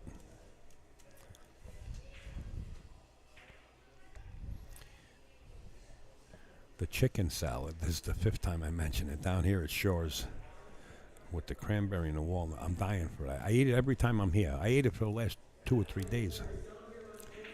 No bread. I think. Is that you? All right. Mike's got to step out. He's got a match. All right, Mike. I appreciate it, Al. Thank I'll you be for back sitting later there. if you have me. Absolutely. There's a seat there and a headset. No invitation. It's yours. Thanks, Mike. Good luck. Thank you. All right, folks. Mike's got to play a match out there, so he's stepping out. You got it, Mike. And we're sitting here with this match.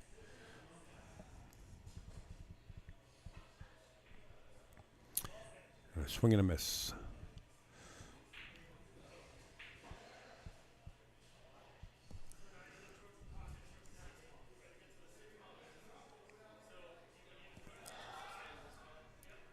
Hard to commentate on, but we're all having fun. Now look, Dave's helping Eric Walsh.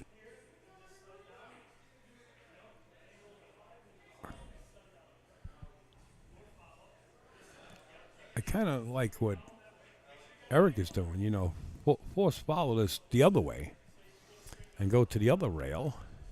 Eric is telling him to draw it up. It's nice that he's helping him. You know, Eric's like a low 300 or something.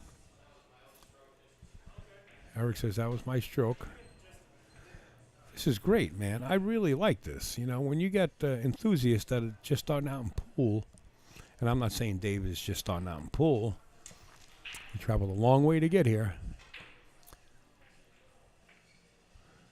Got a little fortunate with the 8-ball. Puts his hand up like he's played this game before with professionals. But when you got your opponents helping you out with the game because they realize that, you know, you're just starting out, I think that's a beautiful thing. Wow. Brutal roll. Brutal. How do you...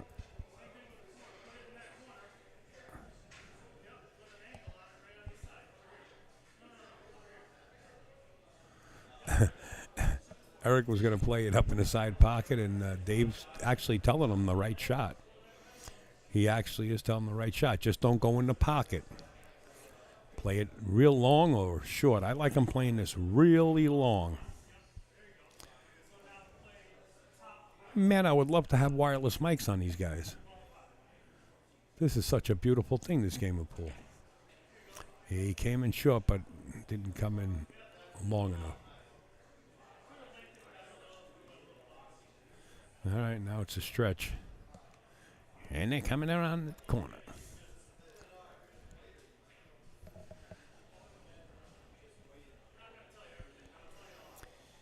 Well, Eric's definitely top of the heat. Wendy said, make sure you tell everybody he said, tell everybody that Eric said they're all playing for second place and he's going to win the tournament. Wendy, you're brutal.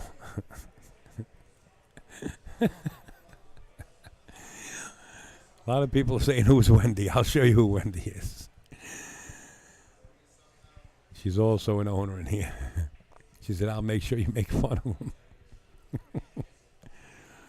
Make sure you make fun of him. I don't make fun of any player, but you know what? I'm having such a, wow, nice shot. Didn't expect that. You know, teaching a player at the same time in a tournament is a great thing, but it also is a boost level for yourself, right? It's like, well, I'm showing this gentleman how to play. I better start, you know, playing like I know what I'm talking about, right? That's unfortunate for Eric, but Dave doesn't blink an eye. He's got to make this. And he does. Nice shooting, Dave. Good. I don't have any horse in this race. Close. It's 3-1, Dave. They're beautiful. Eric looks over to me with BB eyes. Oh, you want to see Wendy? I'm sorry. Somebody sent me a message. Okay, Wendy. She's married, folks. I know her husband. He's an owner here. Sean, he's a great guy. Wendy's standing at the end of the bar. She did wave hi to us in the morning, but we'll zoom in a little bit. Shh. That's Wendy right there. Tending that bar. And that's Horrible Herb walking through with the hat and the walker. He's the one that played with Boston Shorty. 25 years he did the road with Boston Shorty. And that's Wendy. And she told me to make fun of Eric. I was like, what? First time in history. I'll try it. I think Bobby Hilton's doing something. He's down in Pennsylvania, I believe, with Lucas Varner. I don't know if he has Mike Siegel up his way right now.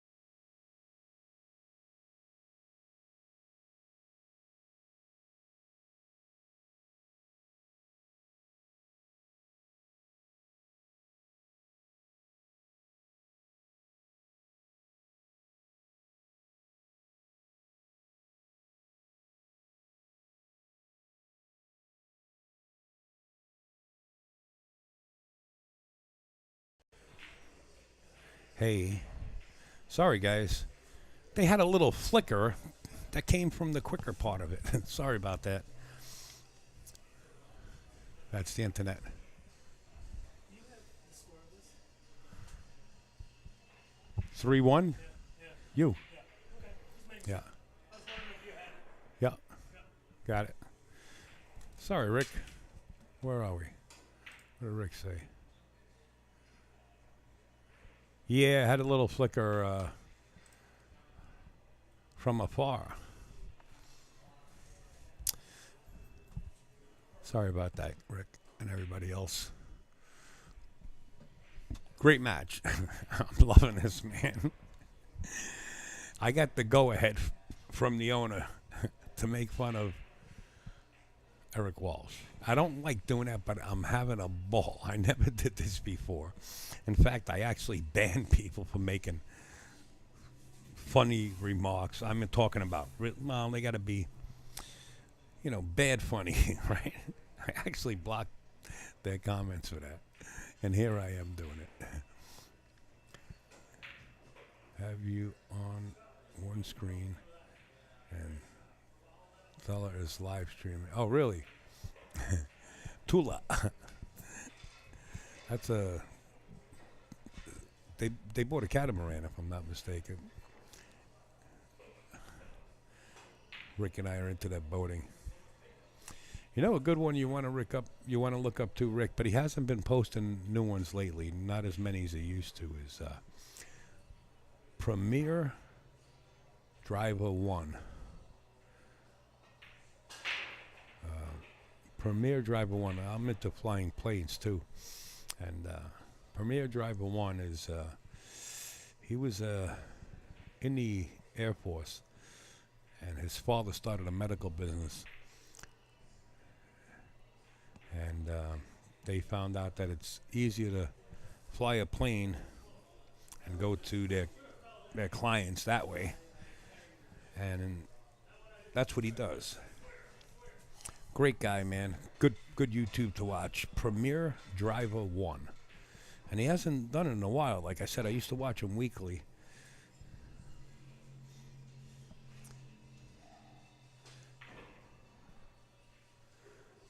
Bobby did an hour-long video of his new boat on Patreon today. She's in the water. Wow. Wow. Now, the one that Delos is making, I believe, is all aluminum. I think Bobby's into his is fiberglass.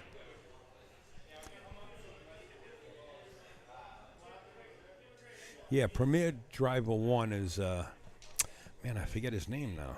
Man. Anyway, he has a private jet, and I'll tell you, he goes above the Rockies. He's got like 5 GoPros on his windshields and shows you the instrument panel and what he's doing to fly the jet. Really nice, man. Interesting. Very intriguing. All right. Could it be 3-2, or is it going to be a safe?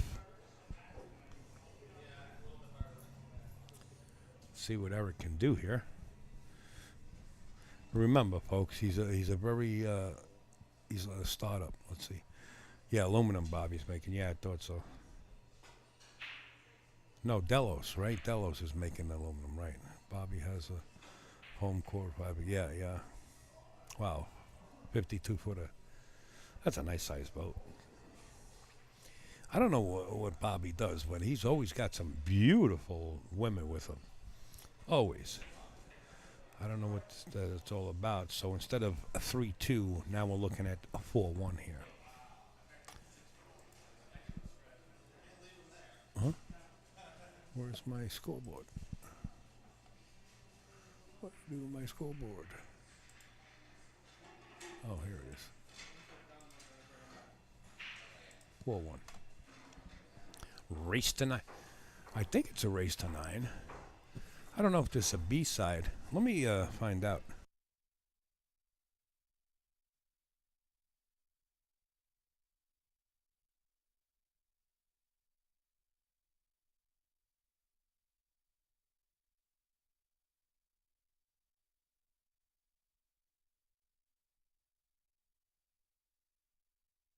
I get that, Rick, I get that. But where does he pick up all these beautiful women in different countries?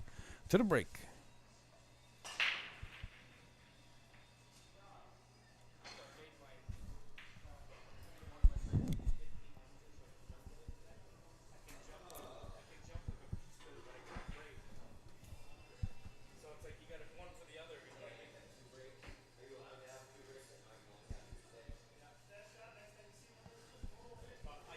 Folks, we're coming to you live from the WINNI Bar and Billiards in Guilford, New Hampshire. Actually, Laconia. You can put it in your GPS. Come on by. Great pool room. Great pool room. The owners, all of them, just lovely people. It's a nice speed on that cue ball. Don't have to be perfect. Nice shot, Dave. I don't know if you can. I think you got to let this cue ball run, or you hit it with reverse or try to kill it. I don't think you can kill it enough.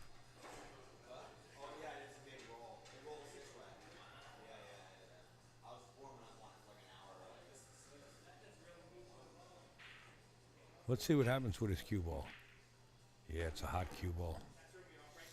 Got himself pocket hooked and failed to make the 2-ball. I'm not sure if Eric can actually take a swing at this directly. No, he can't. He's hooked behind the pocket plus the 6.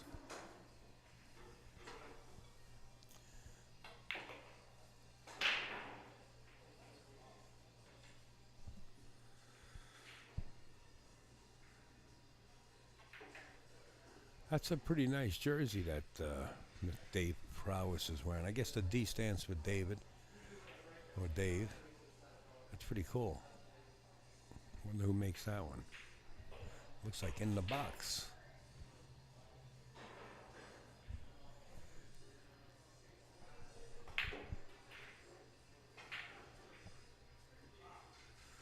Where is Steve Sutton? I should send him a text message. Tell him to pick me up some chickens. I'm hungry, man. I had a donut this morning, and that was it. It's now 4 o'clock in the afternoon. Let's see where Steve is. Sutton Death.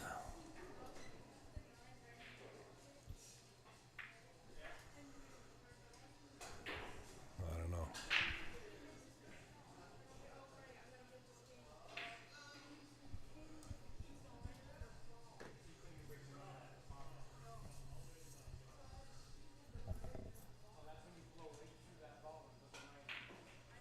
What a shot. What a shot, Eric. Nice shot. And he's upset he didn't get high enough for this 6-ball. Play safety, just roll it. Play the speed of the cue ball behind this. Too late. I don't know what's happening here, but furniture is rearranging.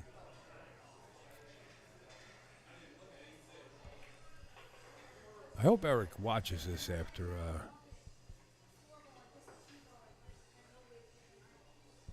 because there's a lot of things that he could figure out by watching and critiquing himself by watching the recording.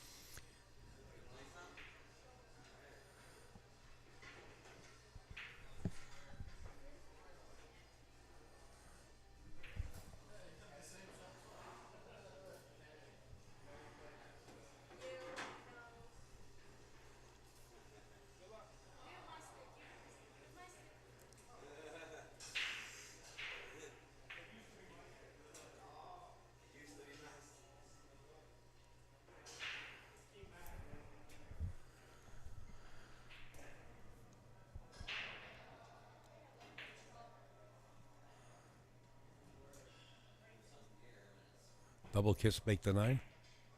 Oh, they double kiss it. Ooh, we got to get a close-up on this one. Just in case. But we don't make the call. It's up to Zuglan. It's a responsibility of the players to bring over a referee anytime it's close like that. What a one-pocket shot.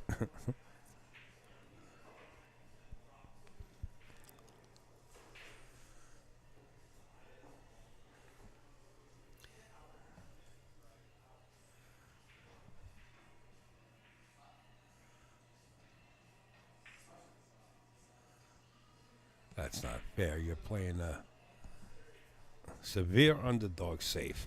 That ain't fair. Let him shoot a ball or two.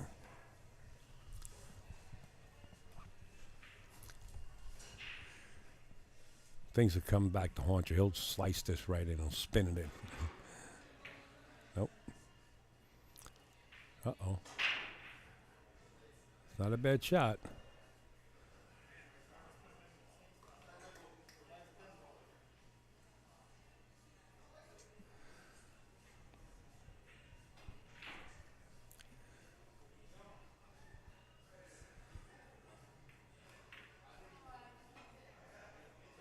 Man, wow. Wow. That's the highlight of this match right there. Nice shot, Dave. What a cut.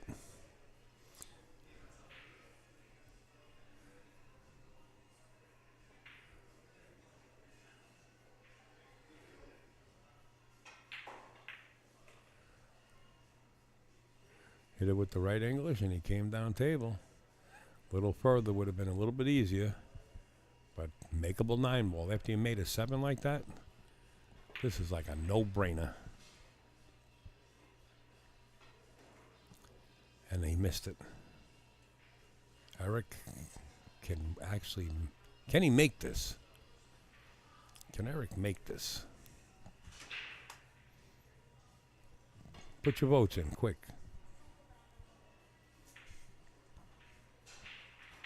And the answer is yes. 4-2.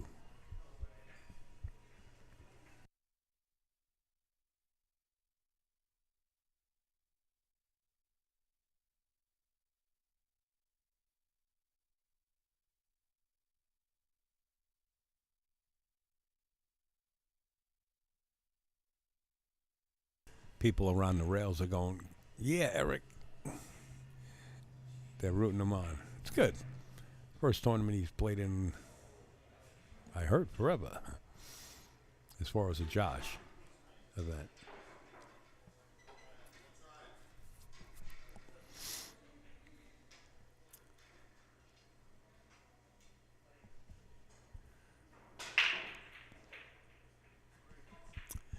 It's pretty cool. Dave's got a little setup behind Eric and actually on the side of the light. I don't know if we can pick it up.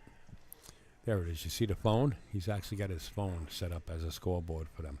That's pretty cool. Good job, Dave, not Eric. Roll out.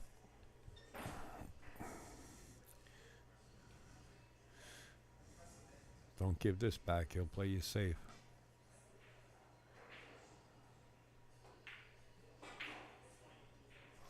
Nice try.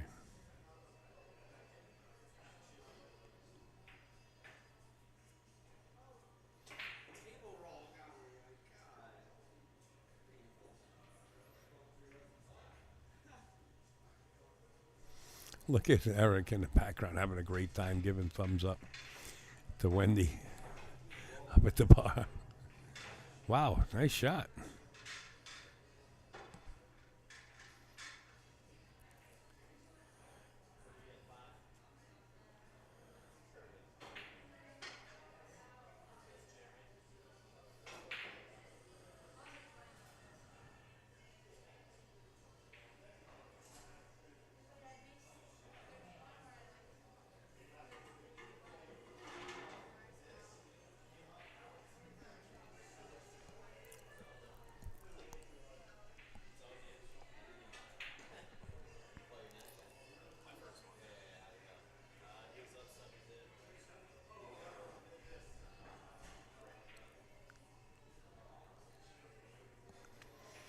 No gimme here.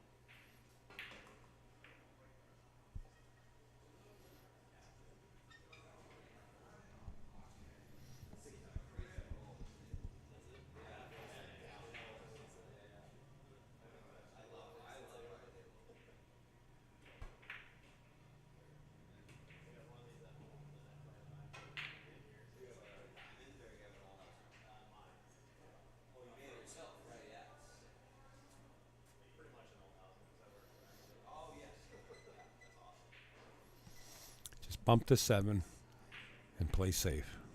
Just bump to 7 with the cue ball here. Well, never mind. It's so hard to call a match when you have one player of this caliber shooting. The other player, he could fool you too. Dave can fool you, but he's definitely more knowledgeable. See, he's trying to play the safe. Almost got him behind the 7, but I still think he's got him behind the 3.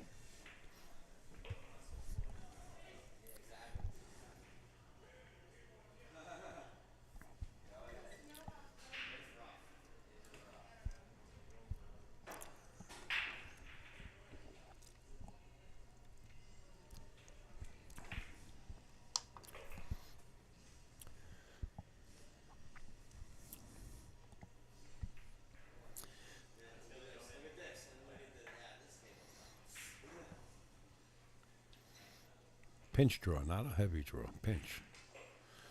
Shot. Now you can snap the 4 away from the 8. Get a good angle. Unless you want to play the combo. Oh, it goes into the side. Dave's been having trouble with these side pockets, though. Let's tighten up on this look here. Just in case there's a hit call on it. It's not my call.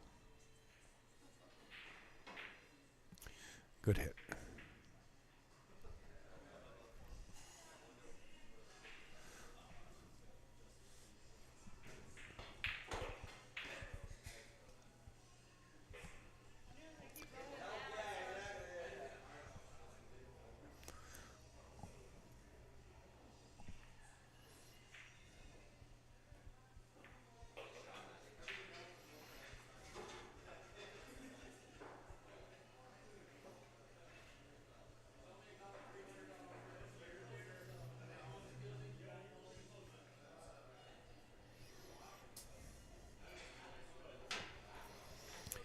And they called it.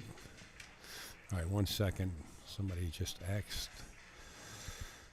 how do I get in for the cue stick? That's the WINNI.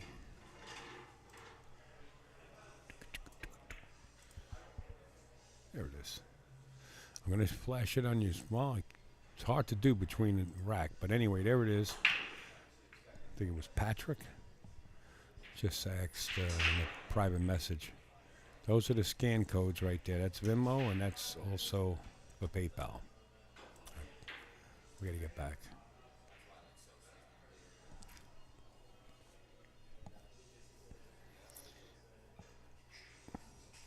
And I'll be back in a second, folks, and I'll update the scoreboard. Let me see if any more tickets have to be. Oh, if you did purchase any tickets, make sure you make a comment. If you didn't get the results in an email. And you wouldn't get it right now because the gentleman that does it is about to stand up. So if you didn't get your tickets, a photo of your tickets, that's the man that'll do it.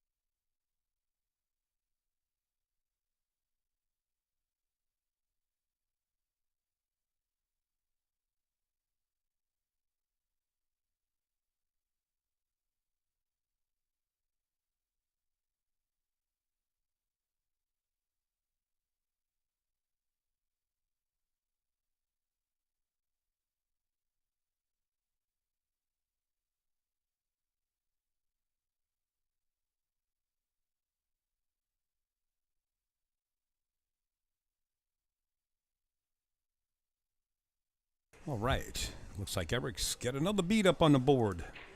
Way to go, Eric. So there are people out here on the floor. Out here on the floor. They say, Eric, we're going to make you a star. And he says, all right.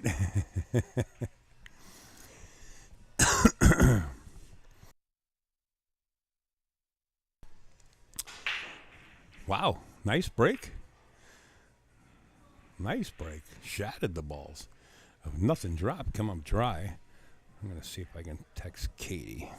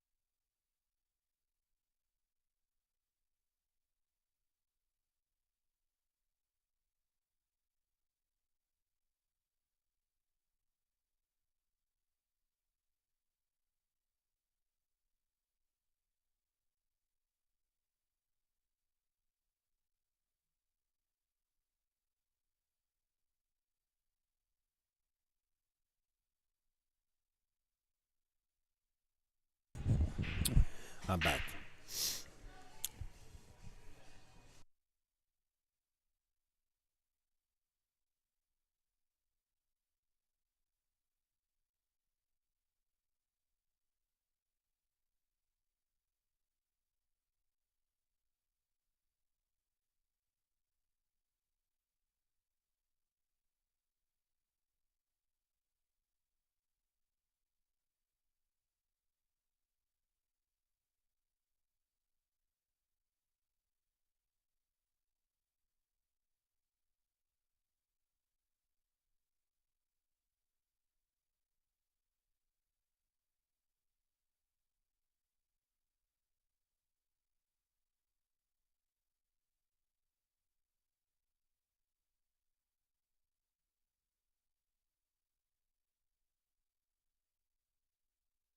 All right.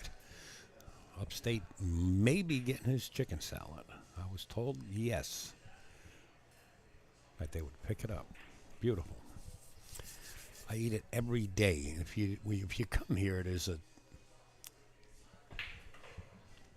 supermarket right here in the corner called Shaw, or Shaw's, like Jason Shaw's name, SHAW''S, and they got the chicken salad to really eat your fingers, man. It's really, really good. All right, let's go back to the match. Dave Prowers set up on the 4-ball.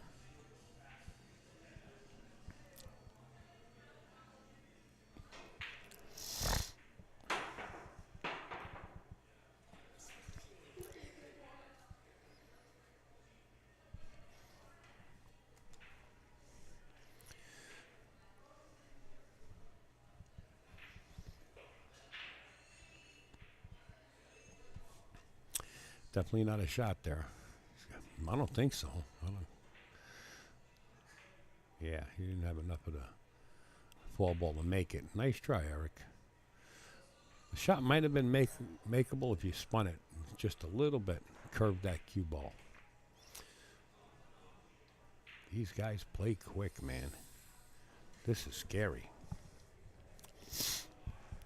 Wendy at the bar says she said I seen my name come up in the subtitles. They have it on the TV up there. I said, yeah. I said, you're the one that told me to make fun of Eric.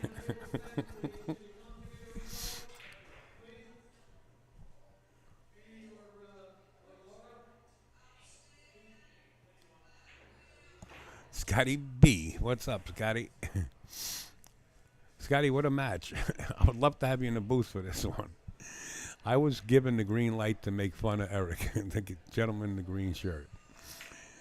But he's actually putting up a fight. He's like what they call a 300 hand. I guess he's like a low C player.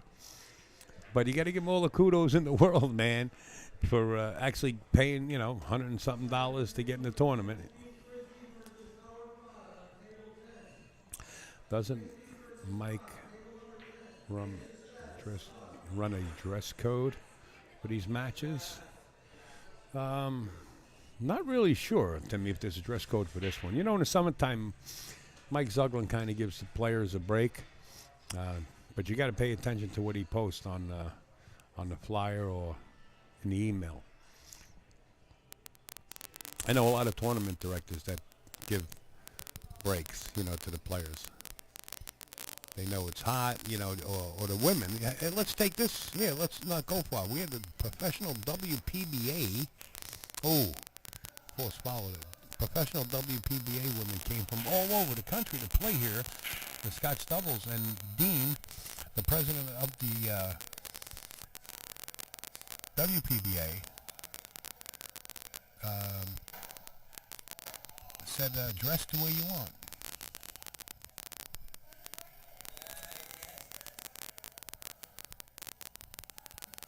What was that?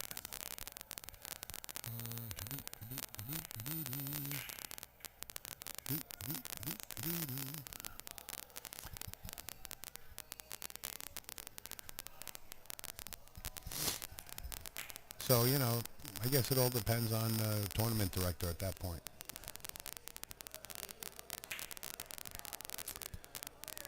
Believe It or Not was a great TV program. Oh, no. Eric had a chance to tie it up. He still might have a chance to tie it up. The bank is on. The 8's a little close to the rail, but the bank is still on here. Dave can bank this. He's just going to play safe, though. Okay, I've seen this happen many a times. What beautiful control of the cue ball and the object ball there. Nice shot, Dave. But I've seen this happen where the players of such a caliber of a C player, so to say, right? Well, play the 9 ball here. They'll come off the left side of this 8 ball and come 2 rails into it. Oh, he hit it with force follow. I think he was hunting. This is great. I love watching the matches and listening to the commentary. Well, listen, it's going to get pretty funny here, right? There's almost enough for me to come out of retirement. Scotty. Wow. I really wanted to see Eric. I have nothing against Davies. They're both really great guys. But I really wanted to see Eric tie that up to try to put a little heat on Dave, because this could have got even more suspenseful. I'm telling you right now. What is Liz saying? Is that Al Mashad's wife or relative? All right, this is great. I love watching the matches and listen to commentary. Guys, look, how do you do commentary on this? Can you tell me? Because this is something out of my realm. I did plenty of amateur tournaments before. Plenty. You're talking about the Predator AM. This is going to get funny. Did you bring that moon? No, I didn't bring no moonshine. That's finished. The whole mason jar is gone. All right, to the break. Here we go. Oh, I got to update the score. I should start scoring it backwards. -5. Just for fun. I never did this, but I feel like doing it. Anyway, 5-3. Let's get serious. Let's get serious now. It's a good time to stop drinking. Just watch Guy Woodward and Russian Kenny play on stream. Great match at Pennsylvania. Yeah, they got a tournament going on down here. I don't know what's happening. They got tournaments all over. We got one right around the corner from us. It's crazy. There's not enough weekends, right? But this is fun. Whenever you could do something and still enjoy yourself, like I never seen that before. Look at this. Oh, I hope Eric knows how to jump. Now, it is his equipment, so if he goes to jump and puts his stick through the cloth, that wouldn't be funny at all, but He's not jumping. He's just kicking the one out of there, and he's kicking it the right way to get it away from the 9. He better hit it. Good hit, Eric, my man. Good shot. And look, they're fist pumping each other. This is beautiful. I love it, man. CTQ, man, I hope you're doing well, brother. I tagged you in this in a comment just to check on you. For some reason, last night, I opened up the mason jar. It was me, Katie, Cliff, and Vinny, and we had a ball, pal. And I said, there's only one guy that makes this that I can tell you who it is. And it was you. And then I got to thinking, you know, when I was out there, I said, wow, I wonder how you're doing, you know, because I remember the condition that you told me you had a couple of weeks prior. So I tagged you just to check on you, buddy. Great guy, CTQ, man. Not because he does what he does, just a great person all around.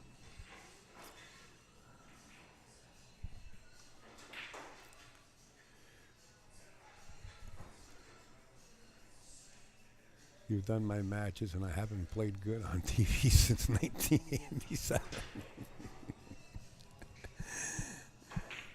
Oh, Lord. All right, that's the cue ball.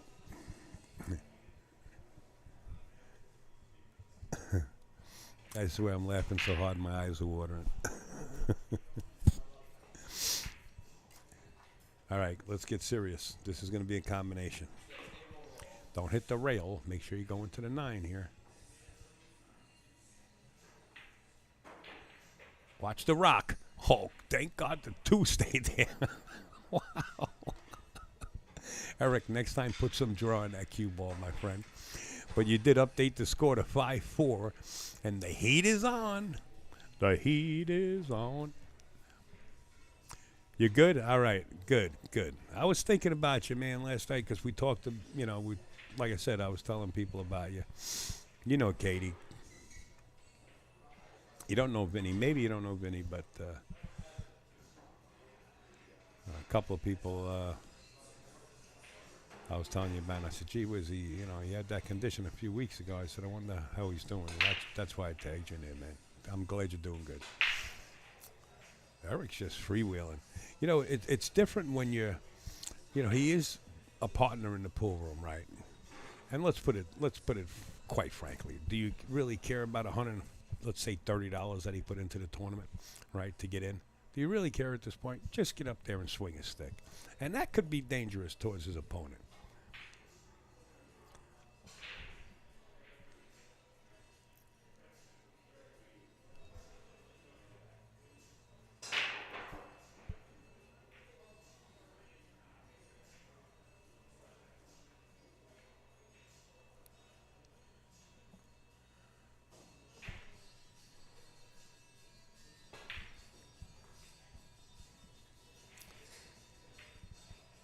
This is a makeable one. Just cue ball go across the table. Oh, he didn't play it the way I thought he would.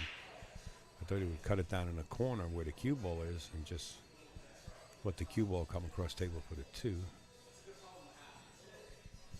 Don't know if Dave actually... Oop, with the wrong camera. If Dave actually has the shot here. Looks like he does have the shot into the side pocket.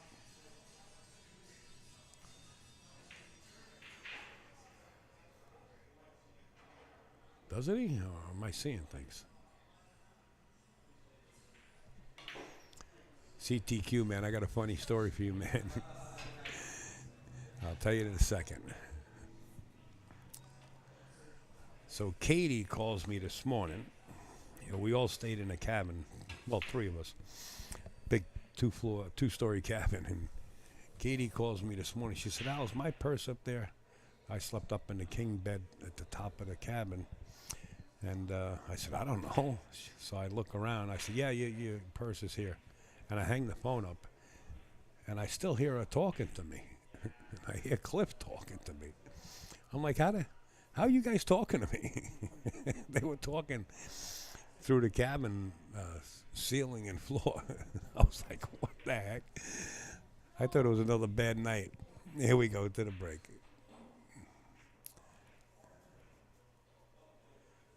To the break. to the shot. So look at Eric. He's just like, hey man, I'm just feeding the pigeons. I'm at the park. Is it my shot? He's cool, man. He's so mellow that it could be dangerous, like I said.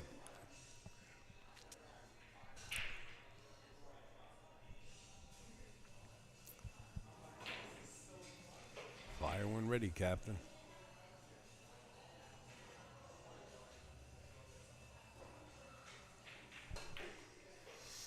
I have to be able to bring somebody else in to do some commentary remotely. I would love to get Scott Bannon in on this one.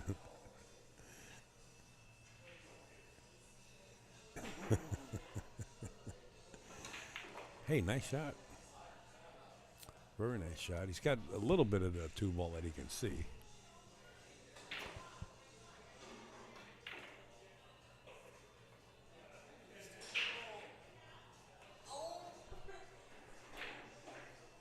This pool room is rocking.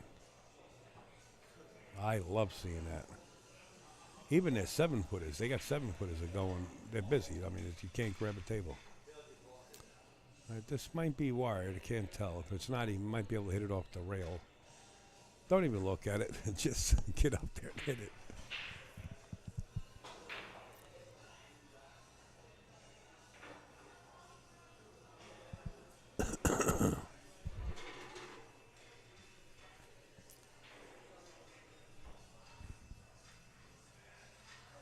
Three ball has no pocket, as the 6 resides there in the bottom left-hand corner. I can't wait for my chicken salad. I am starving. Nice try. Since the 3 didn't go, Dave decided to play between the 6 and the 3. Nice shot. Very nice attempt.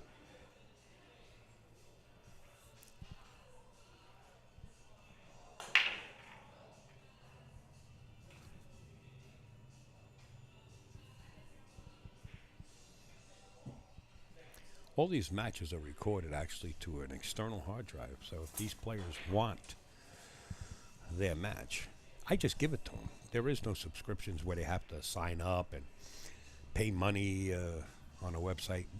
They just get their match.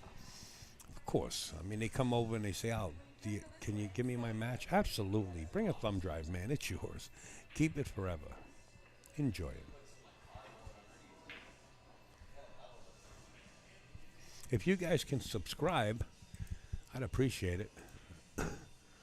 On YouTube, if you're on YouTube, hit the subscribe button. It helps out, you know, get more popularity. I would appreciate it. And, you know, we do major tournaments. It's just there's other tournaments in between, right?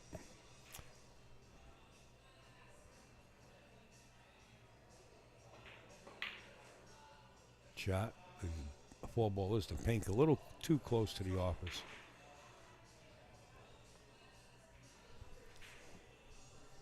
Chicken salad coming. Oh my God. That's all I keep thinking about, man. I'm starving.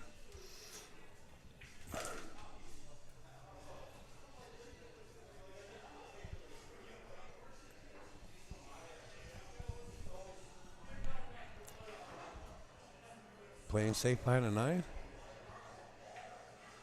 Trying to. Nice attempt. Very nice attempt. Good thought process, too.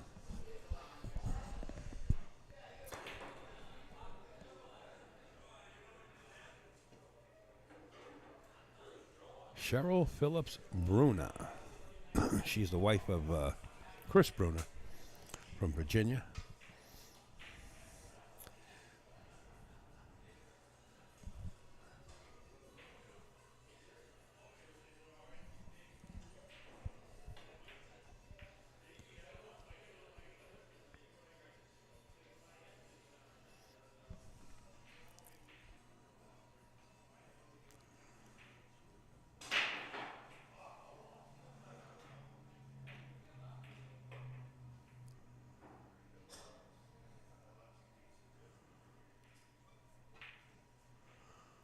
Six ball makes the big pocket down there.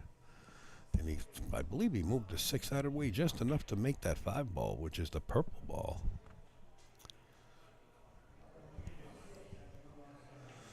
If he didn't, he might have 3/4 of a pocket. Well, I guess he does have a pocket down there.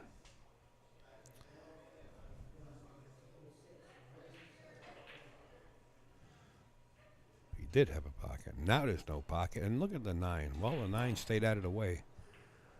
Does Eric play the combination here? I guess most players of this caliber would, thinking that it's dead, right?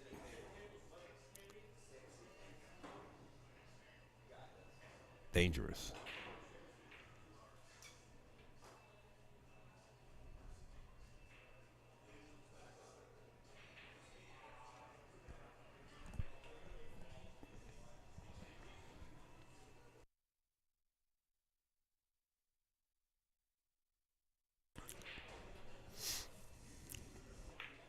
All Dave has to do is just make this ball.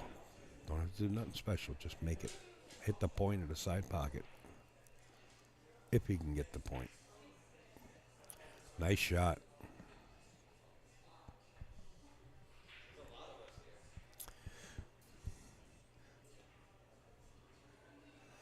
Yeah, that shirt's made by In the Box. Elvis Rodriguez. Nice shirt. Elvis is so good with graphics, man. That's a pretty looking shirt.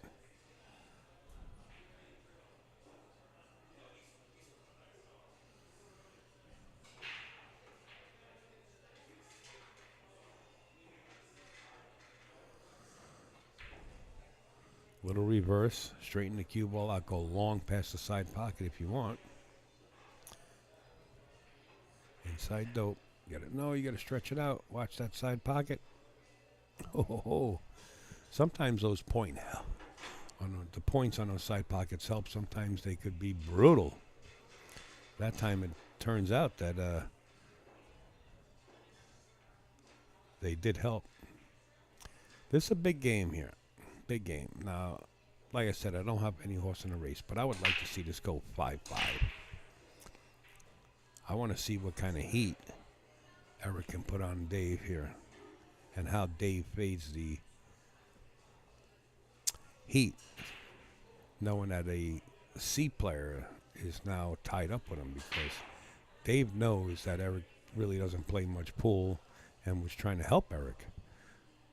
And all of a sudden, you know, if he turns around and sees it 5-5, what kind of effect is that going to take on his game, so to say? You know what I mean?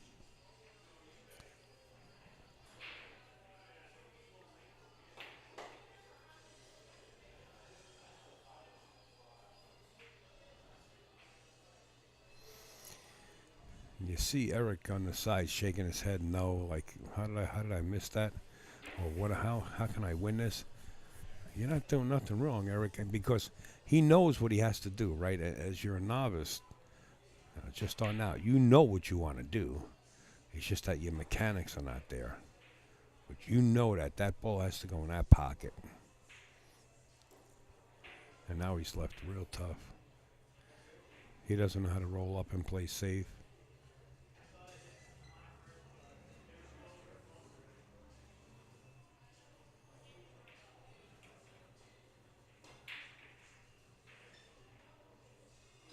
He never hit the ball, right?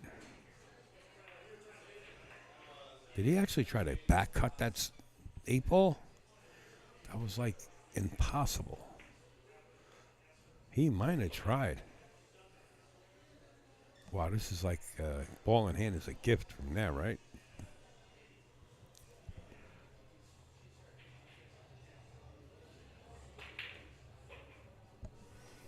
And he does.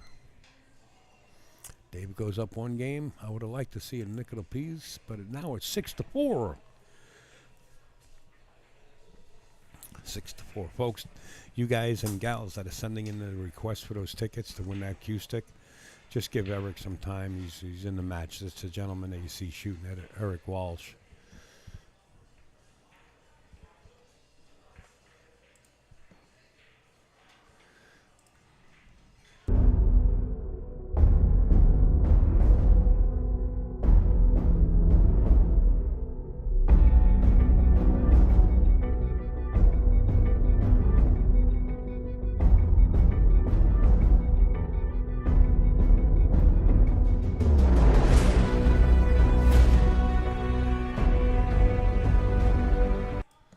Q leads.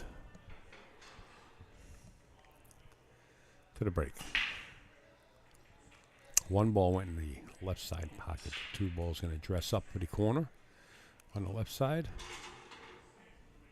The three balls in perfect position. This is like natural. Just get back towards the center of the table, but favoring the right side a little bit would be perfect.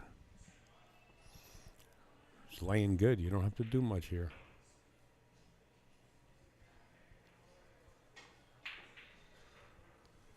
You do have to make that two ball.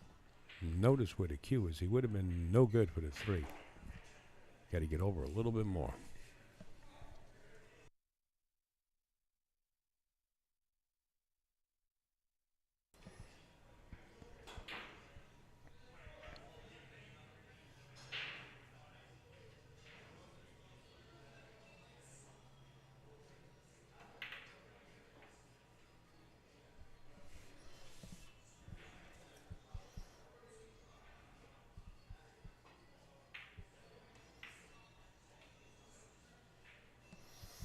All right, we got a little bit of a mess going on here. Played a 9 ball, but he's jacked up. It's tough.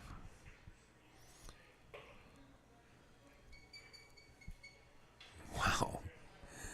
Look at Dave shaking his head. He's like, how did this guy figure out this save? Look at this guy. Dave was shaking his head coming to the table like, how did he find this spot to play safe?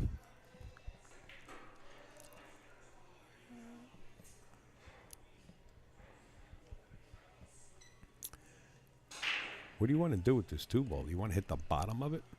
I like hitting the bottom of it and sending the cue ball towards the 9.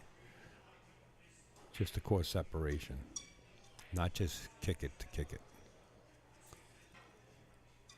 Missed it totally. Don't touch it. Well, get used to not touching it. Shouldn't really touch any ball that's moving at any given time. You could be playing in different tournaments and that would be a foul. The referee would call a foul. Sit down, you just forfeited that rack.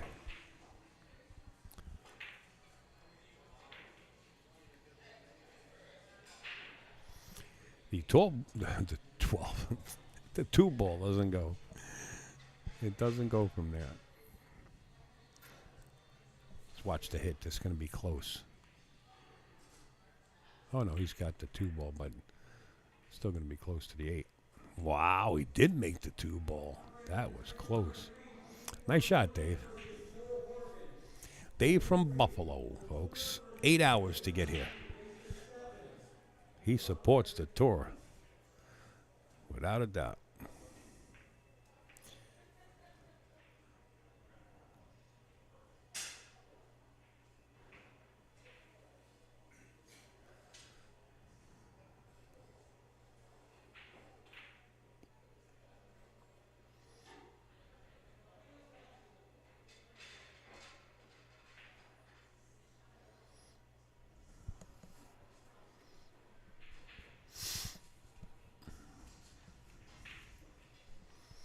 Sudden death, where are you?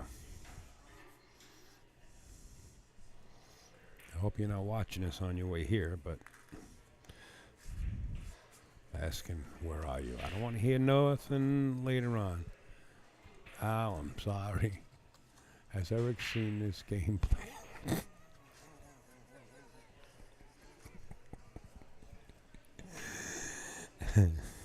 Scotty. Scotty, it's okay to do it this time because I got to go ahead. He has seen the game a couple of times. And it's a shame, really, because if you watch him sitting there, he kind of gets like frustrated because he knows what he wants to do, right? And it just he just doesn't get there. But you see him shaking his head? He knows what he wants to do. Just can't get there. Meanwhile, Dave here, traveling such far land distances, right? is sort of getting the bad roles. I'm sure he is a nice person. He really is. They both are. They both are. We're just having a little fun here.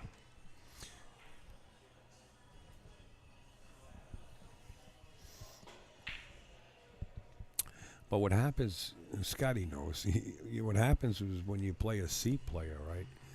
All of a sudden, well, yeah, that's the other personality fighting to get out. You know, you're playing a C play, all of a sudden they're whacking balls around. You wind up taking shots that you never seen before, right? It's like, how does a C player get you in these positions? So as a player that's got the upper hand, you have to just settle in, right, for the ride and just hope that you get the shot. I've driven further to play worse. No, I get it. No, I get it. I get it. I mean, you know, it's a great thing that Dave travels that far. It's great. I love it. You know, I traveled 16 hours to sit here, and knowing that Dave came 8 hours, there's other players here that traveled 5 hours. It's really nice to see the support. I mean, I think pool's on the uprise, and being that the weather is still 77 degrees, 80 degrees up here, it's nice to see the people coming out instead of just hanging out at the lake barbecuing, which I would love to do.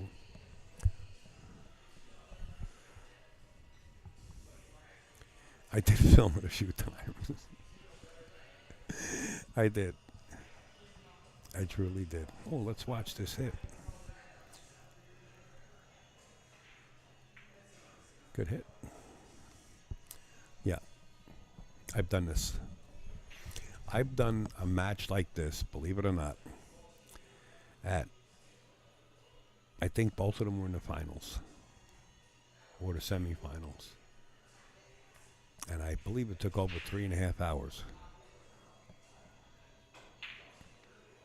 Wow. Wow, nice try. And then I was streaming a tournament, and they asked me, "Hey, Al, you want to do one more? It's on the B side.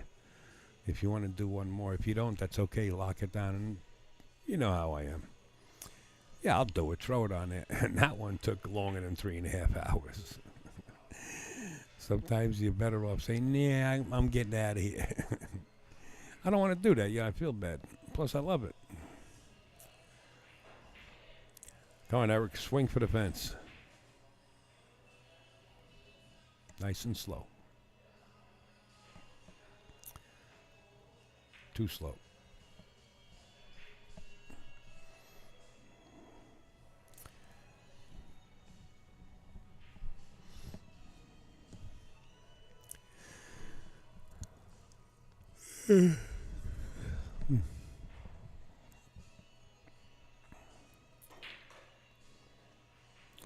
Did he get back far enough?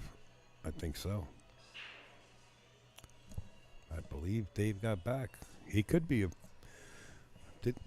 think I put his beat up already. Oh. Dave come over to me earlier in the match and he said, "Al, what's the score?" I said 6-0. The other guy, he said, "What?"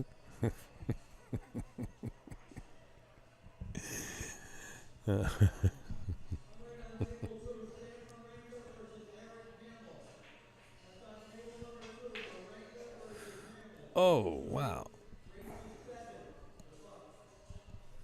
Hey, we got Hamill playing again on the B side on table 2.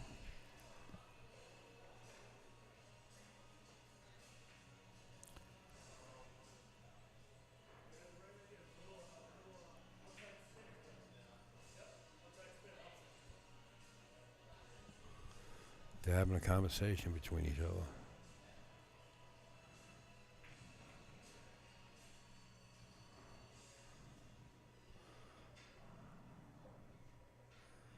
Dave looks like he's so ready. Oh, man, that white feet's going. Why was this? What's the sense of hitting it that hard, Dave? You're going to have to explain that to me later on.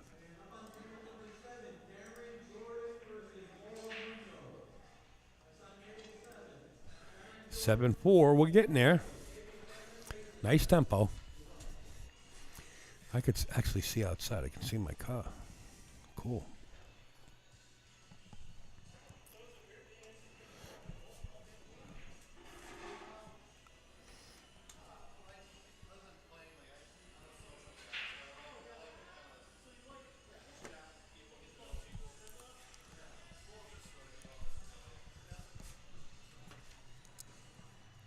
Beautiful out.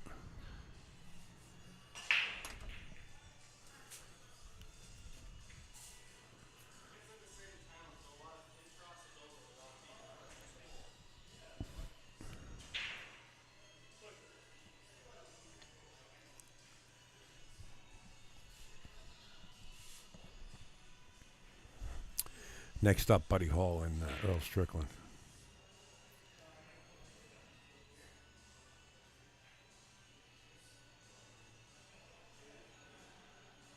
What is Dave actually doing here?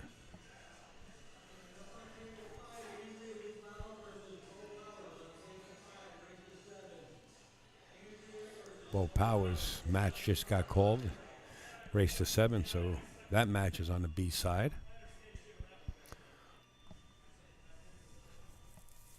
Anytime you see the yellow number on the right side, that's the race.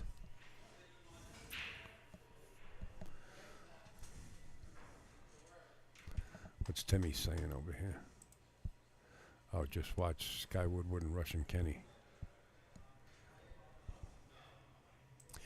Yeah, I've had them on stream many a times. Many a times.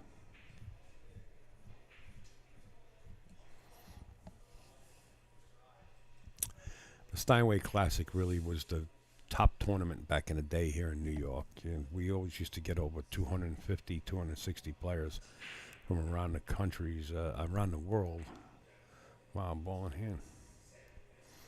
hand. Every player under the sun. Billy Thorpe, Sky Woodward, you name it. Everybody showed up. I miss those tournaments. Miss Steinway. Oh. Castle Billiards, East Rutherford. Amateur tournament. Amateur walks out with 13,500. Amateur tournament.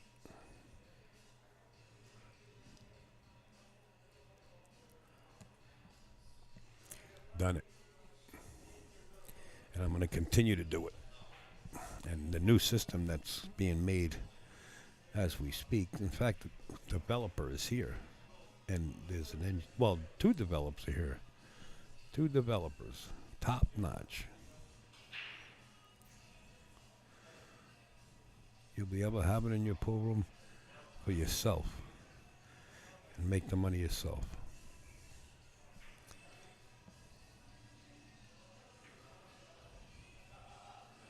Wow. What is he doing? Oh, he had enough room to get the 2-baller. All right, it's the 4 to 5. Can Dave get to the hill? Is he too straight?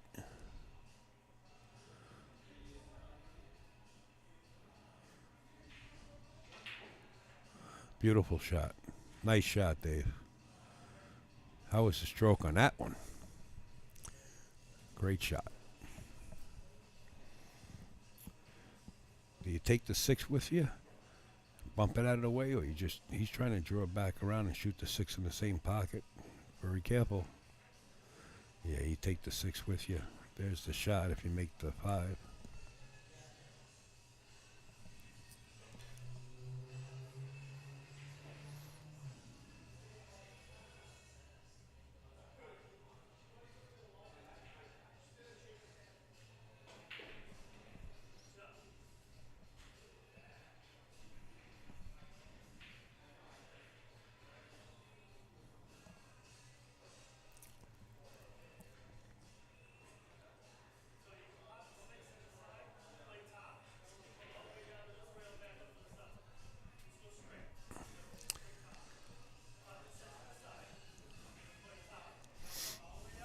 Dave is explaining to Eric how to play the shot. He said, just put top on it. He says, go all the way up and all the way down.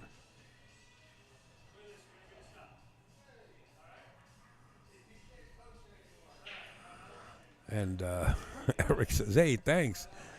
He says, you keep teaching me. He says, I'm going to tie the score up.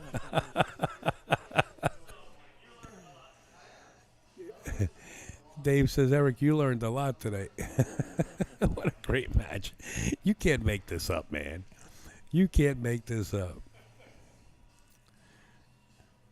Beautiful, beautiful. Have fun at what you're doing.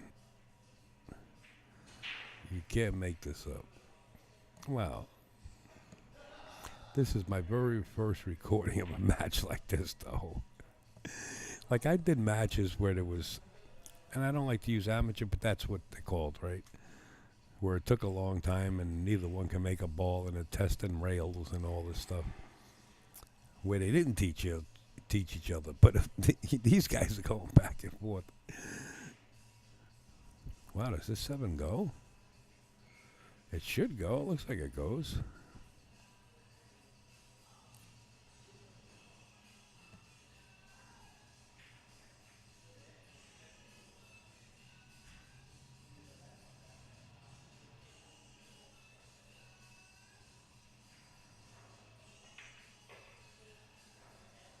Huh? The 8 went and not the 7. Figure that out. Figure that out.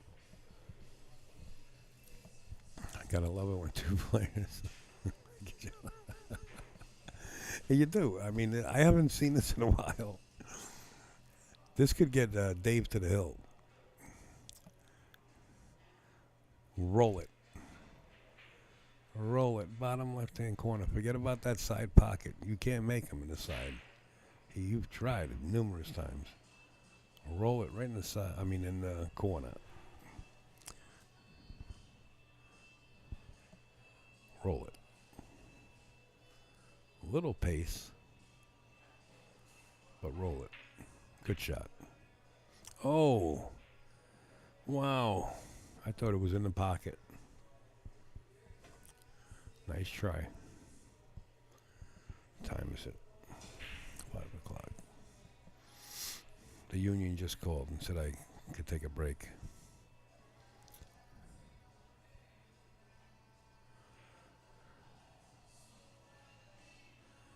Rock me, mama. I don't want to pick that audio up in my mic.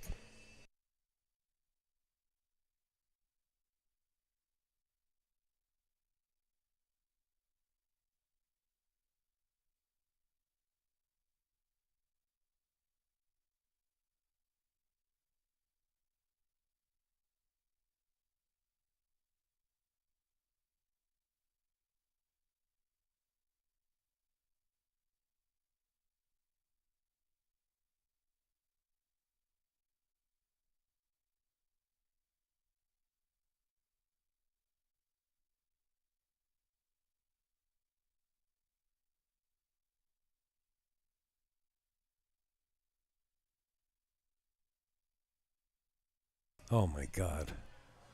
Don't jump because that'll fall. This will be for the hill for Dave. What a heartbreaker for Eric, man. That was a tough shot. Anybody from that distance. Tough.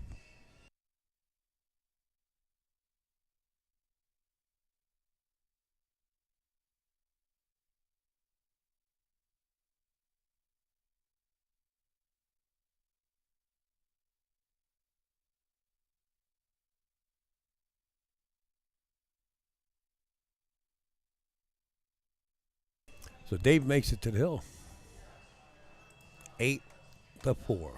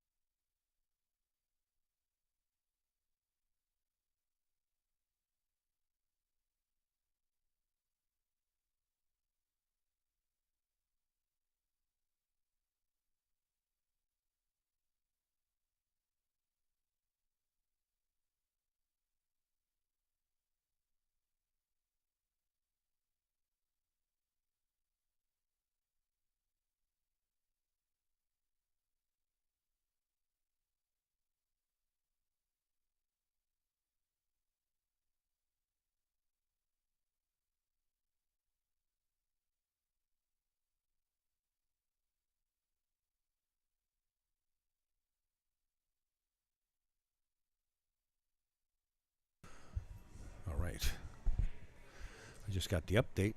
A couple of people did send in some more tickets, and we'll get those photos out to you in just a few minutes. As soon as this match is over, Eric will work on it.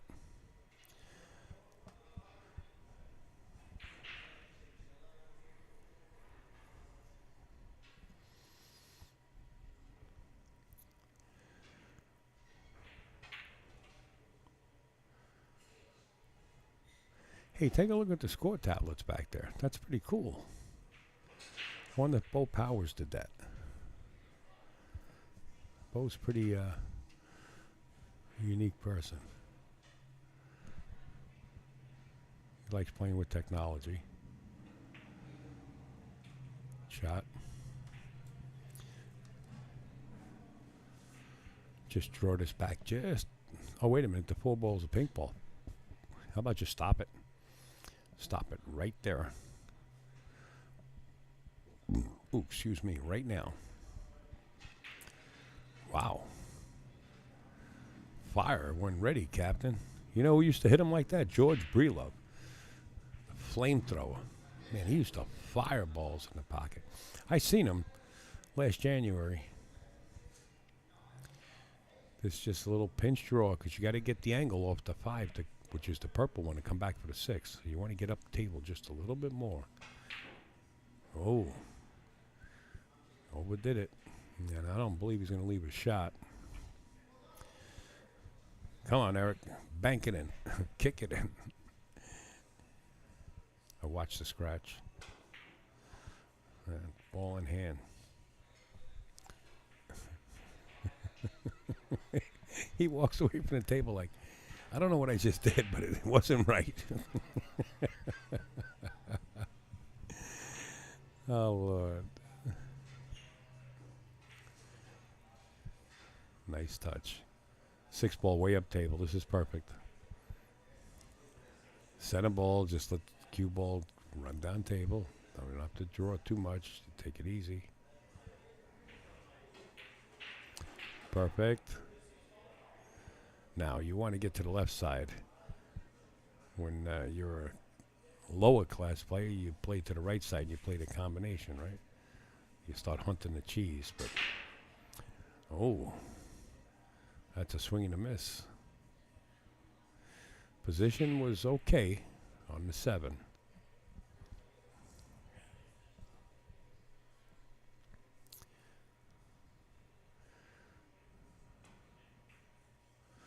Somebody's going over to the B side of the chart.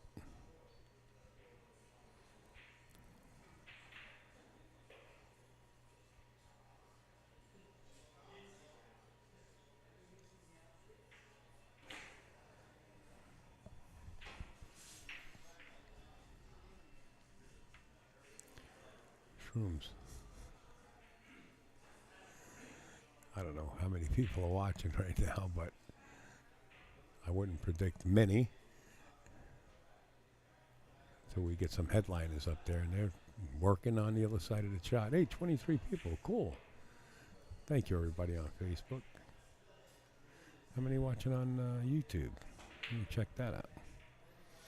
Probably 2023 by now. No, I don't know. Just a few, I would imagine.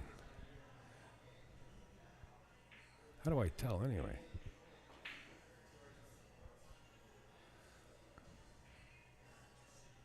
Oh, there it is.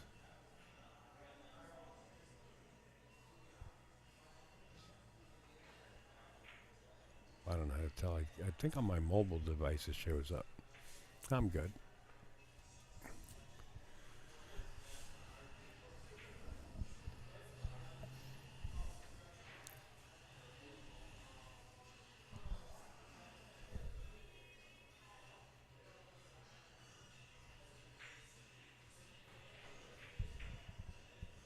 Nice try.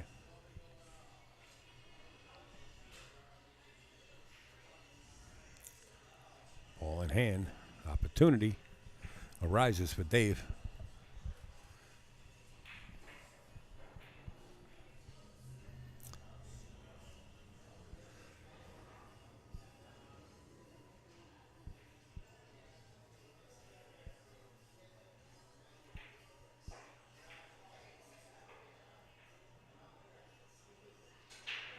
7 go past the 8? Take a look. It does.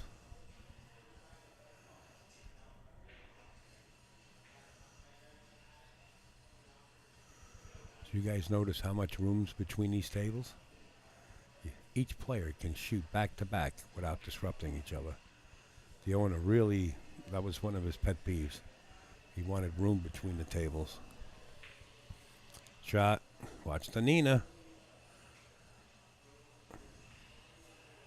Did it get you, Dave? Let's see the body language. Yeah, it got him.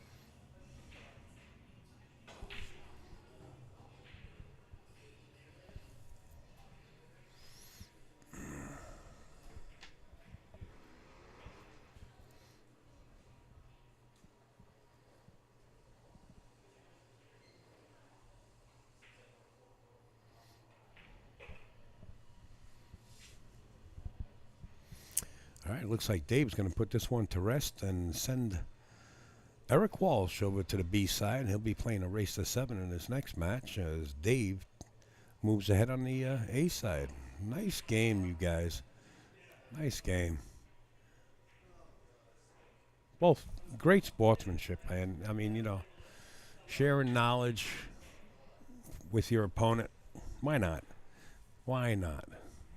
I'll be back with another match, folks.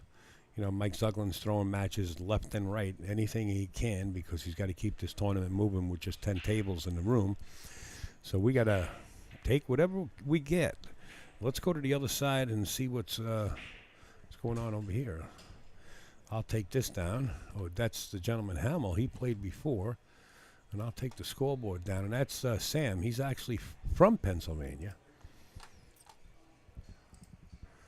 And you guys could sweat a little bit of this while I'm going to try to grab something to eat. I don't know. Somebody was going to pick me up something, but it's hard to wait. I haven't eaten. Donut today. That was it. I'll be back in a few, guys. Thanks for standing by. By the way, Sam plays pretty sporty out of Pennsylvania, but we seen Mr. Hamill on stream already, and he put up a good fight. Sam says he plays with the best of them, you know, down in Pennsylvania.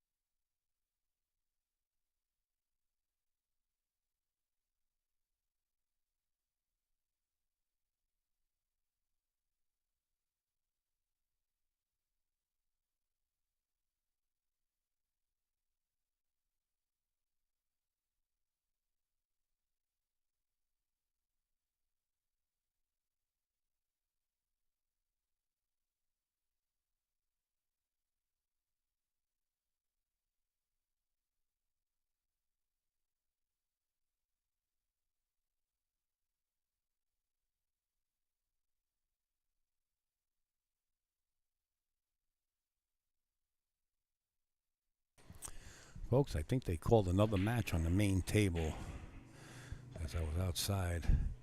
And this is Bob Medingian. What a great player. I don't know who his opponent is, and I don't know if this is a B-side or a A-side. Let me find out.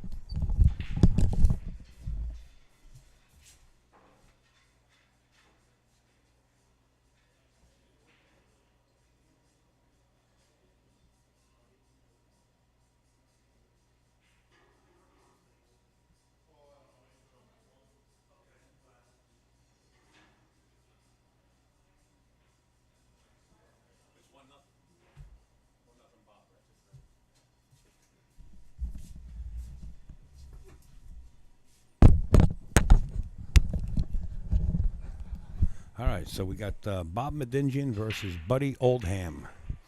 I'll update the scoreboard. It's 1-0 Bob Medingian. I'll get that updated right now.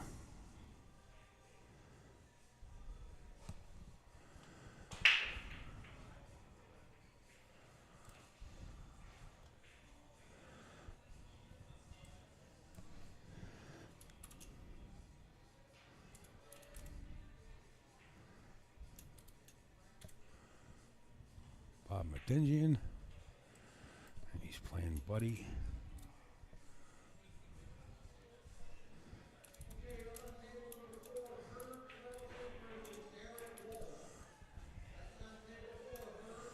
Oldham. This is 0. And Bob has 1.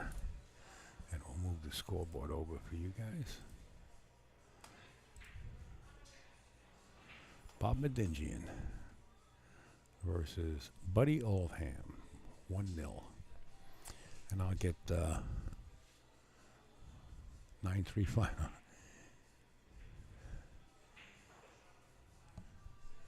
I'll get Bob's spelling of his last name. I forget it. I used to know it when I used to do a lot of the tours. Bob Medingian.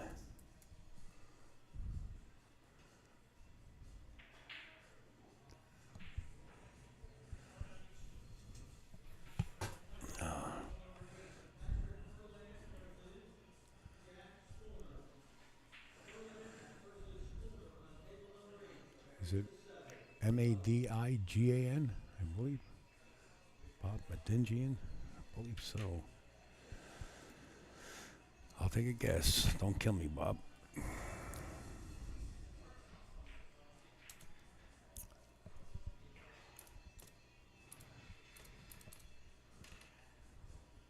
believe that's it. I could be wrong.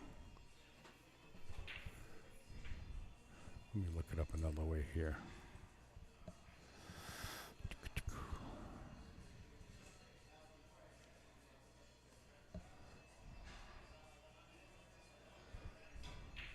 Good player.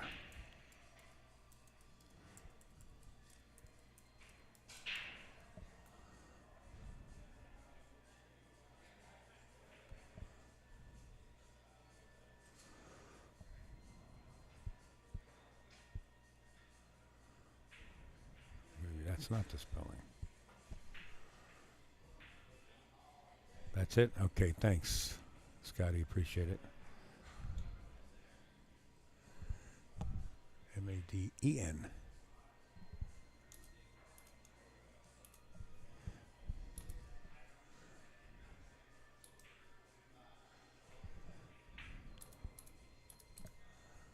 Bob Medingian. Thanks, Scotty. And I believe I got the score right, unless Bob ran another rack. Hey, Bob is no joke. He's been around. Heck of a straight pool player. Plays anything. He plays one pocket. He plays it all. A.K.A. the Doc. He's a veterinarian. Very good player. Definitely a favorite in this tournament. One of the favorites, without a doubt.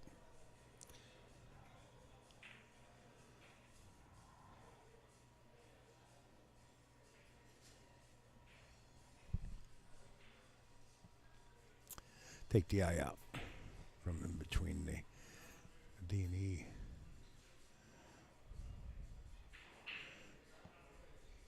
Take the eye out.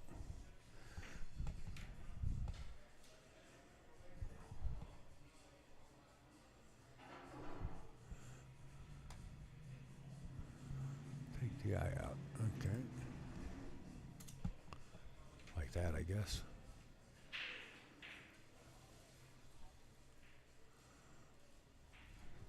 You know, I actually have him on Facebook. I should just look it up on Facebook. Not that I don't trust you. I do trust you.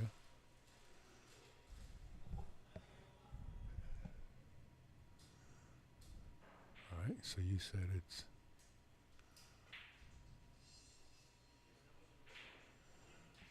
Yeah, well, it's a 4 1/4 inch pocket table. It's the professional model of Oldhausen. The table will bring out your best game.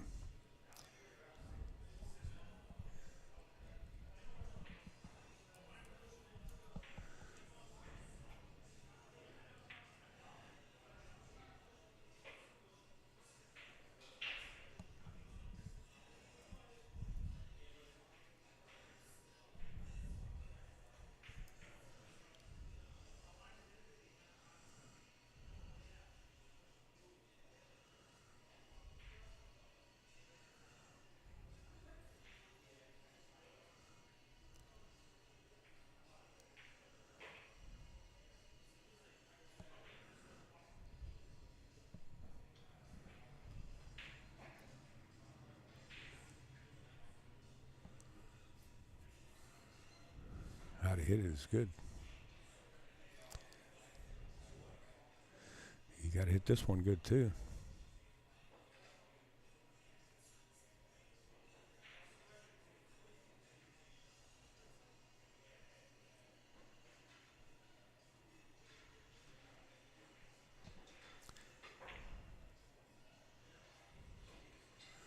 Miscued.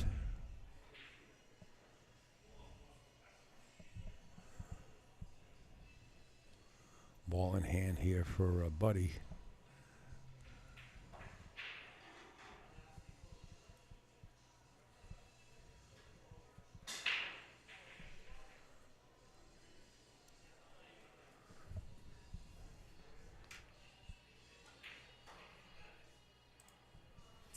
One.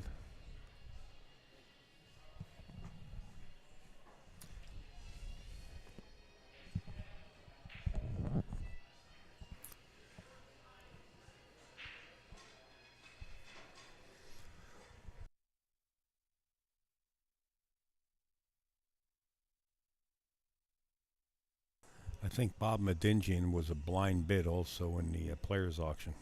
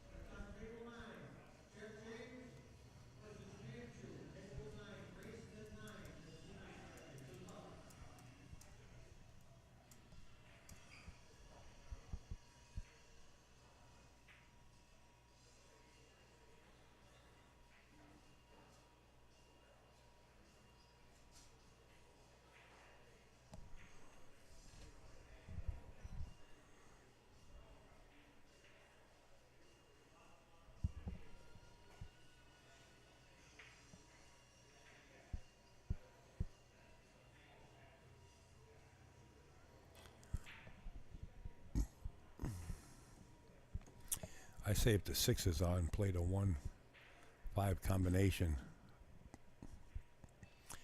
to break that up right away. Well, the 5-6 is really, the 5-6 is on. You don't have to do it. It's okay there.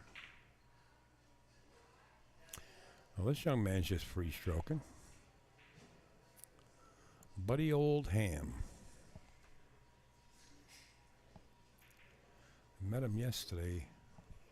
He rode his bike here. motorcycle.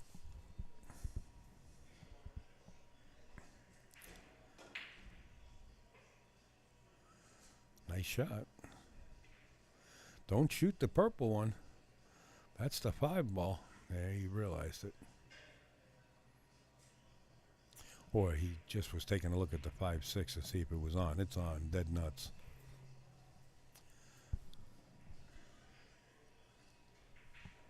Oh. Breaking the ice.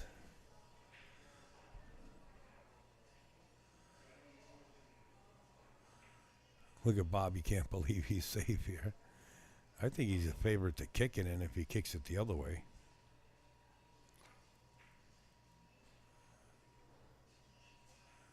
Oh, that's a different pitcher now. Now the 5 does not go.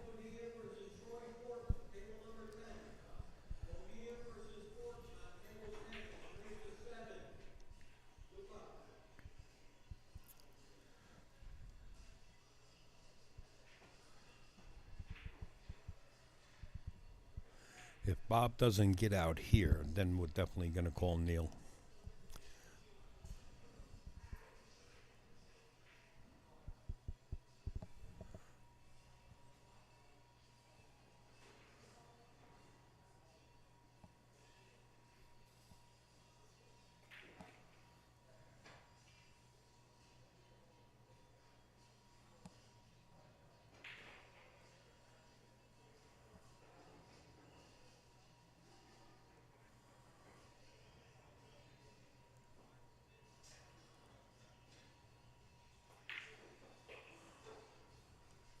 That wiped his feet going in.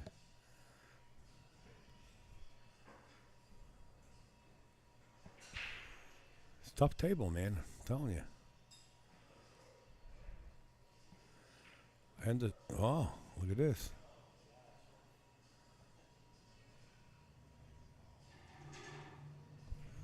What is Bob doing? He's talking to the pool guards. The pool gods.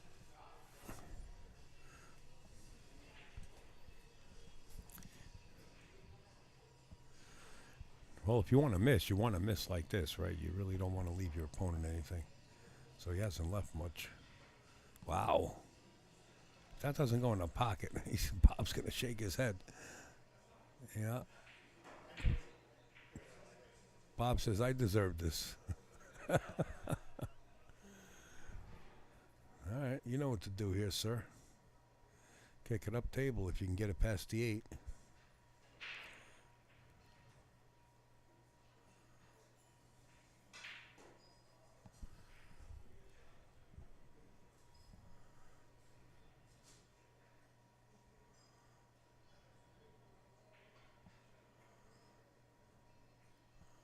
Wow.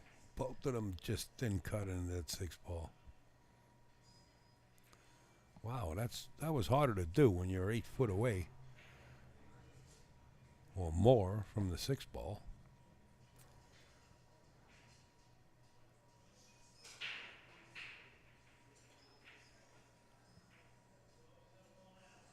They're getting closer, but look at the cue ball. Bob's shaking his hand like, what the hey?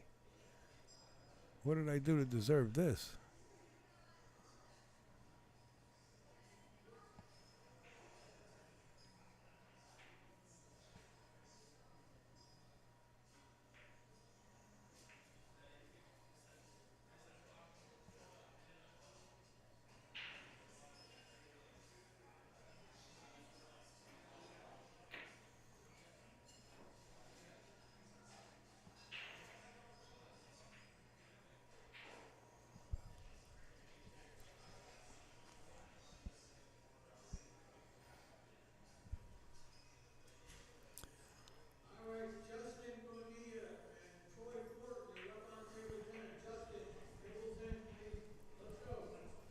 Justin, is that you that they're calling in the background?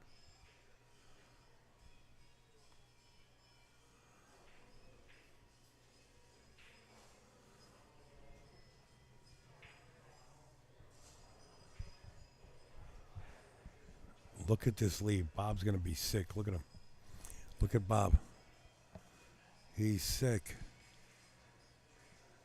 I understand Jasmine Ocean, when she was here, this is only word of mouth, she really didn't like playing on this table because of the tight pocket. All right, let's see Buddy step at the table. Can he get out here?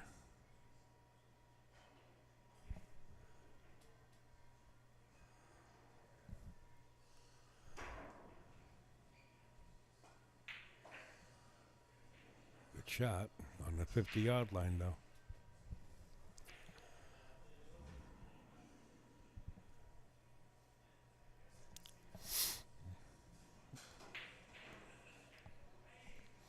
Where does the cue ball wind up? Oh, Bob caught a little bit of a break. He should be out.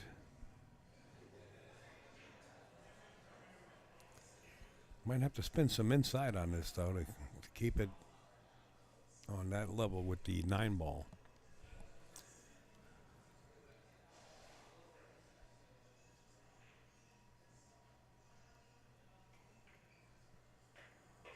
Oh, God. No concessions. The opponent must shoot the 9. Well, the cue ball hit the floor.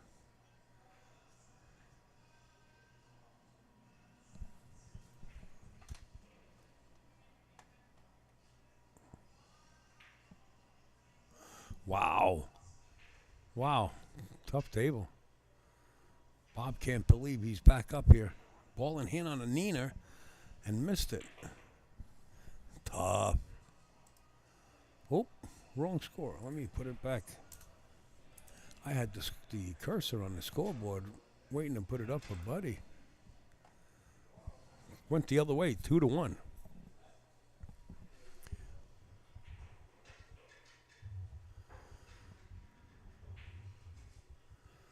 Bob is hungry. He's actually staggering around.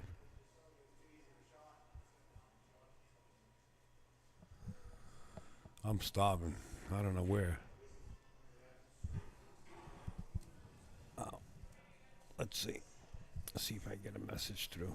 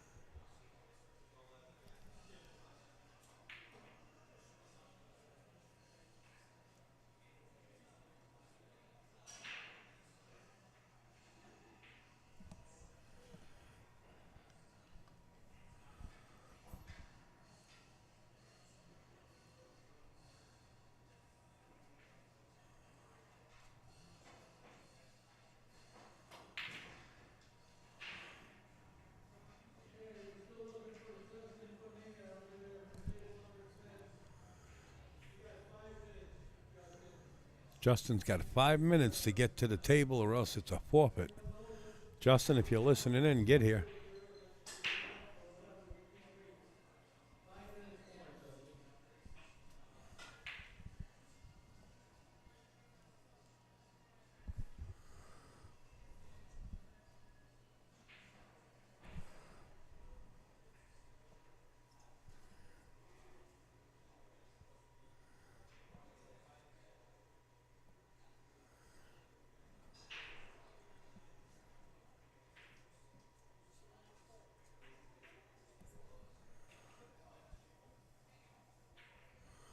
Bob Medingian is such a great straight pool player too, man. He really loves the game of straight pool. I think every straight pool tournament I ever did, Bob Medingian was in it. He loves the game.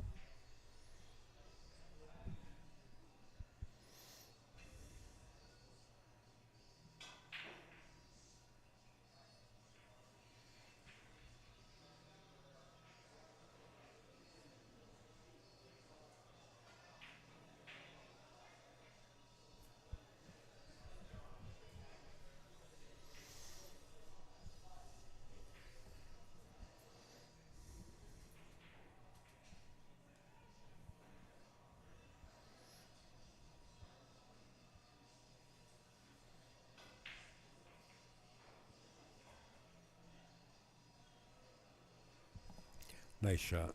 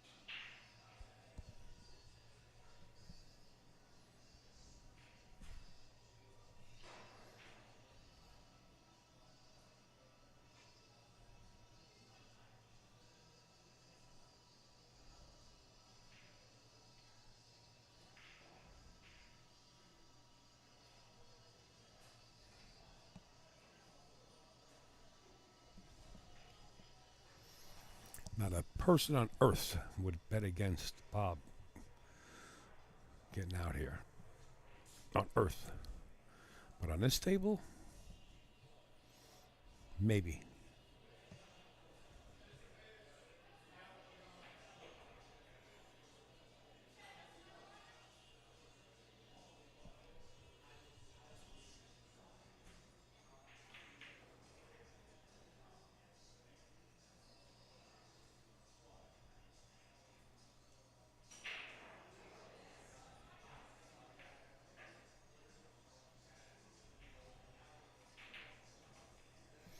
Nice shot.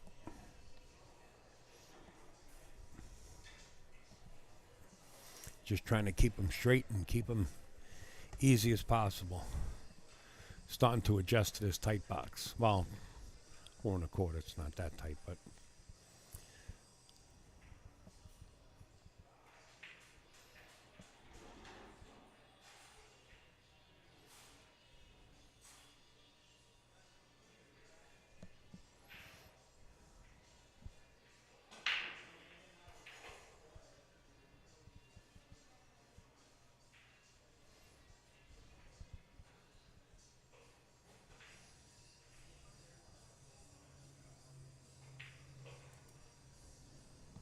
three one.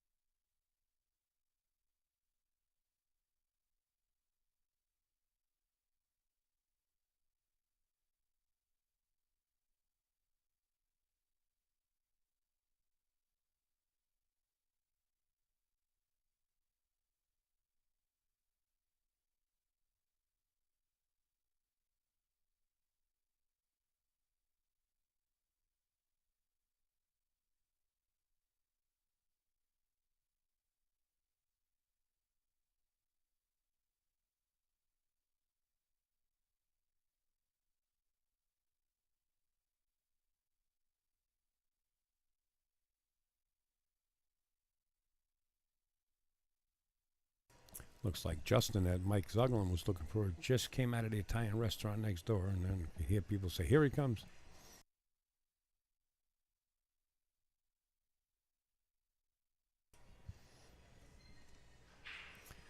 Bob's really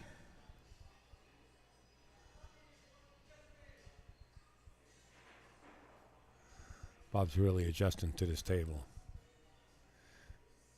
He's playing the table very gingerly.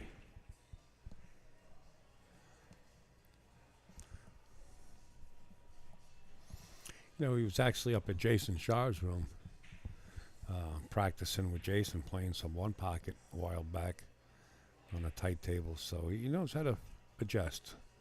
Once he figures it out, he'll be there. Except for that one. He can't believe it.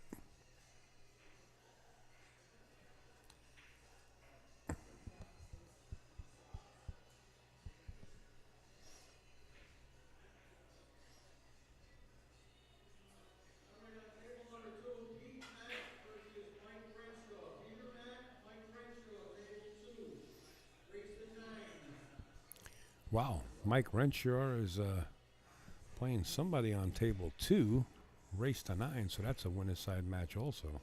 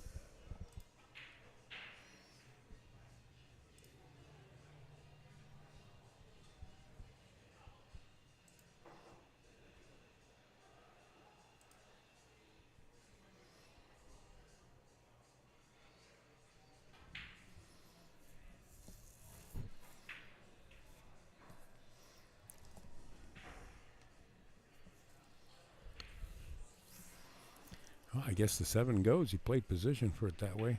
I looked at it prior. I guess it goes. Game of millimeters.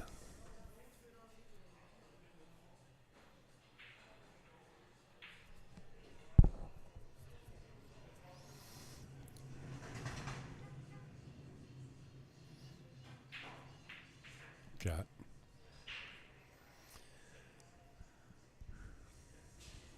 Perfect position to slide for the 9. Looks like Doc is going to go up 4-1.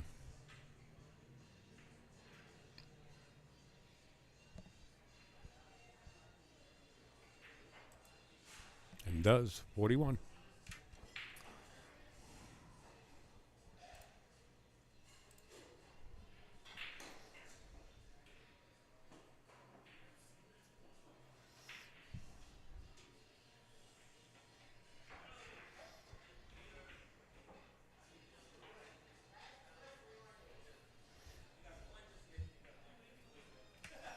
Just want to take a quick look at the other table. Oh.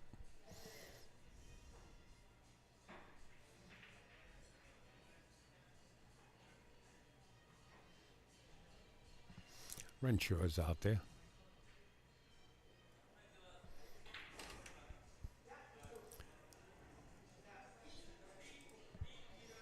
Back to this match, 4-1 Bob Medingian versus Buddy Olham. Cue ball got kicked out of the side pocket. The 1 ball's going to dress up for a shot in the upper left-hand corner. Dry break. Look at this table. Everything's just running vertically.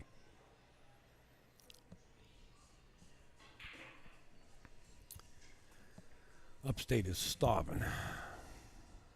I really want to jump in my car and go right down the road. Just pick up something. They don't have food here yet. It's a brand new pool room. Their kitchen is actually being installed.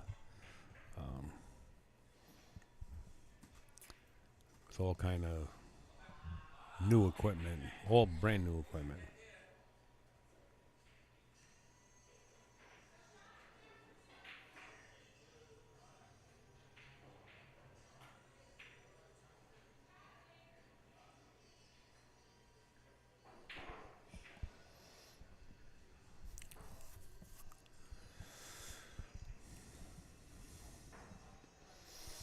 The 9-ball is makeable, I think, from here. I think you could see enough of this.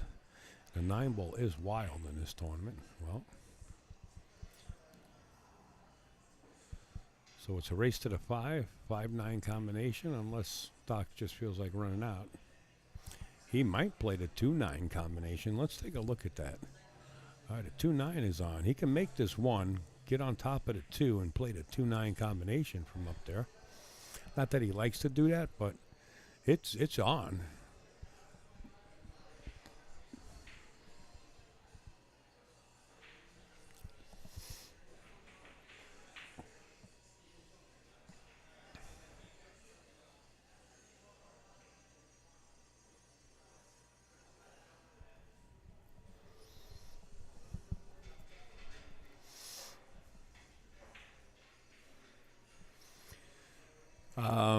Guilford, New Hampshire. Scotty, Guilford, New Hampshire. Look at this.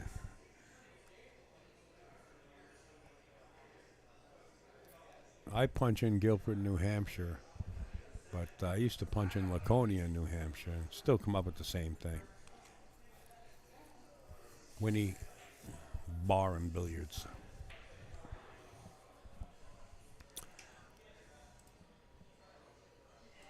Just like that. WINNI Bar and Billiards.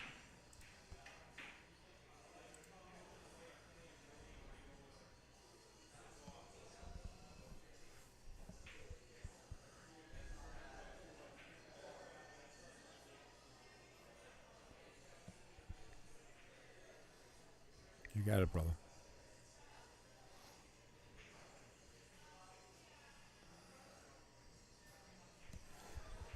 And I think this is the best players they have in the area, Scotty. Well, somebody said that Josh Tour is going to pull a lot of their good players. We probably haven't seen them yet.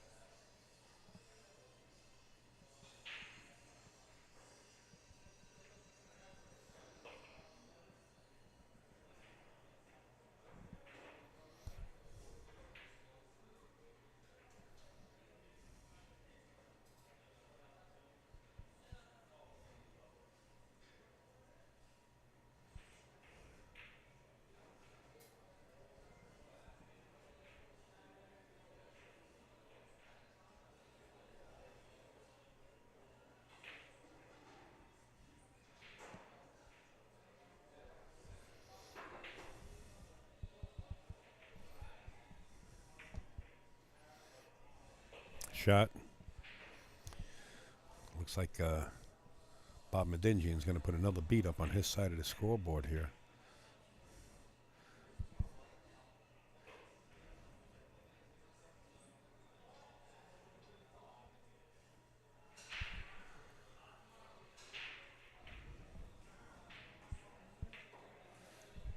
It's kind of like that place in Glen Falls, little town, couple of decent players, but no real killers. Glen Falls.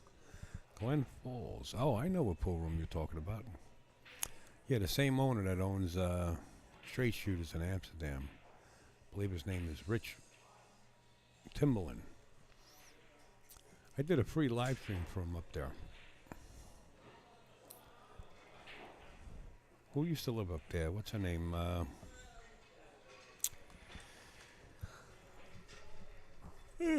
Sorry. Dawn Fox used to live out that way.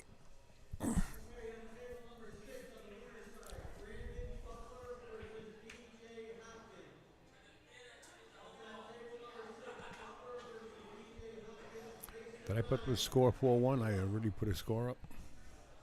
I believe so.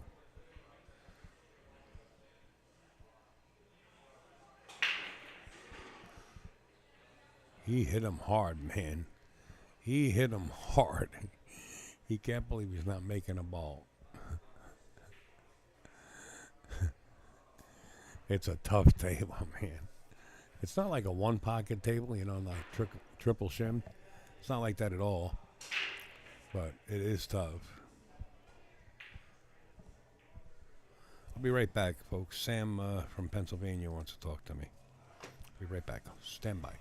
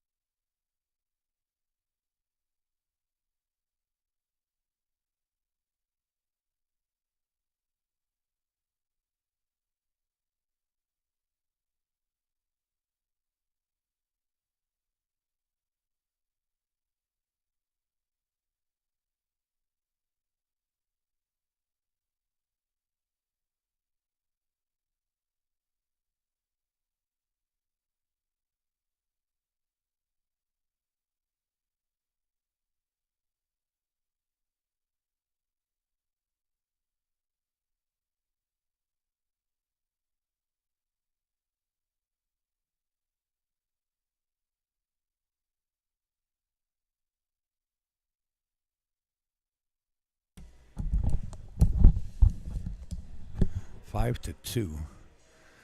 Sorry, the food has arrived. Sorry for stepping away. Man, it's time for Upstate to get some energy now.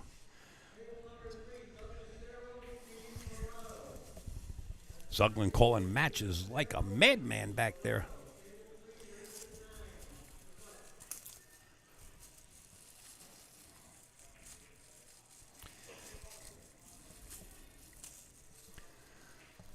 Oh boy, Upstate is in for a nice treat.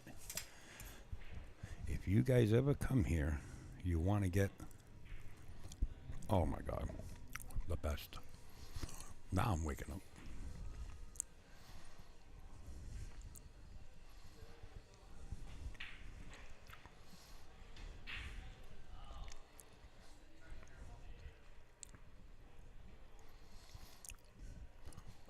Any angle will do, or even straight in from here.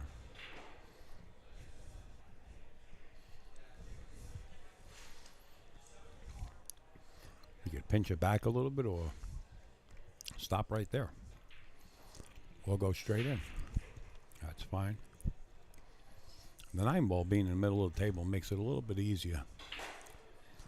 Let's see, I honestly don't remember. Nice guy, good equipment. The guy paid for me and Frankie and Ginky a drink free in the club next door.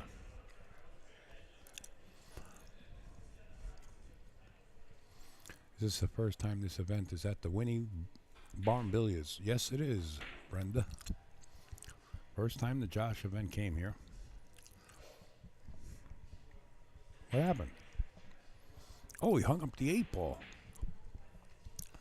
Wow, I didn't see the 8 hanging up in the corner. Look at this. Bob can't believe it. He's ready to jump out of his seat again.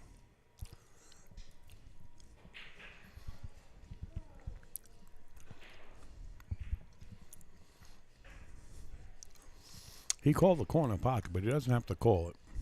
The 9 ball's the only. You don't have to call any ball. Oh, Bob's going to like the outcome of this shot.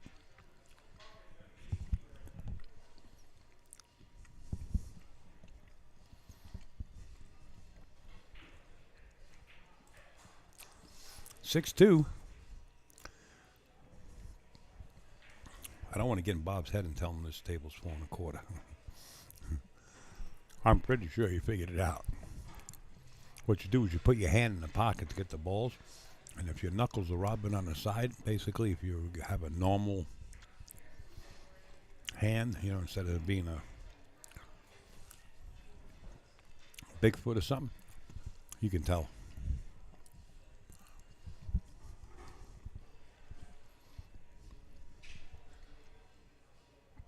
It is break from the box, and that's why we're not seeing many balls going. I would love to see somebody aim at the second ball and behind the 1 and see the effect we get. But going back to the regular, straight on. He's hitting them hard, man. He's really winding up. Nothing on the break. I mean, it's really not phasing him right now that he's not making anything on the break because he is winning here, but he's still bewildered by the outcome.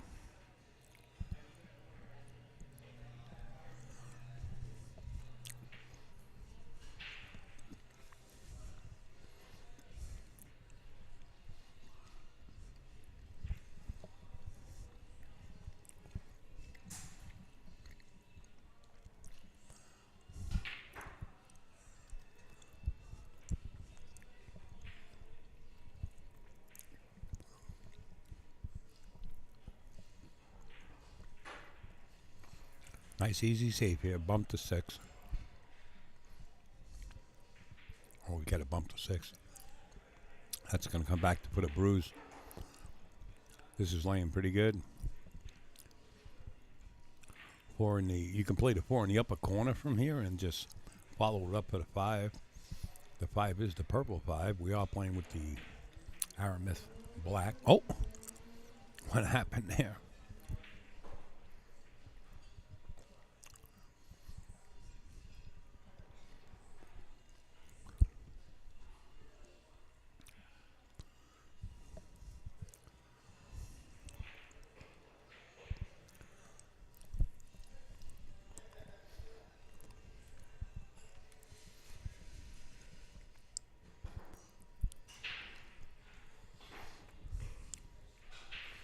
Same shot.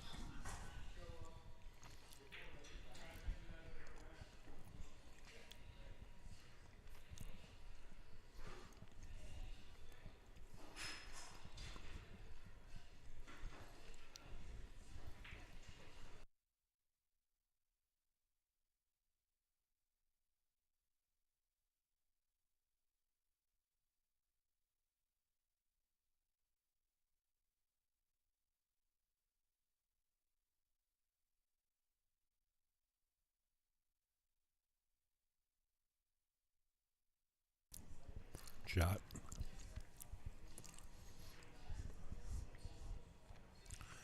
Looks like he got kind of straight. And I don't think he can rip the cue ball out of that corner to come back down for the 6. He's going to go for it, though. He's going to try to rip this right out of the corner. Force follow.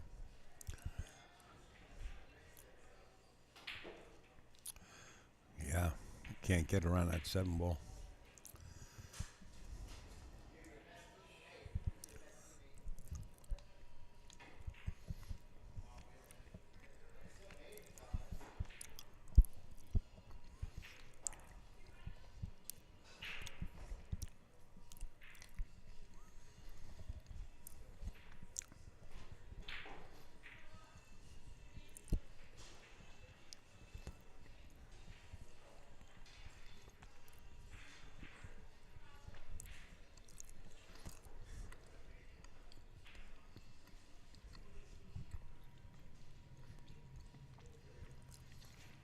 Nice shot if you can make this and play 4 rails. You got to go forward with this with left-hand spin. Spin around and back up for the 7 and the side. Oh, he drew it. Wow.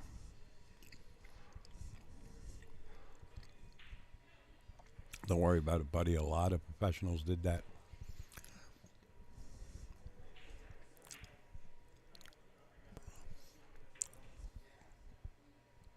They're having a conversation there, and Bob's like, what's going on?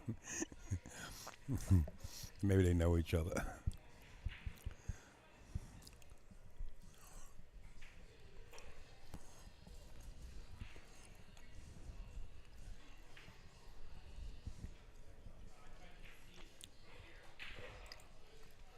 Seven two.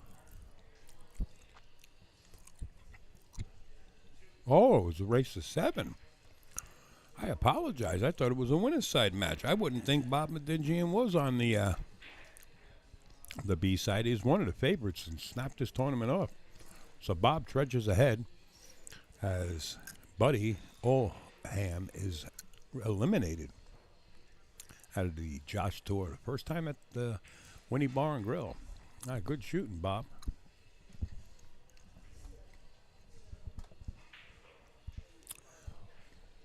Now, I only got about 45 minutes left on Facebook. Do I refresh right now? I think it's a good move. And I'll refresh the YouTube at the same time. I think if we're going to get into another match here on the main table, we won't have enough time to finish at least that match. Let's switch over for the time being, just for a little bit. We'll go over here. This is Mike Renshaw. I'm not sure who his opponent is. I think I should refresh, guys.